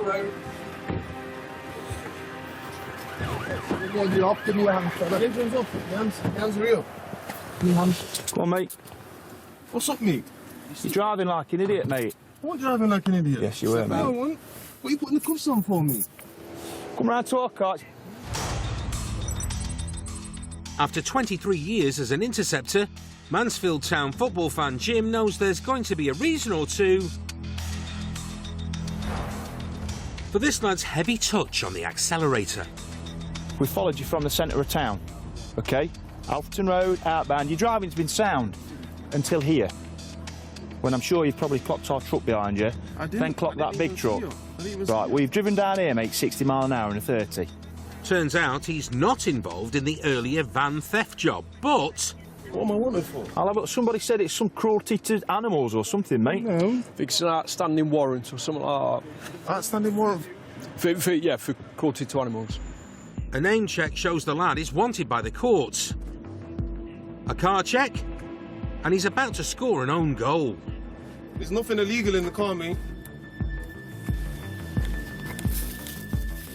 Anything illegal in the car, Jim? Just a little bit of 2 buds of cannabis. So nothing more than that, really. Probably just sufficient for personal use. I think it's one of them, you're going to be coming in because you're under arrest in relation to that warrant and possession of cannabis. OK. Initially thought it was going to go, thought we were going to be getting into a pursuit, but I think once he's realised that we're behind him, we've got a lot of cars in the area quite quickly as well, and it's probably not worth him going. Blue's illuminated and he's come to a stop. All his driving documents actually check out, everything's in order, but he's wanted on a warrant from July of this year, and he's in possession of a small amount of cannabis as well, so he's going to be coming with us to spend the night in the Bridewell. Right, see you at the Bridewell. Yes. Right. Thanks, lads. Thank you very much. Godspeed. No legal action was taken against the Fiesta driver for possession of cannabis. However, he was delivered to court, where he was convicted of causing unnecessary suffering to 2 dogs. He was banned from owning another pet, put behind bars for 16 weeks, and ordered to pay a £200 fine. After that win, the Interceptors have worked up an appetite. I've got 6 slices of pizza you can have. Well, not 6, but you can have 3. If you like brown sauce and salad cream on pizza. No, that's weird. Thank you, though. Mate, any time. What's mine is yours, mate. You should try some of them as well, they're really good.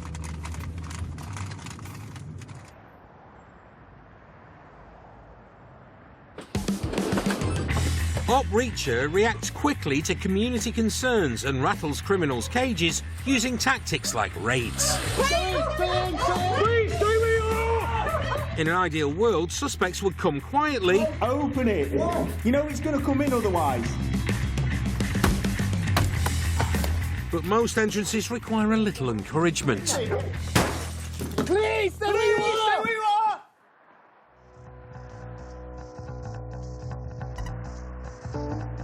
Hoping for a peaceful afternoon, Newark Reacher cops Dave and Rich are acting on intel about suspected drug dealing from an address in town. There's a known drug dealer that's recently moved there, and we're being told he's being quite active over the last few weeks, or certainly since he's moved in. So we're going to go and have a knock on and see what we've got. It's not unusual for Op Reacher to have to break down a few doors to get to what they're after. But it is a novelty to have the door held open for them. Hey up, you alright? Yes, please. Especially by the bloke they're looking for.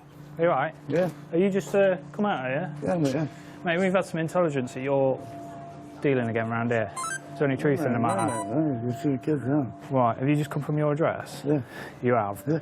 Right, at the minute, I'm going to arrest you on suspicion of conspiracy to supply a Class A or B Stick your hands drug. out for us, Alright. dude. Alright, have you got any drugs in your room? As Dave and Rich move closer to the suspected dealer's room, he soon coughs up a confession. So we're going to do a search. Have you got anything in your room at all? There's bits and bobs in there. Bits and bobs, what, drugs or...? Yeah. There is there? What's it going to be?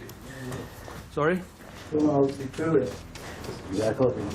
Now their helpful suspected drug dealer is leading the way. So what you set down here, dude? This one here? Yeah. What is it you got, mate? Just tell me where it is. A little bit of urine, that's all. Yeah. And there's a bit of cocaine in there. All right, okay. Just go stand over there for us, dude. Top drawer. Yeah. True to his word, they find what looks like cannabis. Yeah, I would say that's a bit of personal use. Clearly the white powder is quite a bit more. And a large bag of cocaine. Decent rock of coke by the looks of it. A bag of cocaine this size has a street value of around £2,500. He told us pretty much straight away. He's got a fair bit of cash on him. Well, he said he's got cocaine with him. Is that what he said? And that's what we found, so... Quite a good lump. Plus scales. And his dealing messages on his phone, so... I think we've got what we need. Yeah. So we just got to sort out getting him to custody, seizing that stuff and doing a search for his room. Opreacher returned the favour by getting the door for the suspected drug dealer. Thank you. See you in a bit.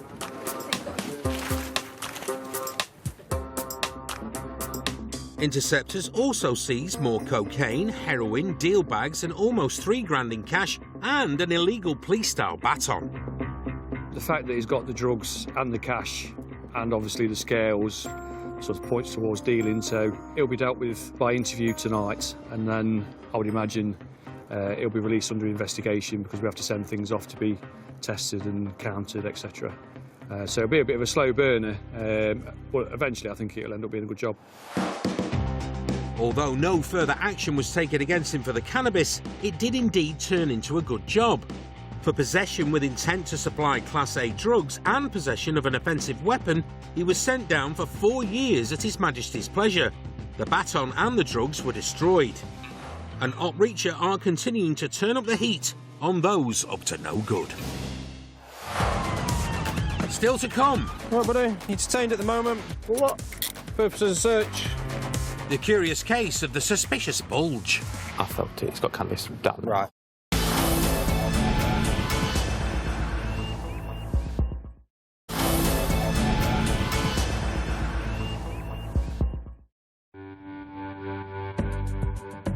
Mate, Sierra Kilo 4. Afternoon, just books on this one, please. 35.16 and 24.91. On the lookout for their next target are Dan and Joe from the City Knife Crime team.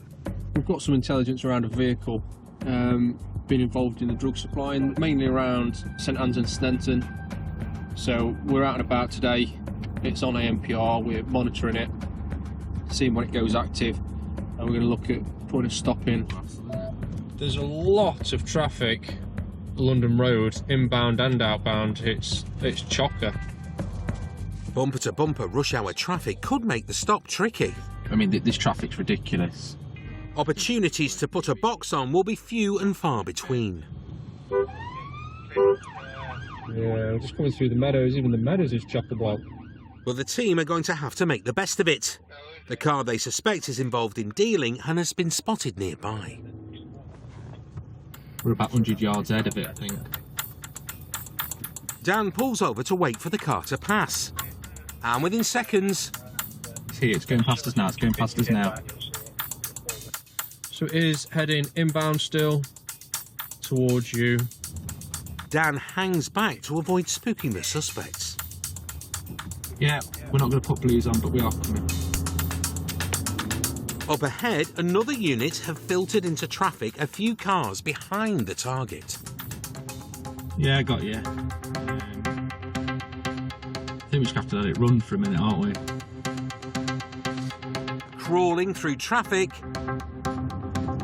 Yeah, it's waiting to turn right. Dan and Joe get tantalisingly close to their target. 3 or 4 up. Yeah, we think it may be 3, maybe 4 up. Traffic eventually helps by providing the perfect moment. Wait for this corner. For the team to strike with a 2-car box.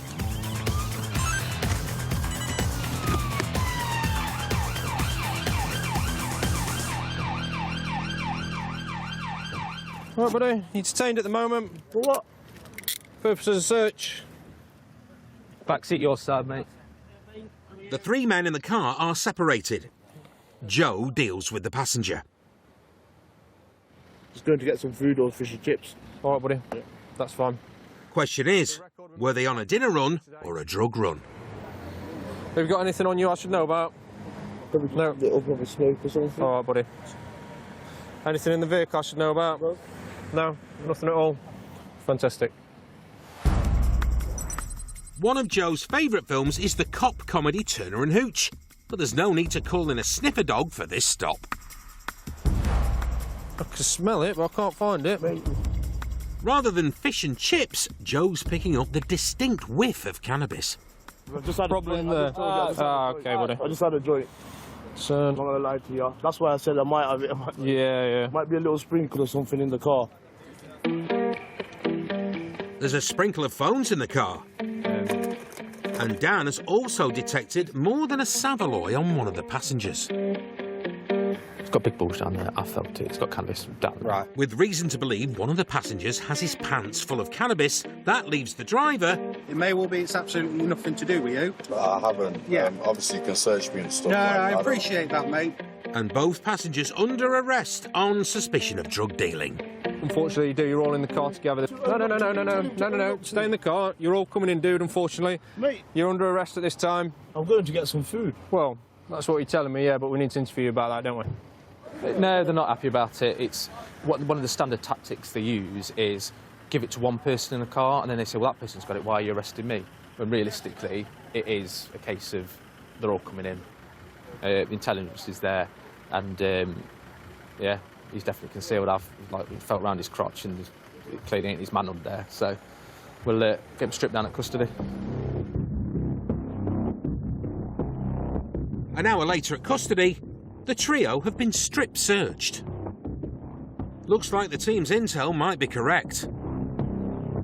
So on the strip search of the rear seat passenger, he's produced this from his underwear, which is about 10 to 12 bags of cannabis of different sizes that was concealed in his pants. And there's a bonus find. The Interceptors have weeded out another package from the second passenger's pants. All different sizes. Got a little small, that'll be about £10 worth, about £20 worth. So they're all different sized bags in a larger food bag held together. They were stashed in his pants. Yep. He was very confident, nothing to do with him, didn't want to be there. He's got no involvement whatsoever. So yeah, nice. All 3 suspects have been released under investigation on suspicion of drug dealing. The driver pleaded guilty to driving over the limit for cannabis. He was banned from driving for 12 months and fined £120. Well, there we go. Ladies and gentlemen, mission accomplished for tonight. Yes. You've got an amazing life here, Laura. I'd hate to see you throw it all away for a moment of madness. I've not been able to stop thinking about you. Our family means so little to you. I feel like I'm going slightly mad. Like everything's suddenly falling apart. Yes, starting next tonight, our gripping new drama starring Joe Joyner and Rachel Shenton, For Her Sins.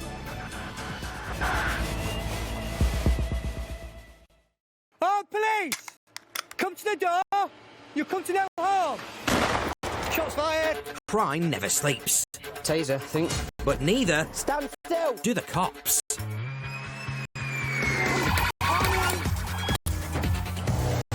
Battling on the front line Taser! Taser! are Nottinghamshire's finest.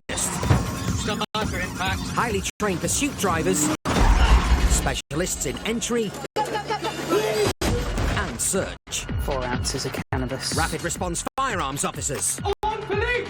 Shoot yourself now! Please, for the dog, stop! and the crime-stopping force Look at my arm! of the dog unit. Get down on the floor! Wherever the battle takes them, they'll never back down. Because cometh the hour. Yeah, Bats, we've still got him. Up on the back wheel, offside of the road. Cometh the Interceptors. Where are you from? Leeds. Leeds. Don't come to Nottingham again, will you? Coming up. It's ramming it. A van man rams and runs. Drive it out. Go. An operation to stop a ride with something big to hide. Turn your engine off. Just shine your torch in there. Nice. And Take me in, I said! You don't treat me like an animal like this! a peaceful morning in Newark. I don't know this pig! This pig's pulled me up for no reason at all!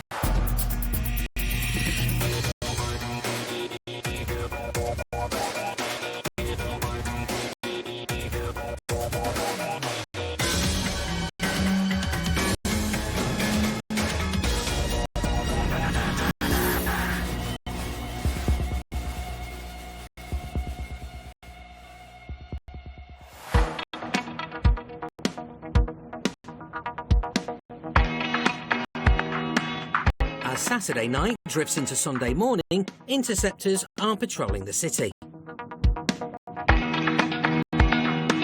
And a white van cruising around the area has piqued their interest. Perhaps there's nothing to it, as the driver is pulling over. As the Interceptors move alongside to check in, systems show the van is insured. But for whatever reason, Van Man doesn't want to stop for a chat. They have got a fail to stop coming round. Barrelling through reds at a junction. It's a left onto Biscombe Hills Road. The driver tries the old left, right, left trick in a bid to shake off the cops. The Foxy's off, right. The Interceptors are locked on target as the runaway van man speeds through suburban streets. Yeah, currently Mosley Street. Making it clear he isn't planning on pulling over again anytime soon.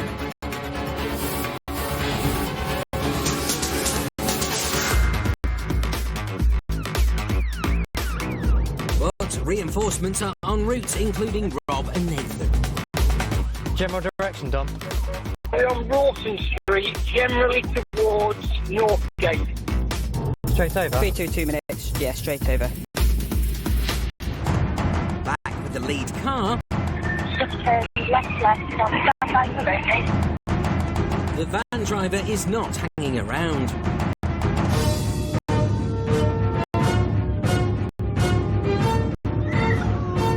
As he misses a cat by a whisker. The dicey driver uses another of his 9 lives by careering clear over a junction. I'm straight over the tank trap. So we've got an ETA for the T-pack units. No need. Van man T-packs himself as he dives down a dead end. But he's not thrown in the towel yet. It's a ram, it's ramming it. Interceptors hold their ground. Driver's out, running. When ramming doesn't work, he takes off on foot. So he's ran up Eland Street, and then he's took a left Egypt Road, and he must have gone down a little alleyway. Help is on hand to collar the runner, in the shape of a dog handler and police dog, Yogi. At 4 a.m, most folk are in bed, which gives Yogi a good chance at picking up a fresh track. Yogi's onto something in an alleyway. Where is he, Yogi? Find him. It's not the whiff of a rotten sandwich, more like... Where is he? A runner hiding in the shadows.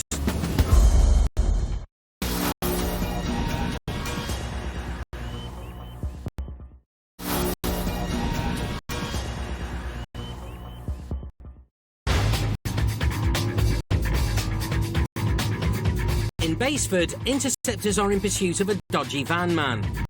I'm straight over the tank traps. 322 minutes. Yeah, straight over.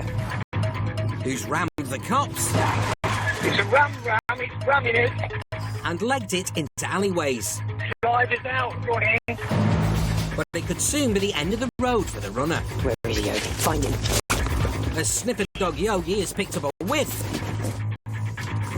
leading to a garden, and thinks there could be someone hiding on the other side of this fence.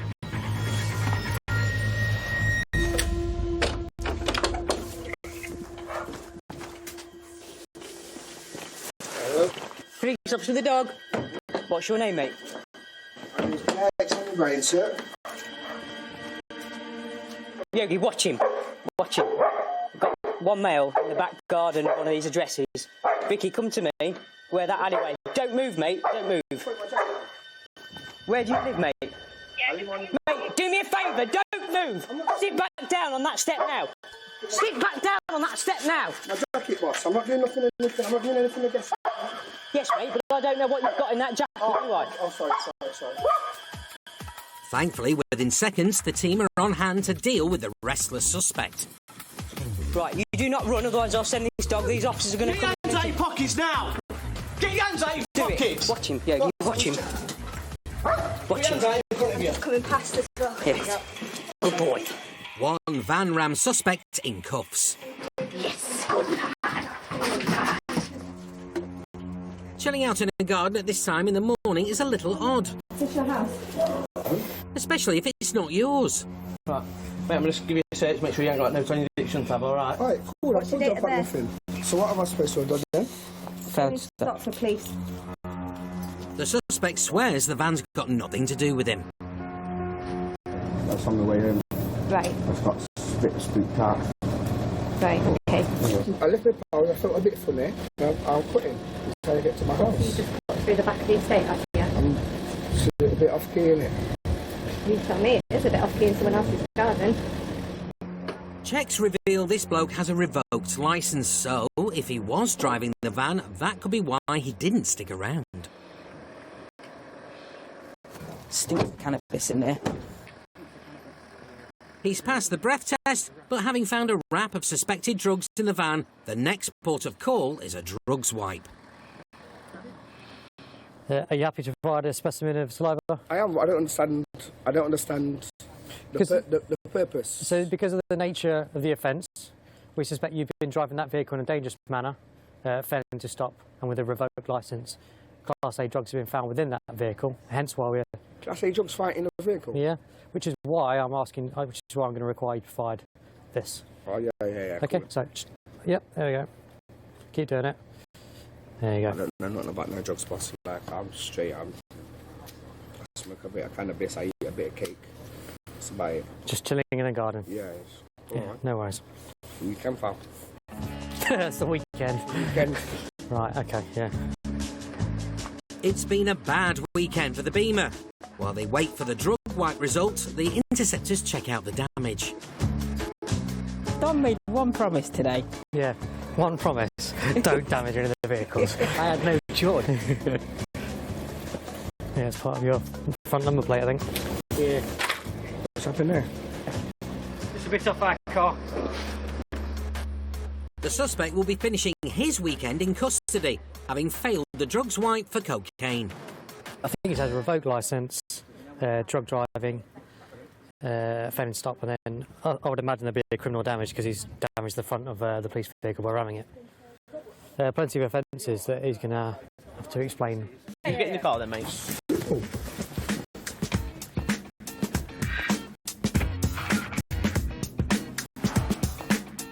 Vanman received no further action for criminal damage, drug possession, drug driving and failing to stop. The suspected offences of driving without a valid licence or insurance were later withdrawn at court. However, he was convicted of dangerous driving and awaits his sentence.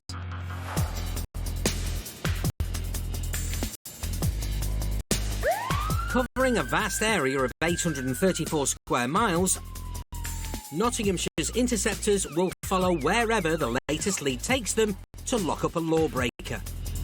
The movement of drugs around the county or any police force area is prevalent. But yeah, gone are the days where you might just get a little bag of weed down someone's boxer shorts or some wraps of crack in someone's sock, and you'll find, you know, door sills that have been peeled away, or bodywork that's been removed and then repinned, and they're much more industrious around hiding what they don't want found, ultimately. The Rhodes crime team are some of the best in the business at intercepting criminals on the move and finding hidden stashes.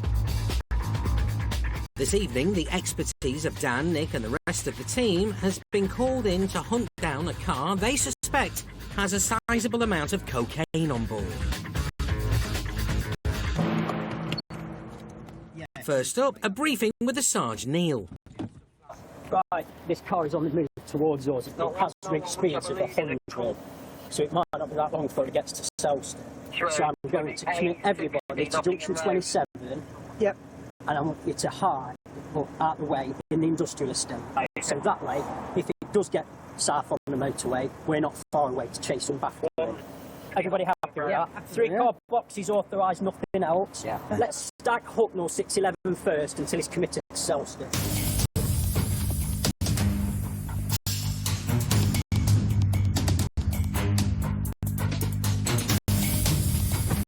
So go. Time to roll out. The team relocate to an RV point near the possible route. We need to make a bit of progress to the forward RV point. ANPR cameras have been tracking the suspect's motor. And now an unmarked interceptor is on its tail, relaying its movements and updating the team. Reaching the RV...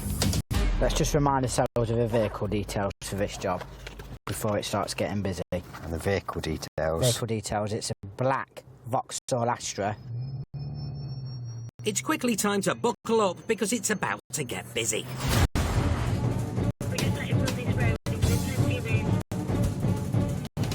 So we've just all left the RV at like a staggered time so it doesn't show out that there's loads of police cars leaving. The unmarked interceptor is a few miles away and radios in updates. Their hunch was bang on and the black Astra has taken the suspected route. It's heading in their direction.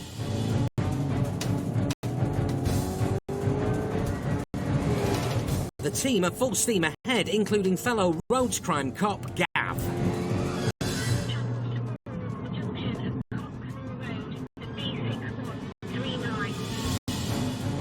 Neil is approaching the junction with Coxmoor. That was the last update, so we might need to hold back. They arrive in the area, but no black Astra. It seems to have taken the scenic route.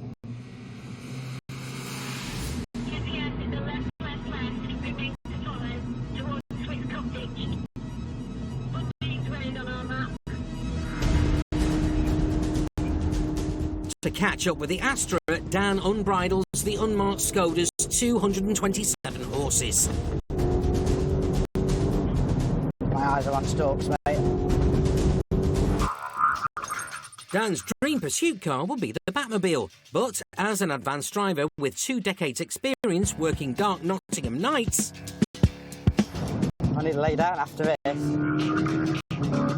Dan the man is flying in the Skoda, and they're quickly making progress. The next village we're going into is Corston. That's where it is. It's going to continue that way onto the A616, which we'll be joining in about 2 minutes. Dan and Nick power on.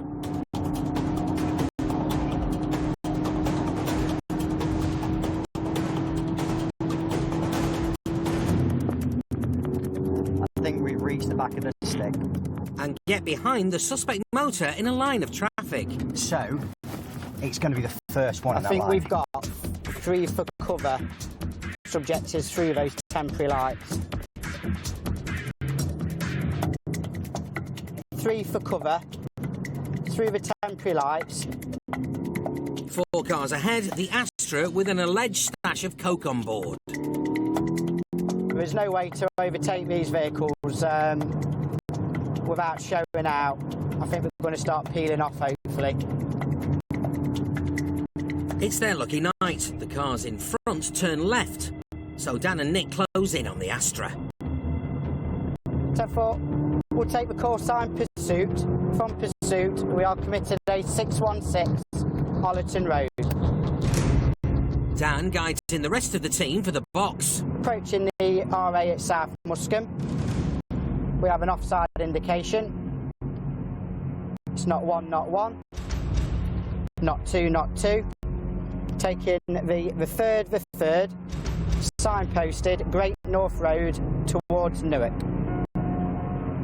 Within minutes, the suspected Coke-mobile has the full complement of the road's crime team in convoy behind it. Close up, close up, close up. 6-6, 3 and a stick.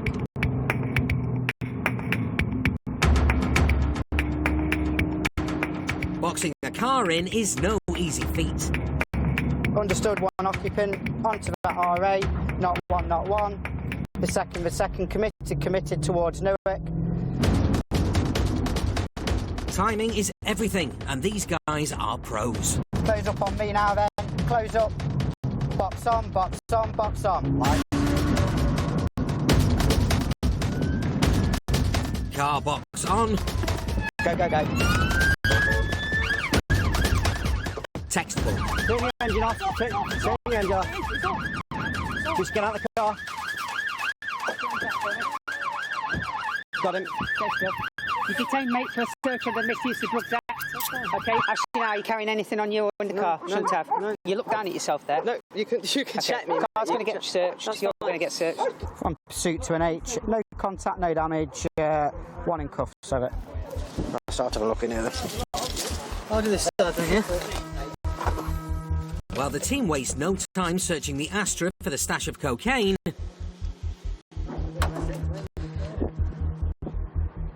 Nick pats down the young driver. Where you just been tonight, my mate? Just to see it, mate. What you go there for? Anything good? Well, I was going to buy a coat off a friend, and we were going to swap coats. College in the morning. Although there are no obvious signs of drugs in the car. If there's anything in the car, mate, we will find it. There's nothing in there. Spin around for me. The Interceptors know there are all sorts of places to hide a haul. Need to eat plenty of carrots, working on road crime, because there's a lot of work done in the dark.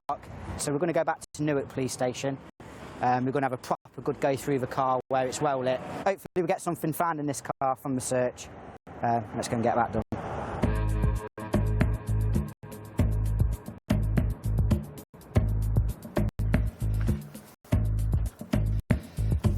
Once the lad is booked into custody... Is there anything else at all we've not discussed, mate, about your welfare that you think we're going to need to know? My mum thinks I'm on the way home, so... The team get forensic on the Astra. No stone or panel will be left unturned.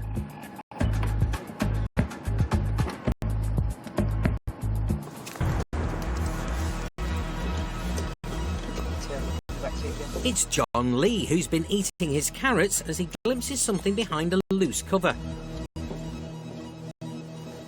Just shine your torch in there. Can you see there's some of the blue up there? It's loose, basically. Yeah. I'm sorry, fast. I can't see it, but there's something blue up there. Yeah, here we go. It looks like a bag of white powder. Ah, yes. There is a hide.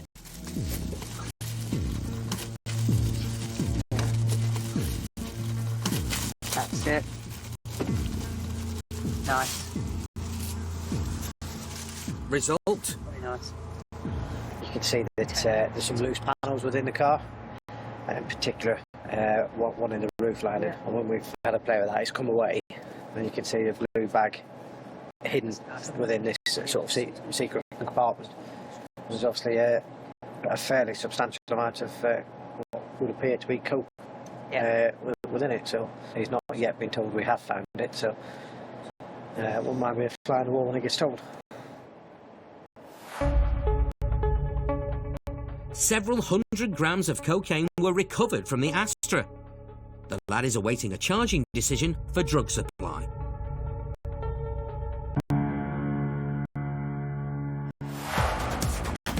Coming up. Top of the hill. Will a cross-border sting operation... Successful sting. Box on, box on, box on. end in stopping a wanted vehicle. Is he going? Going, yeah. And a challenging man. You take me in, or get your uniform off and have a go with me. With a challenging van. There's something not working.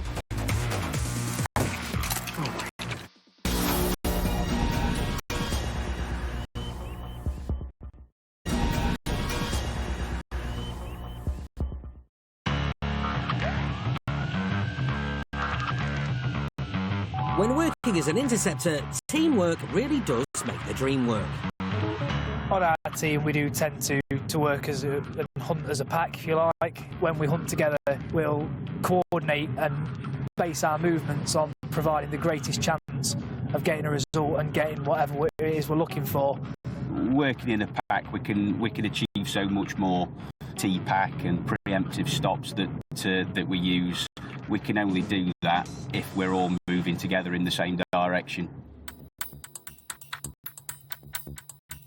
It's Sunday afternoon. Can you put us on incident 454? We're going to head out towards the Newark area. There's no rest for Lisa DeSantis and Chalky, though, as there's intel on a silver Focus heading to Knox. We've got a report from a neighbouring police force of an incident where vehicles fled from the scene further up north, and the tactics they've been given, they're wanting the vehicle stopped and all the persons detained on this vehicle.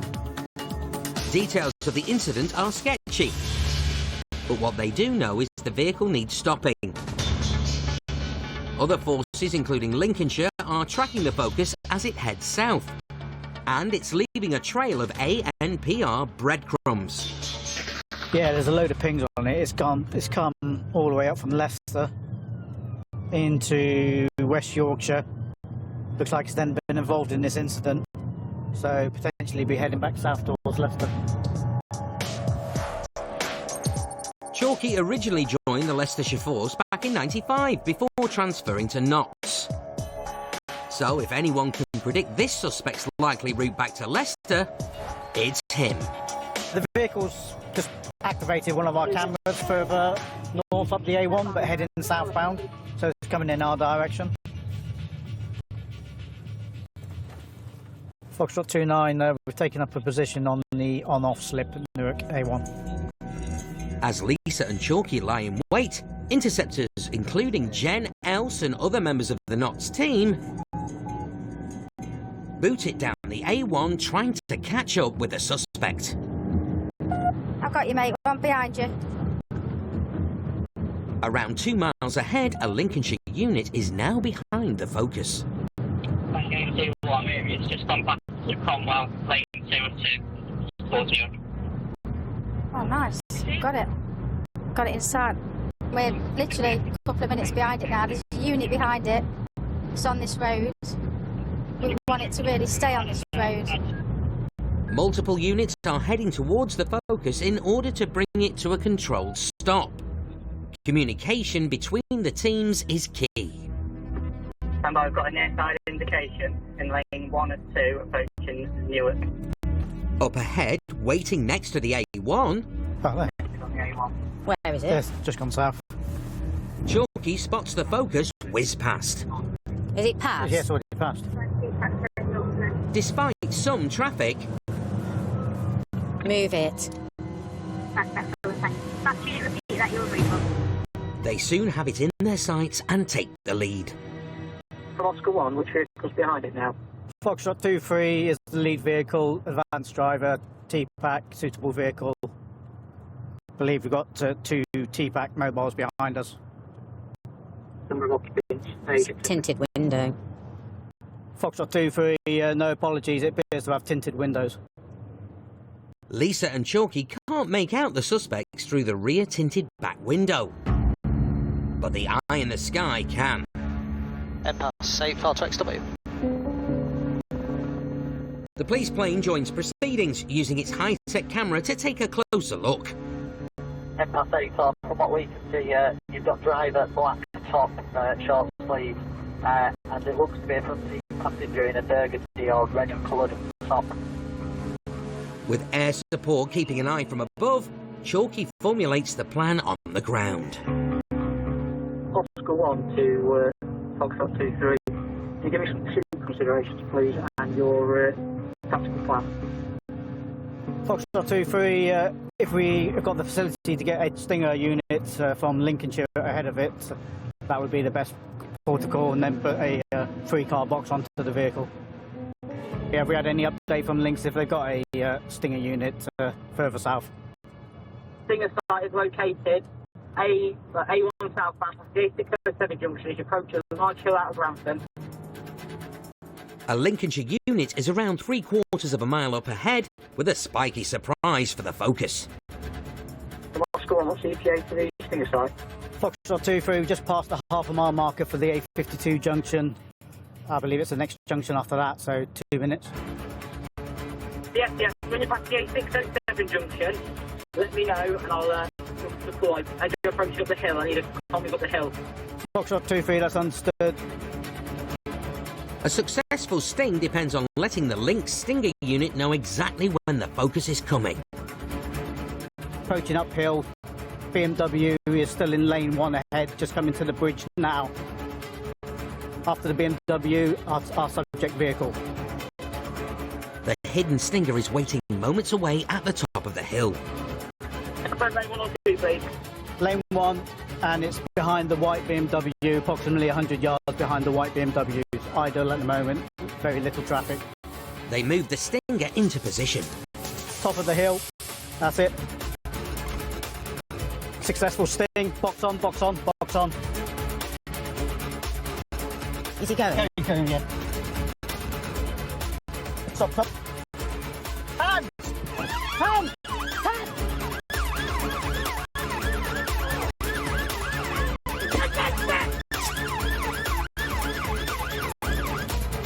The driver is quickly in cuffs.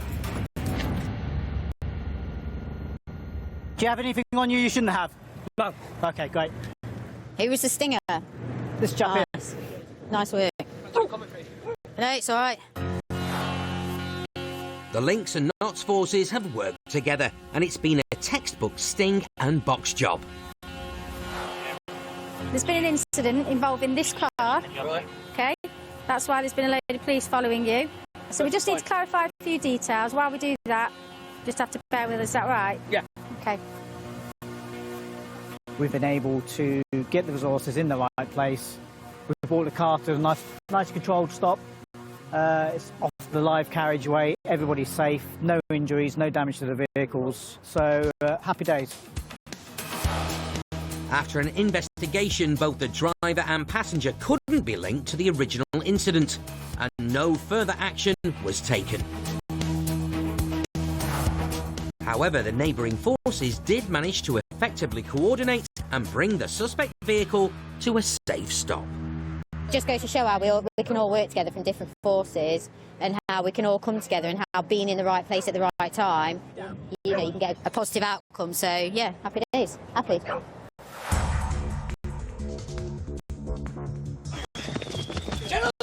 You can never tell how someone will react to a meet and greet with the Interceptors. What have I done wrong? Nothing. There's the runners. It's a stop, Clarendon College, vehicle boxed.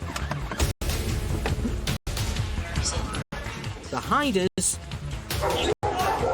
Get down on the floor! Get down on the floor! Some have a go at the silent treatment. I've just seen him move. Mate, come out. Stop being an idiot. While others give it the violent treatment. You can get up. Get up. Come here. One thing that never changes is that the Interceptors have to keep calm and carry on.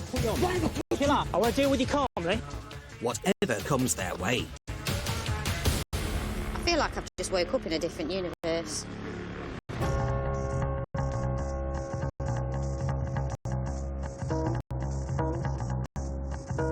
Behind the wheel of a marked Beamer is Phil, who's joined by Pierce on the early shift.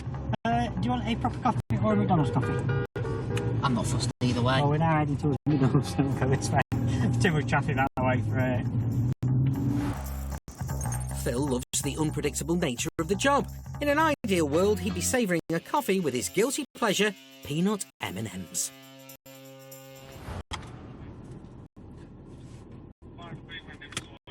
But today their coffee break is cut short by a white van going a bit quick.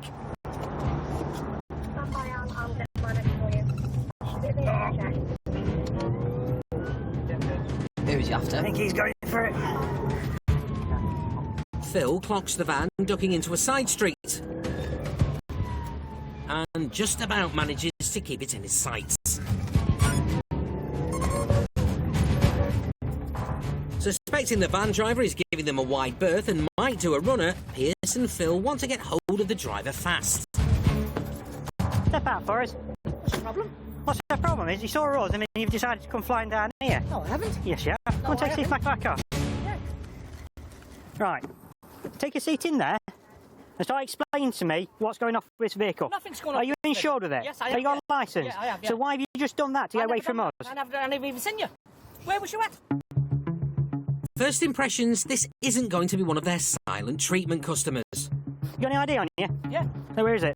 One that camera's on my face. Am I under arrest or anything? Am I being detained? I'm asking you for your details. Right. This moment in time, then, you're under arrest on suspicion of theft of this motor vehicle. You don't say anything, but it may harm your defence if you do not mention when questioned, so it's later line in court. Anything you do say may be given evidence. Do you understand that? Do you understand that? Okay. Where is your identification? In my pocket. Right. Let's get it out then.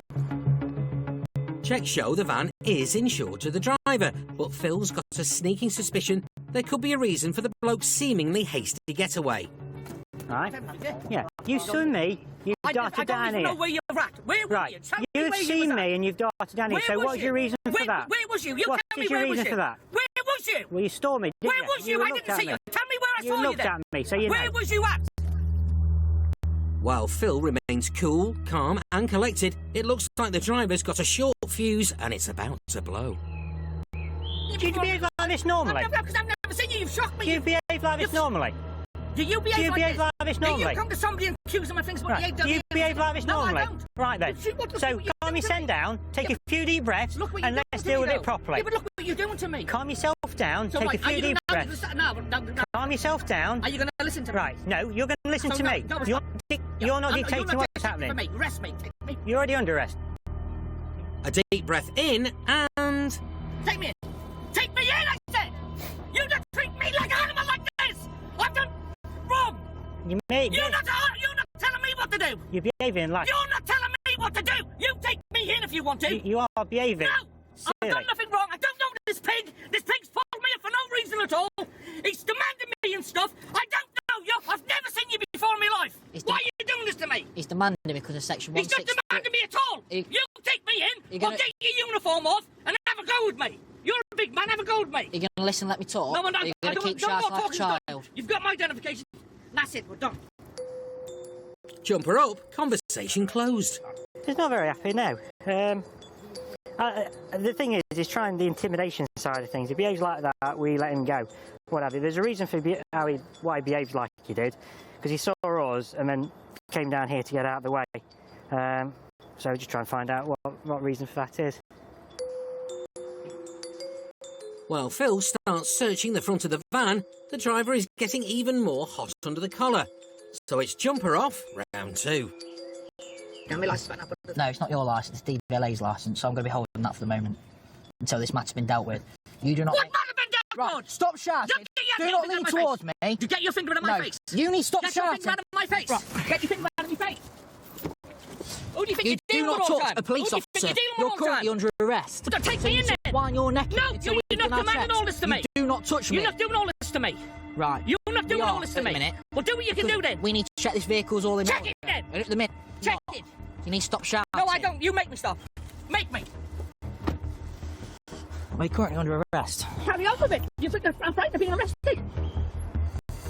Hopefully not, because after Phil's find...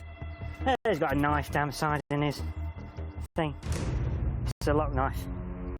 He's going to be arrested again. Right, you're under arrest. Yeah. Possession of a blade and sharply pointed object in a public place. After the suspect's earlier outburst, Phil orders a van to deliver him to custody. That ain't a knife to do anything. What's inside of me? It's a lock knife. Roach. But Phil's sure there's more to the man's performance, so he does a bit more digging on the police's national computer. Oh, bro. He'll be dealt with once we get down to custody. He's wanted in Scotland. that's why he's darted down here. Scottish police want to speak to him about an outstanding incident, and now he's wanted. That's why he's kicking off the way he is to try and pretty much bully us into letting him go as being an awkward customer, which ain't going to work. So, yeah, he's drawn attention to himself, we've stopped him, and now he's going to go down to custody and get dealt with. His chariot awaits. Now the game's up. The previously raging suspect seems to have found his zen. Thank you very much. No worries. I just want to search the car, finish that up, I'll lock it up and then I'll come down so she'll get you at the same time. A quick search at the back of the van should be an easy task. I just don't know how you get into it. But it turns out the motor is nearly as difficult to handle as the driver. It's weird. I think the central locking's knackered on it. The van has seen better days. There's something not working. Oops. I think it'd be something as daft as having an engine running.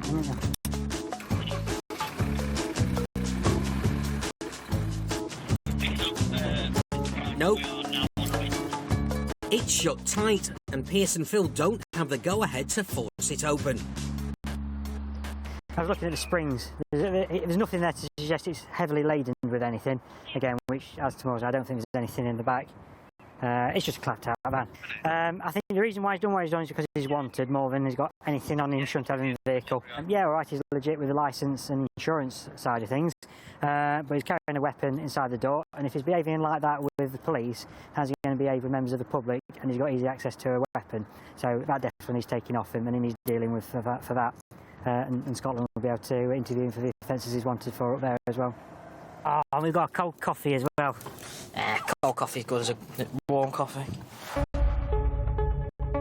The legal matter in Scotland is ongoing. The van was not stolen and no legal action was taken against him for the knife. Still to come. You alright? Yeah, you had a drink? Yeah. One self-confident catch.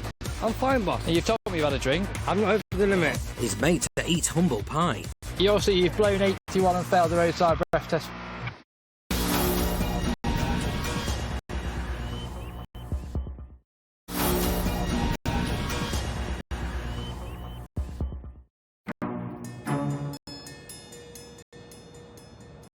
The Force Control Room receives over 800,000 calls a year, but on top of that, the Interceptors are always on the lookout for anyone up to no good. Sometimes things just happen with no warning whatsoever, and that's just the nature of the job. Sometimes something just drops on your lap, and if you go with your instincts and deal with it, then often you'll be right and you'll get what you're looking for. As the pubs and clubs close their doors on Saturday night, dog handler Coop's next job belts past his window and drops on his lap. One at speed, A610, towards Ring Road with the roof box on, no further details. The Peugeot might be gunning it through Bobber's Mill, but it's no match for Coop's VRS. Stand by, I might have it. The driver seems to have a bit of bother with the indicators, but pulls over.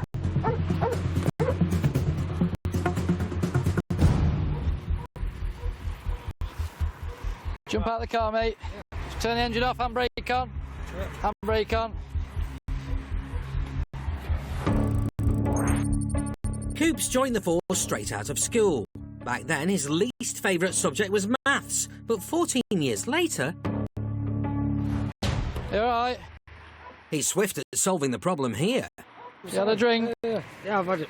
Two. Okay, mate, put your hands out in front of you.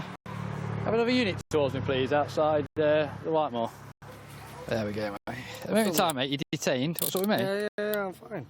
I'm at work, mate. I'm a police officer, I know, so nothing's up with me, mate. I'm not against you, am I? Yeah, no, you've just driven quite poorly at excess speed, so I've stopped you because of that to say what you... excess speed. Yeah, you were. I wasn't. Say what you're doing. I've stopped you, and you're slurring your words. I'm not slurring my words. You're slurring your words. You're unsteady on your feet, and your eyes. We'll see. I'm fine. And your eyes look like you've had a drink. Yes, I have. So because of that, I've detained you on suspicion of drink driving. I'm not over the limit. What I'm going to do is get another unit here. That's fine. Yeah. Yes. Thank you. Get another unit here to come and stick you in the car. Yeah. Breathalyse you, and see if you're drunk. Fine. Right. At least that's one thing they agree on. Right. So you just pulled me for no reason, right? No, because you're speeding. When I blow under the limit, right? Yeah. I'm going to have you done for pulling me for no reason. No, you won't. Yes, I will. No, you won't. Battle lines are drawn, but the self-assured driver's mouth is running almost as fast as he's driving. What reason you had to pull me then? Because you're driving at excess speed and undertaking vehicles. No, I wasn't over the speed limit. No, I wasn't. Yeah. What proof have you got? Well, let's go sit in the car. Where's your proof I was over the speed limit? Let's go and sit in this car. No, don't. Boss. Calm down and don't pull me about. With the driver getting increasingly agitated, Sergeant Ian's on hand to help out with the breathalyzer. Don't tense up with me then. Don't tense up. You just relax yourself. You relax. Jump in there. I've been a good man. Jump in the car. What are you dragging me around Just jump in the car. Relax Stop yourself. pushing me about, man. Well, don't try and tense up, what's mate. your problem? Please. Coop's latest catch can argue the toss all he likes, but the proof is in the puff. 81, mate. 81? Yeah. Do you want me to nick him? Yeah, if you want to do the honours. Yeah, actually. We'll run him in for you. So far, this overly confident lad has had an answer for everything, but there's no getting out of this one. Just a quick one, mate.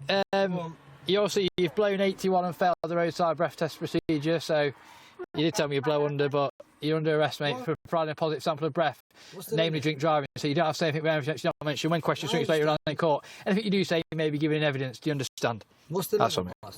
35. I apologise. I'm sorry, lad. With a rare apology in the bag and a drink driver plucked off the streets, there's one last job to do, moving the Peugeot off the road.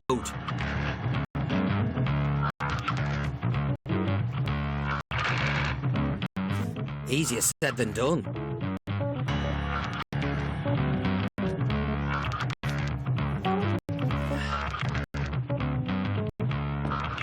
Clutch is gone. Issues? Yeah, there's a lot of clutching going on. Can I take some handcuffs off you, please, Sarge? Of course you can.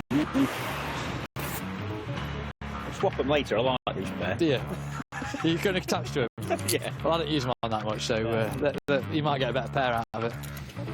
Sit down then. Yeah. Saturday night, he's coming from the direction of town. He's obviously decided that a £10-15 taxi ride is not good enough for him. Instead, that chap there thinks he can risk everyone else's lives by driving on a road and having a drink. But hopefully he won't be doing it for much longer.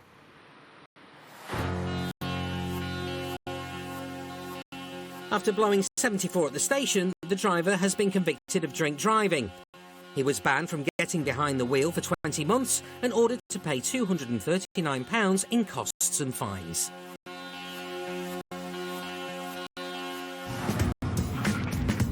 I thought he was going to fail to start. When he indicated to get right, I was like, he's going to dart off. And then he just pulled over there. And then he kind of got out. I was like, oh my God. We've got ourselves a drink driver.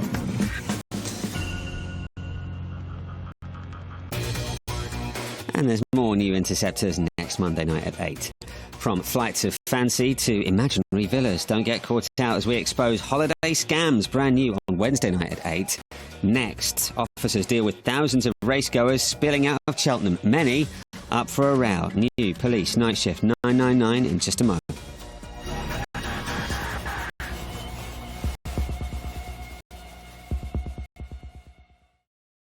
Oh, police! Come to the door! You come to no harm! Shots fired! Crime never sleeps. Taser, I think. But neither Stand still! do the cops.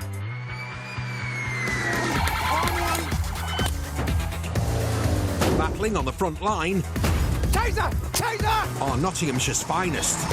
Stop after impact. Highly trained pursuit drivers specialists in entry and search. 4 ounces of cannabis. Rapid response firearms officers. On police!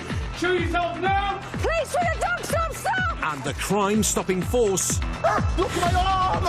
of the dog unit. Get down on the floor! Wherever the battle takes them, they'll never back down. Because cometh the hour. Yeah, Bass, we've still got him. Up on the back wheel, offside of the road. Doing. Cometh the Interceptors. Where are you from? Leeds. Don't come to Nottingham again, will you? Coming up. Strike. A double-stop special op for the firearms team.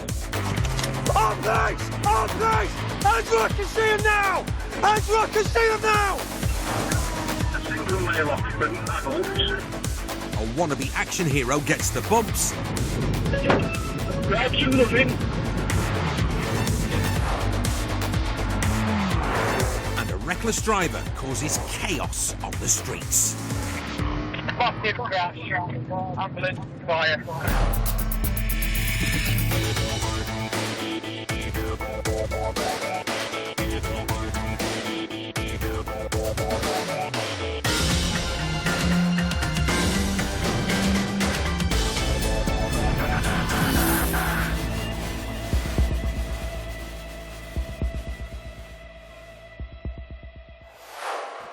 On police! If there's anybody in, come to the door now! 500,000 illegally owned guns are thought to be circulating among the criminal underworld. And gun crime is rife. Shots fired! 1 SLP, breach flagging, thank you. But using a combination of intelligence... So we're going to go in down here, and it's this bungalow here. Intensive training... Lads, keep your hands where I can see them. And robust tactics... Stand still! Lift up your waistband. The Interceptors are fighting back. Oh, please! Stop where you are! Hands on the roof of the car! Do not move! The range of training that they've got to give us so that we're fully prepared for every eventuality is phenomenal. Our main aim is to provide firearms cover for the whole of Nottinghamshire. So if you've got OCGs, organised crime groups that have got access to weapons, or lone people, terrorists, to any level, our job is to get those firearms off the streets, whether it be spontaneous or pre-planned operations. So our training is second to none.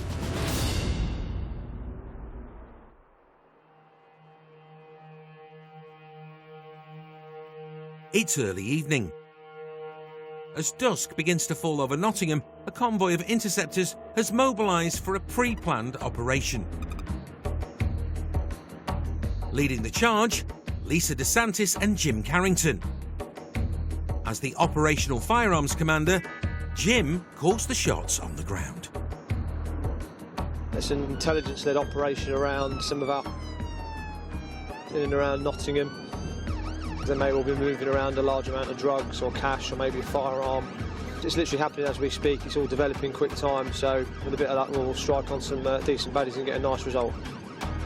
The prime suspect is currently on the move around the city, placing dozens of interceptors on red alert. Over at HQ, Jim's boss has been gathering intel to feed his team. Intelligence indicator. Maybe planning to supply a firearm.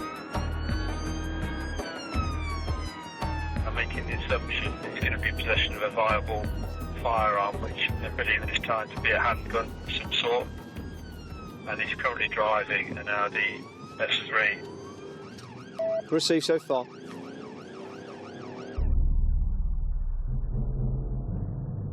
Cops treat intel like this with the respect it deserves. And at the rendezvous, Jim and Lisa are hooking up with 4 further ARVs plus a dog unit. Just going to make ready, make safeties on them in the footwell. Yeah. But just before rollout, news filters through that the suspect has dropped off the radar. That can be the nature of some of these jobs, in that we'll get briefed, we'll get kitted, we'll get quickly to an RV in an appropriate position where we can strike on an individual, and then there'll naturally be a bit of a lull. The difficulty and the challenges with something like this is the kind of the stars have to align, if you like. It's a real balancing act, and then when we finally get the green light, it's a sort of a real challenge to sort of nail it on and do it safely really and get the result.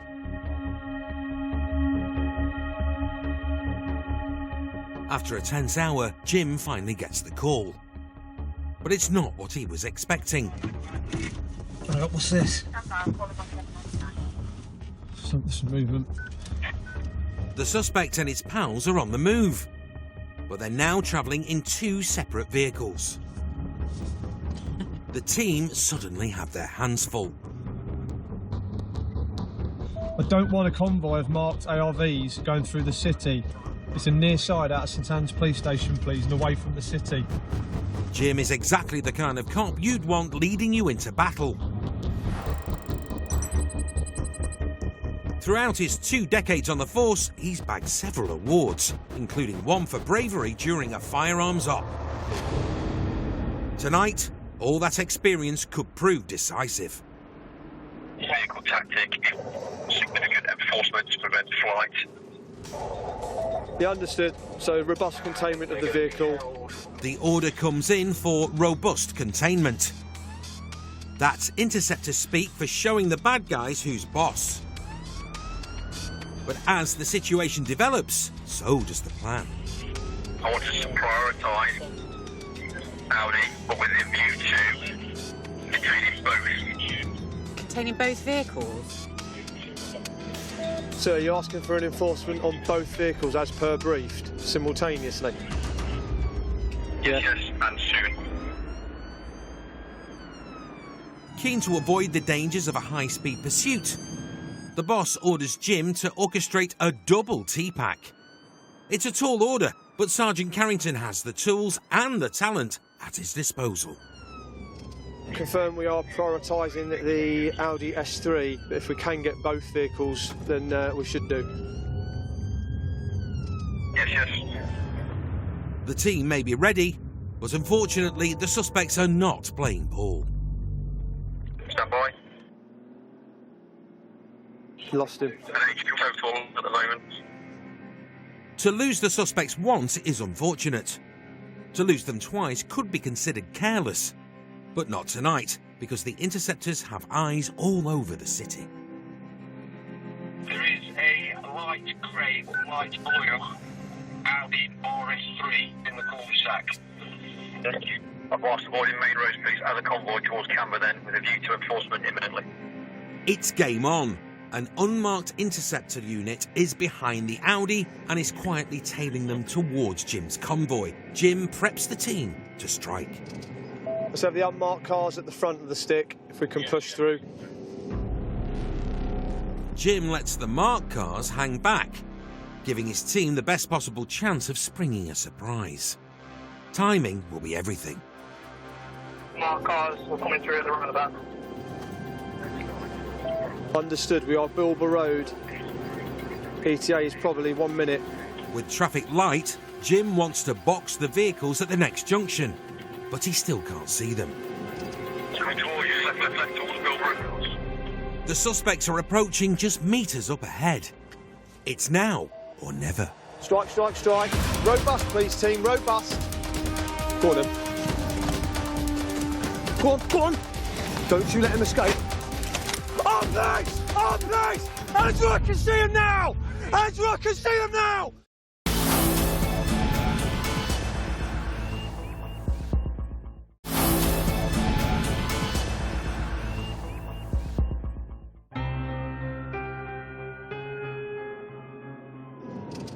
Let's have the unmarked cars at the front of the stick, if we can push through. Interceptors Jim Carrington and Lisa DeSantis have been coordinating an intelligence-led strike on a man suspected of dealing in firearms. ETA is probably 1 minute. But he and his pals are travelling in 2 separate motors. Coming towards you, left towards Bilber. So the team have got to attempt a double box. Strike. Robust, please, team, robust. Go on, then. Go on. Don't you let him escape. On place! Andrew, I can see him now!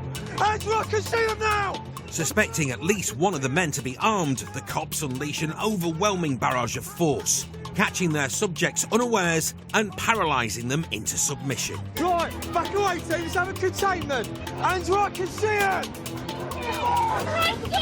A slick strike like this is exactly what the team trained for.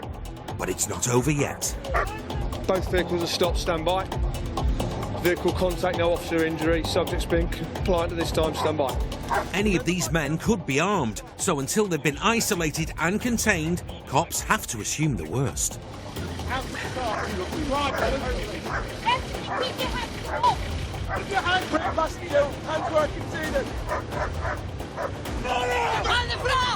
floor! On the floor! Stay there! Do not move!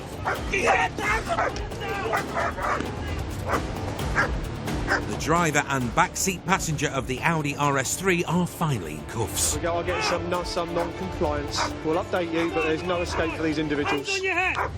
Turn around! Yeah, understood. You've got as much time as you need, boom. As are the two men from the other motor. Which means the only man left is the front seat passenger in the Audi, whose suspicious latex glove hasn't gone unnoticed. Passenger, climb over. Come back to me. Keep your hands where I can see them. Staring down the barrels of two tasers and the prospect of 100,000 volts, the man complies. Turn around. Hands in your head. Down on your knees. To TFC, we have 5 detained subjects in total. It's a massive relief, but searches of the men have so far failed to yield a firearm. Whoever's close to somebody that's detained then, just maintain where you are. I'm going to have a pair do 8 clear of the vehicles. Jim dispatches 2 officers to sweep the suspects' motors. There we go. Yeah. Bingo. And they soon make a terrifying, if not entirely unexpected, discovery. In the grey Audi, in the front passenger footwell, there's a blue carrier bag. Inside was a black case, and inside that is what appears to be a handgun with a magazine and ammunition. The firearm was confirmed to be a viable converted handgun. Getting it off the street is mission accomplished. Firearm recovered. Happy days. Yeah, see further. It's an interesting feeling. You know, you're fairly sure there's a gun in one of those cars, and you really just hope that they're compliant. You know, their adrenaline is already going to be through the roof, and you know, you just hope that they still think logically and rationally, and that they don't do something silly. A successful strike means the 5 men are safely off to the nick. But Jim and the team have unfinished business. There's a property nearby that's possibly connected to one of the suspects, and Jim wants to check it out. It's this one here. It's this one here, is it? It's this one here. Having gained access to the house, police soon notice something fragrant emanating from the backyard. It's got numerous outbuildings and sheds, and in one of them we found this little cannabis grow. He's got his fingers in lots of different pies, and this will be earning quite a lot of money for him on the side, I'm sure. It's a heck of a haul, but perhaps unsurprisingly, considering the clutter, initial searches of the other outbuildings have failed to turn up any further firearms. The place will be locked down now for searching. Some search-trained specialist officers will come in the morning, and the place will sort of be like, there won't be any stone unturned, really. You never know. Hopefully we'll recover something else. After a thorough search, a further 3 viable firearms were recovered within 24 hours. An investigation into the cannabis grow led to one of the suspects pleading guilty to production and possession of cannabis. The arrest led to the discovery of a large-scale criminal plot by an organised crime group to convert and supply firearms in Nottinghamshire. 2 men were convicted of possession of a firearm to sell or transfer, and the other 3 men were convicted of possession of a firearm with intent to endanger life. The gang got a total of 79 years at His Majesty's pleasure. You can't really put a price on how important it is to dismantle these crime gangs and dismantle what they do. And these are people that are carrying loaded firearms on the streets to threaten individuals, to enforce drug debts. And so it's a massive result for the team. We've taken the firearm out of circulation, should it be viable, and ammunition, and some drugs, and some high-level criminals. You can't ask for better than that, really.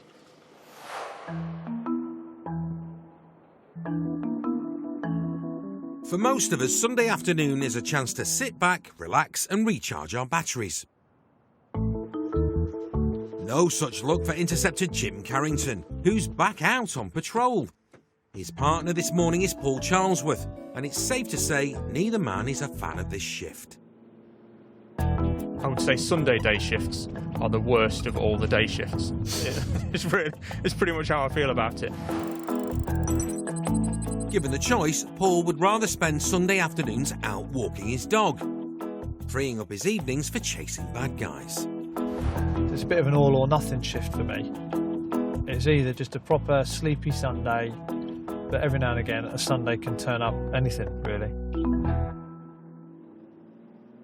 After an hour of cruising the streets, this lazy Sunday afternoon suddenly swings from one extreme to another. There's a car stolen in a burglary not too long ago. Somebody's gone in, just literally opened the door and taken the car keys and the car.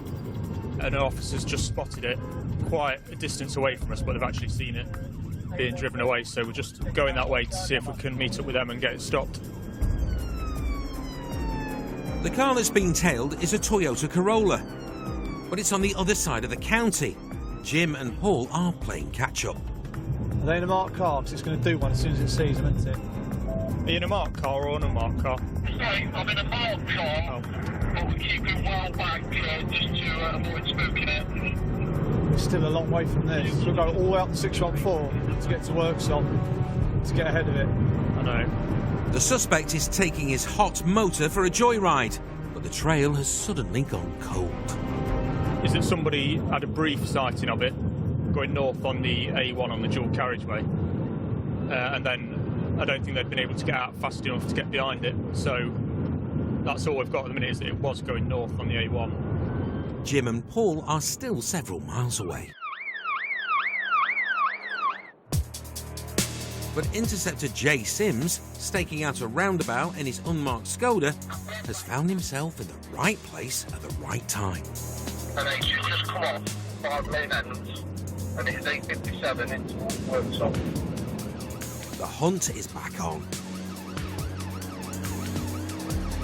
But there's no other units in the area, so until the cavalry arrives, Jay's flying solo. The vehicle's continued 8:57 in towards Worksop. Jay can't afford to let this fella get away for a second time, so puts his foot down.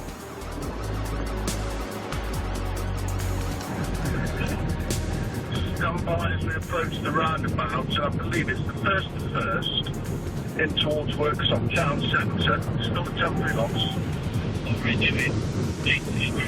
Because Jay's in the unmarked, the suspect has no idea he's being tailed, but he's rounding innocent motorists on blind bends for his own amusement.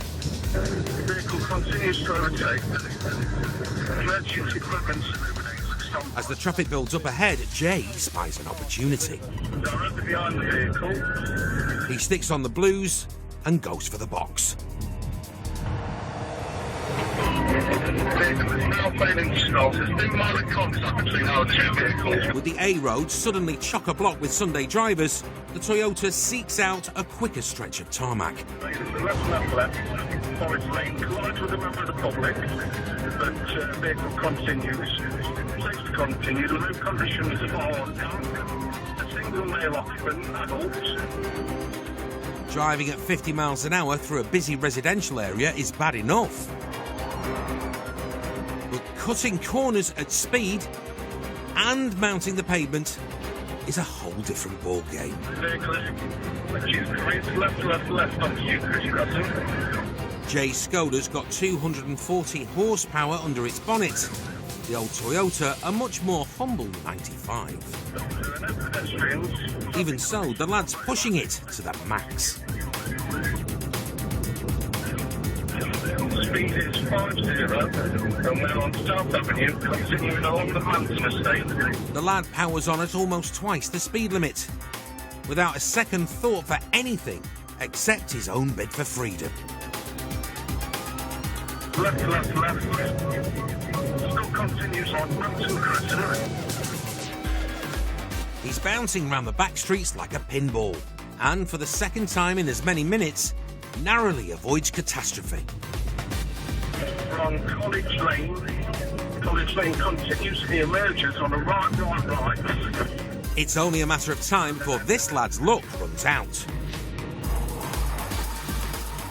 And as he overcooks the bend, he pops his tyre, which means there's only one sensible thing left to do: jumping out of a moving car. Stunts like this may work in the movies, but you'll never see 007 getting shunted by a Skoda.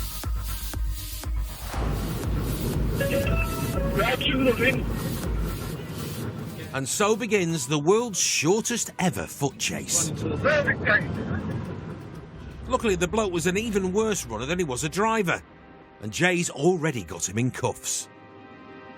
Within seconds, several other units arrived to join in. We're doing a recovery for the Corolla. Does the male say who he is? The discussions haven't progressed that far yet. And now Jay's got company. The suspect is introduced to the back seat of a waiting cop car. By the time Jim and Paul rock up, the job appears to be done and dusted.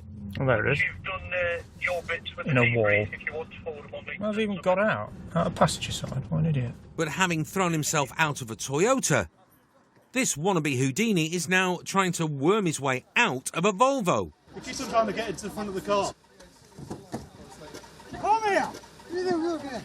Why is he videoing me? That? Sit in the car. If you move, you're getting dragged out by the back of a van. The Toyota's looking a little worse for wear. But considering the way it was being driven, Jay reckons this peaceful family neighbourhood has had a lucky escape. He's just abandoned his car and left the car to its own fate. It's ended up colliding with somebody's front wall. That could have quite easily been somebody's kid, or, you know, grandma walking the dog, something like that. So, yeah, he's not really that fussed about other people around. And he's jumped out the car and gone up the alleyway. And a little bit of a pursuit, and he stopped. Luckily, Jay's as nimble on 2 feet as he is on 4 wheels, even when it comes to catching lads half his age.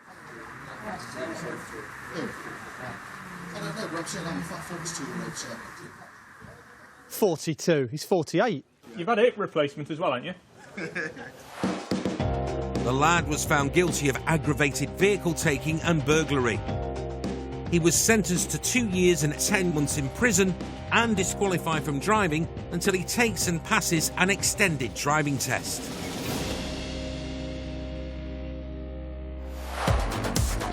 Back off, please. Please back off, please. Still to come. I'm not fighting, I'm just saying it's disgusting the way you're manhandling it. Argy-bargy for the knife crime team. I've not even done nothing. And the runaway Peugeot goes up in smoke. Ambulance, fire.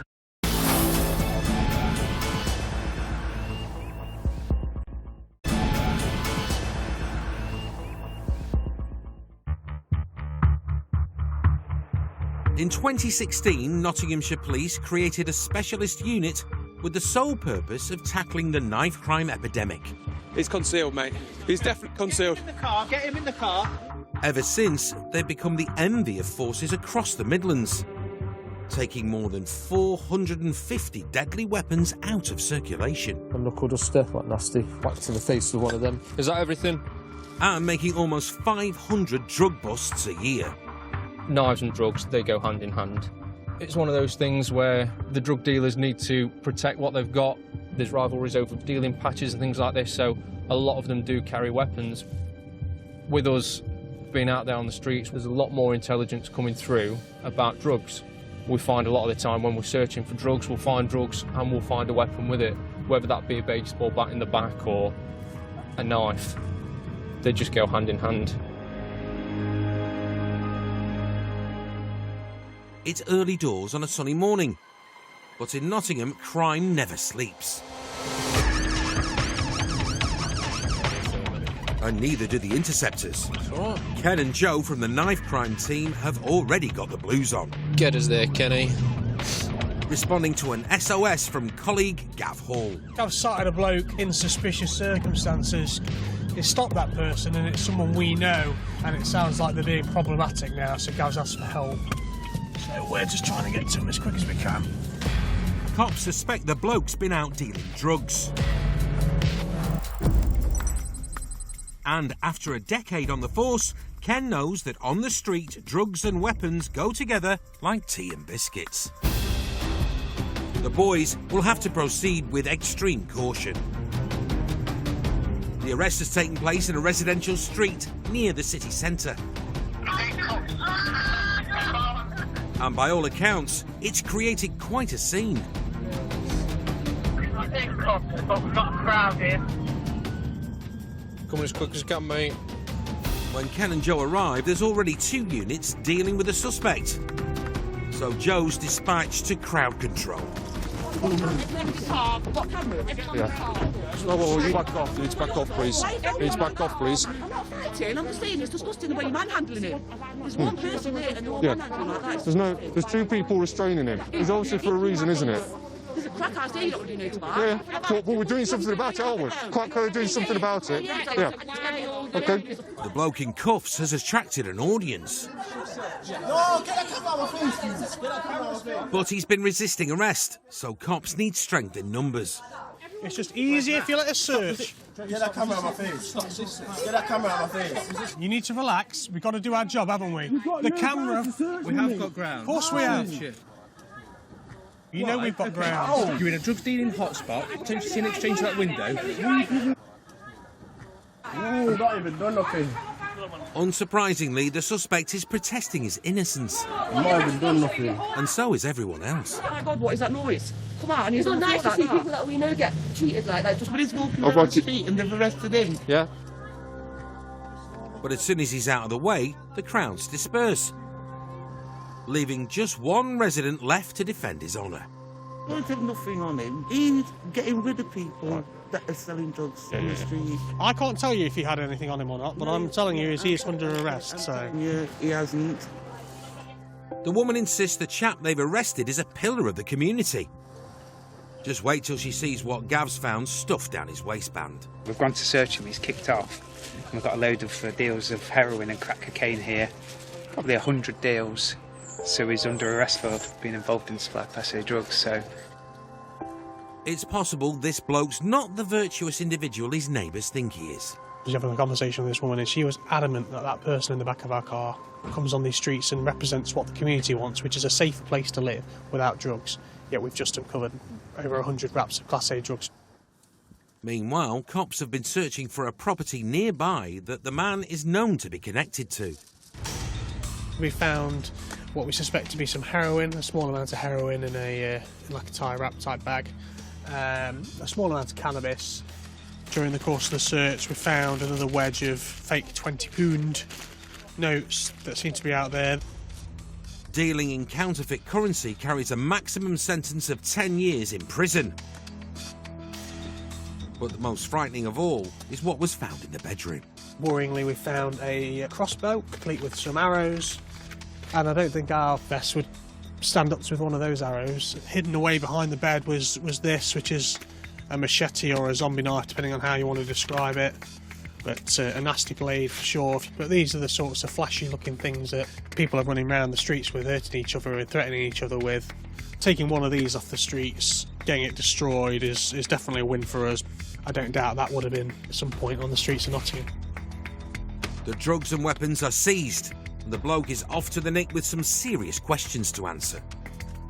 A good result and an easy Sunday morning's work for Ken and Joe.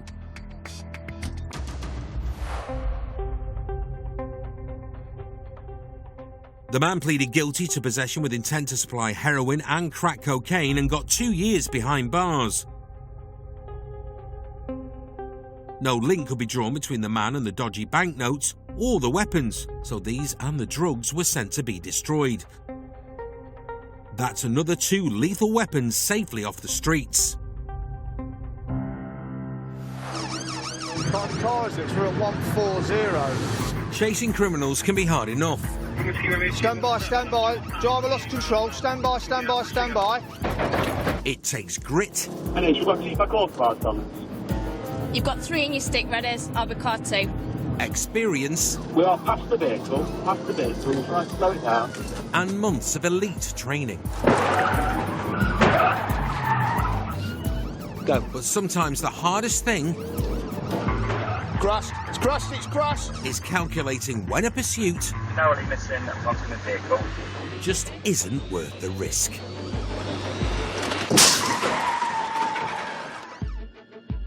The criminals and the people who make off from us, they don't care about other motorists. So they will blow every red light, they will go the wrong way down the road, really don't care if they wipe somebody else up. Whereas we do care, and we have to make sure that that's safe for us to follow.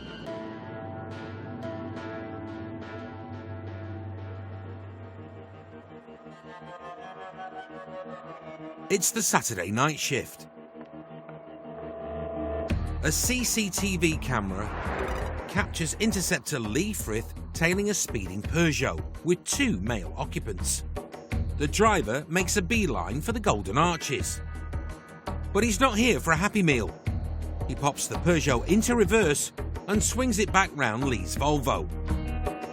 Eyeing his chance, he gives Lee a cheeky shunt and goes for broke. Lee hits the gas and sends out an SOS. What's the reason for the stop? Man driving, driver on the Hazel Mere Road. The shoot's authorised at this time. Dog handler Mark Haywood is a few miles away. Officers deploying Stinger, just a reminder, please ensure you have suitable hard cover. Wrong end of the city, but Canine support can be decisive when a car chase turns into a foot race.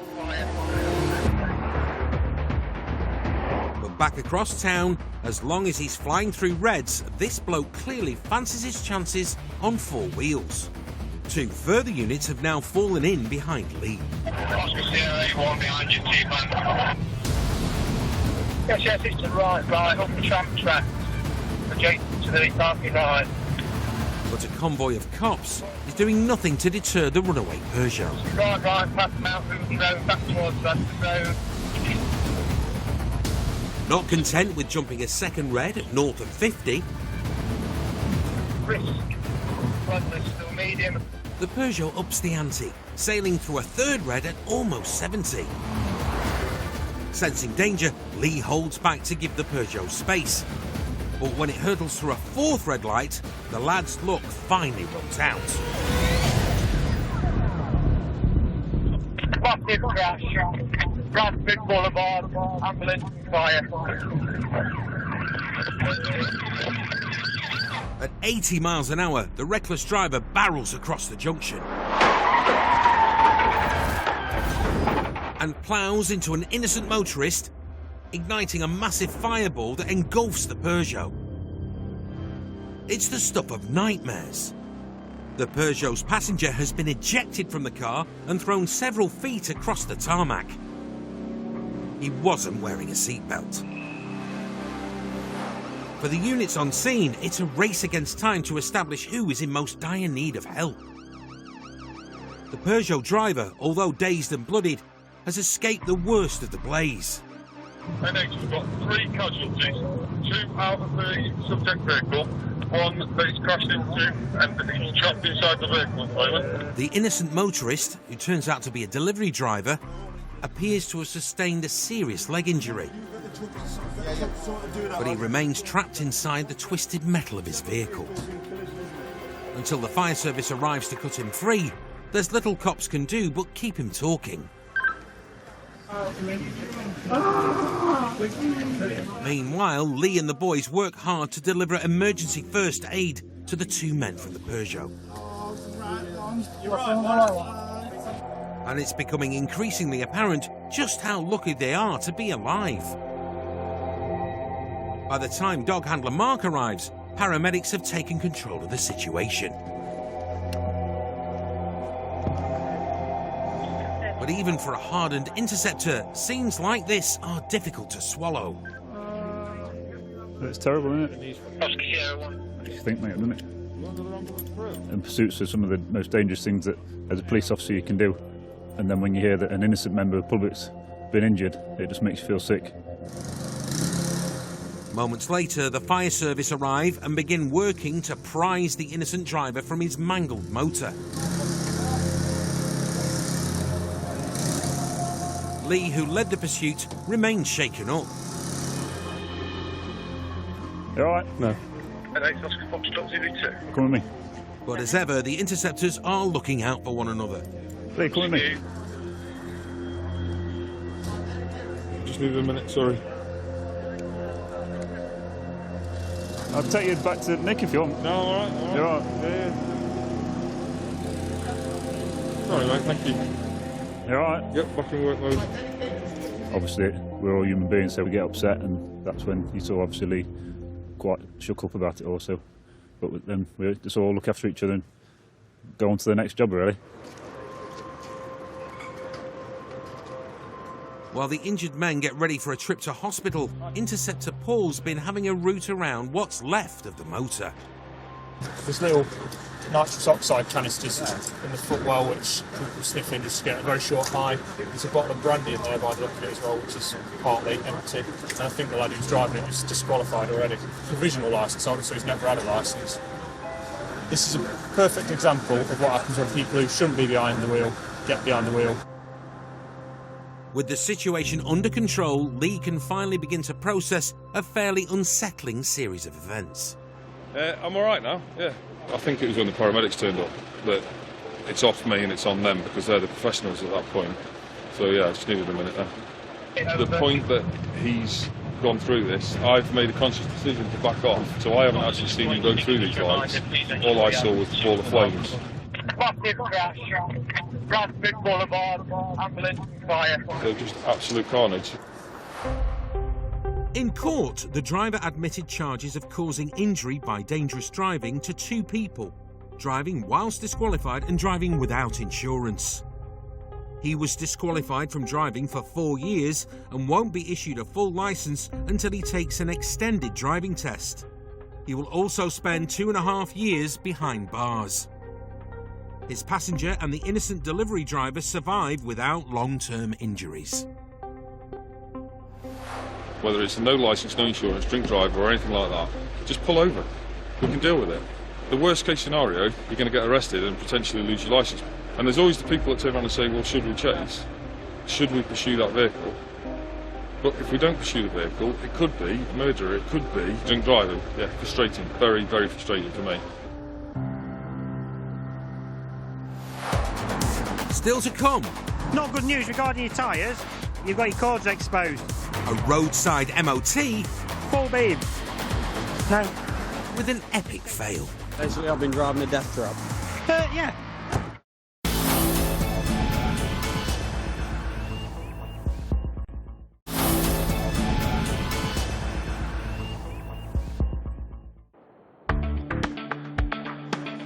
An estimated 2.9 million cars are unfit to drive on UK roads. Whether it's a bald tyre, a dodgy light bulb or a horn that's lost its honk, it could land you with a £1,500 fine. And those eagle-eyed interceptors will spot you a mile off.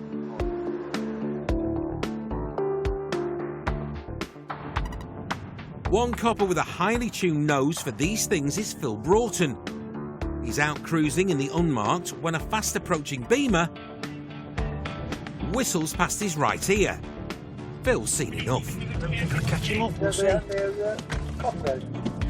The Beamer was doing well over the 50 limit, but nimble Phil's not too shabby behind the wheel either.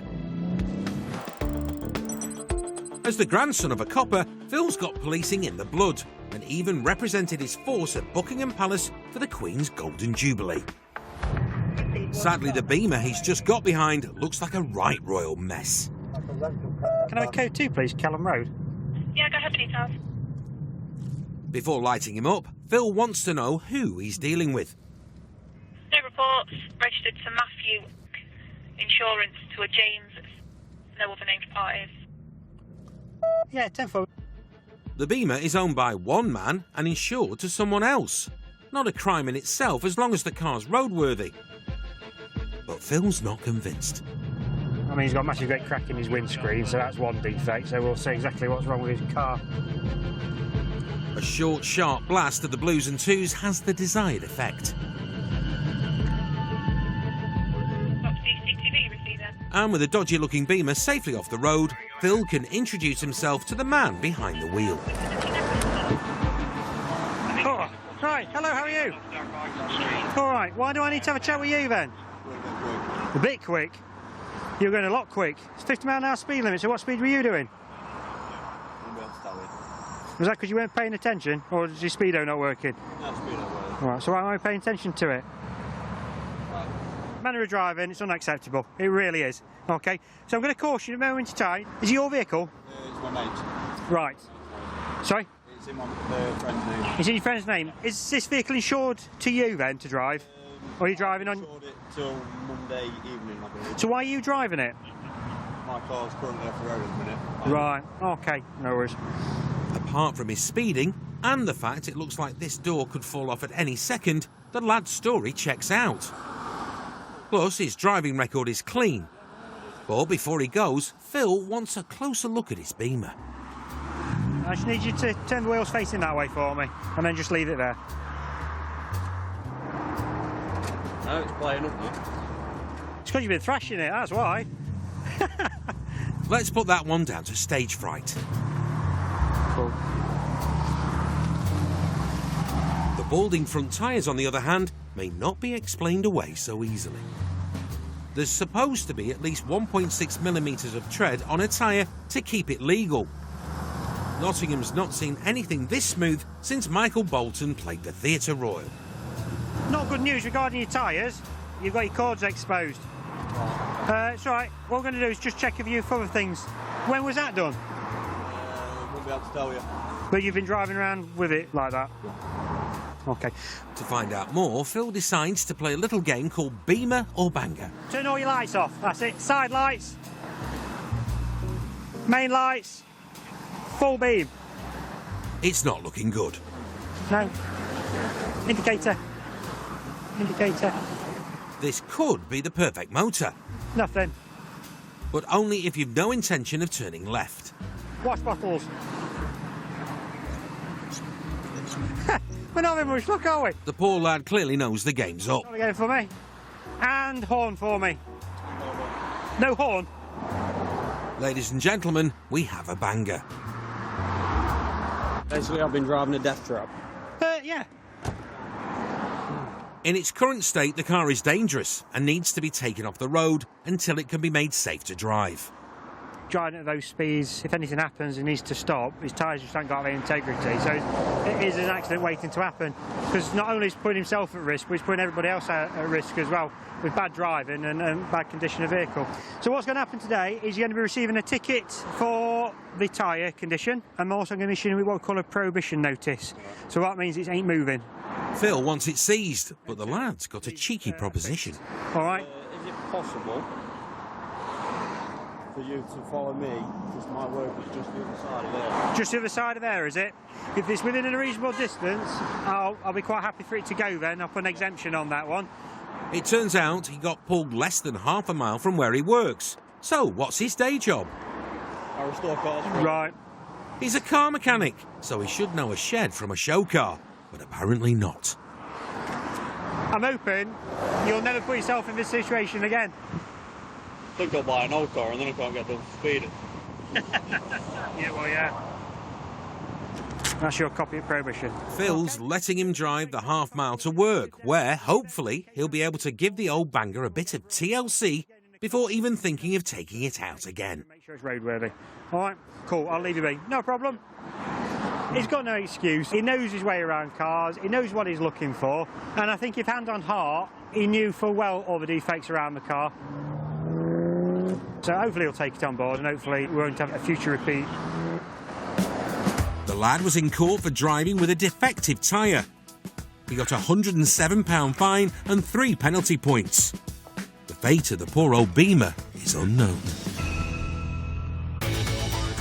Police Interceptors are back new next Monday at 8.